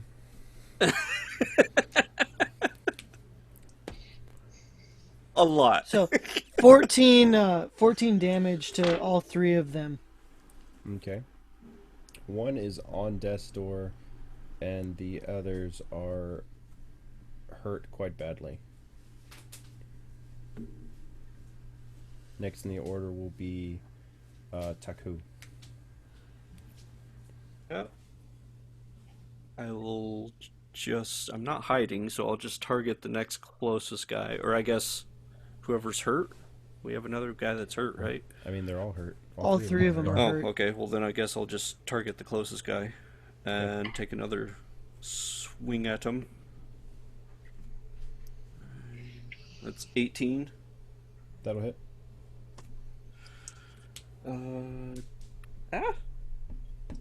D4.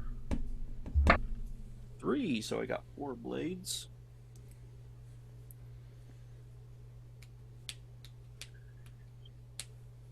Eight. 8. That's 15. 22.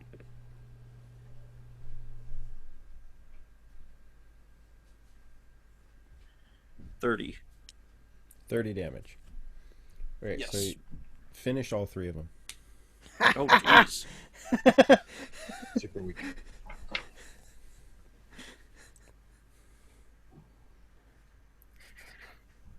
Tell me how you finish them. Well, I will do the main kind of slash with my Blade of Selves on the first one. Immediately turn, kind of do this little flourish, slash the next one next to me, cut his head off, and then drop my blade real quick, pull out a dagger, and throw a dagger into the head of the last one. Nice. I like it. Assassin's Creed. So you're taking care of all of them. And you're out of combat. All done. I don't think Capron ever woke up. Captain's still asleep. And I would you say at guys- this point we all just go. Let's go sleep in a real bed. Yeah. So you guys. I go think sleep. Do we safe need to now. wake? Do we have to wake up Capron? He looks so peaceful, just laying there in his bedroll. You know what? I think we'll loot the corpses and then just leave all the corpses lying around Capron, and when he wakes up, he'll freak out. That sounds like a great idea to me. What kind of weapons were these guys carrying? Just spears. Nothing fancy. Okay. Anything else worth taking on them? No. They're just Okay. gnolls. So you three go back into the snail tent and go to sleep. Capron stays laying under the stars. And that is where we'll end our session. You guys are assholes.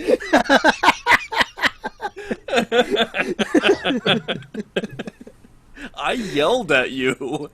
Before You're we a go heavy in, sleeper. before we go in, we kind of move the bodies to the end, like the foot of where Capron is sleeping, and just kind of lean all three of them up against each other, sitting, staring at Capron. So when he wakes up, he just sees them staring at him. Nah, y'all come outside in the morning and I'm spooning with one of them.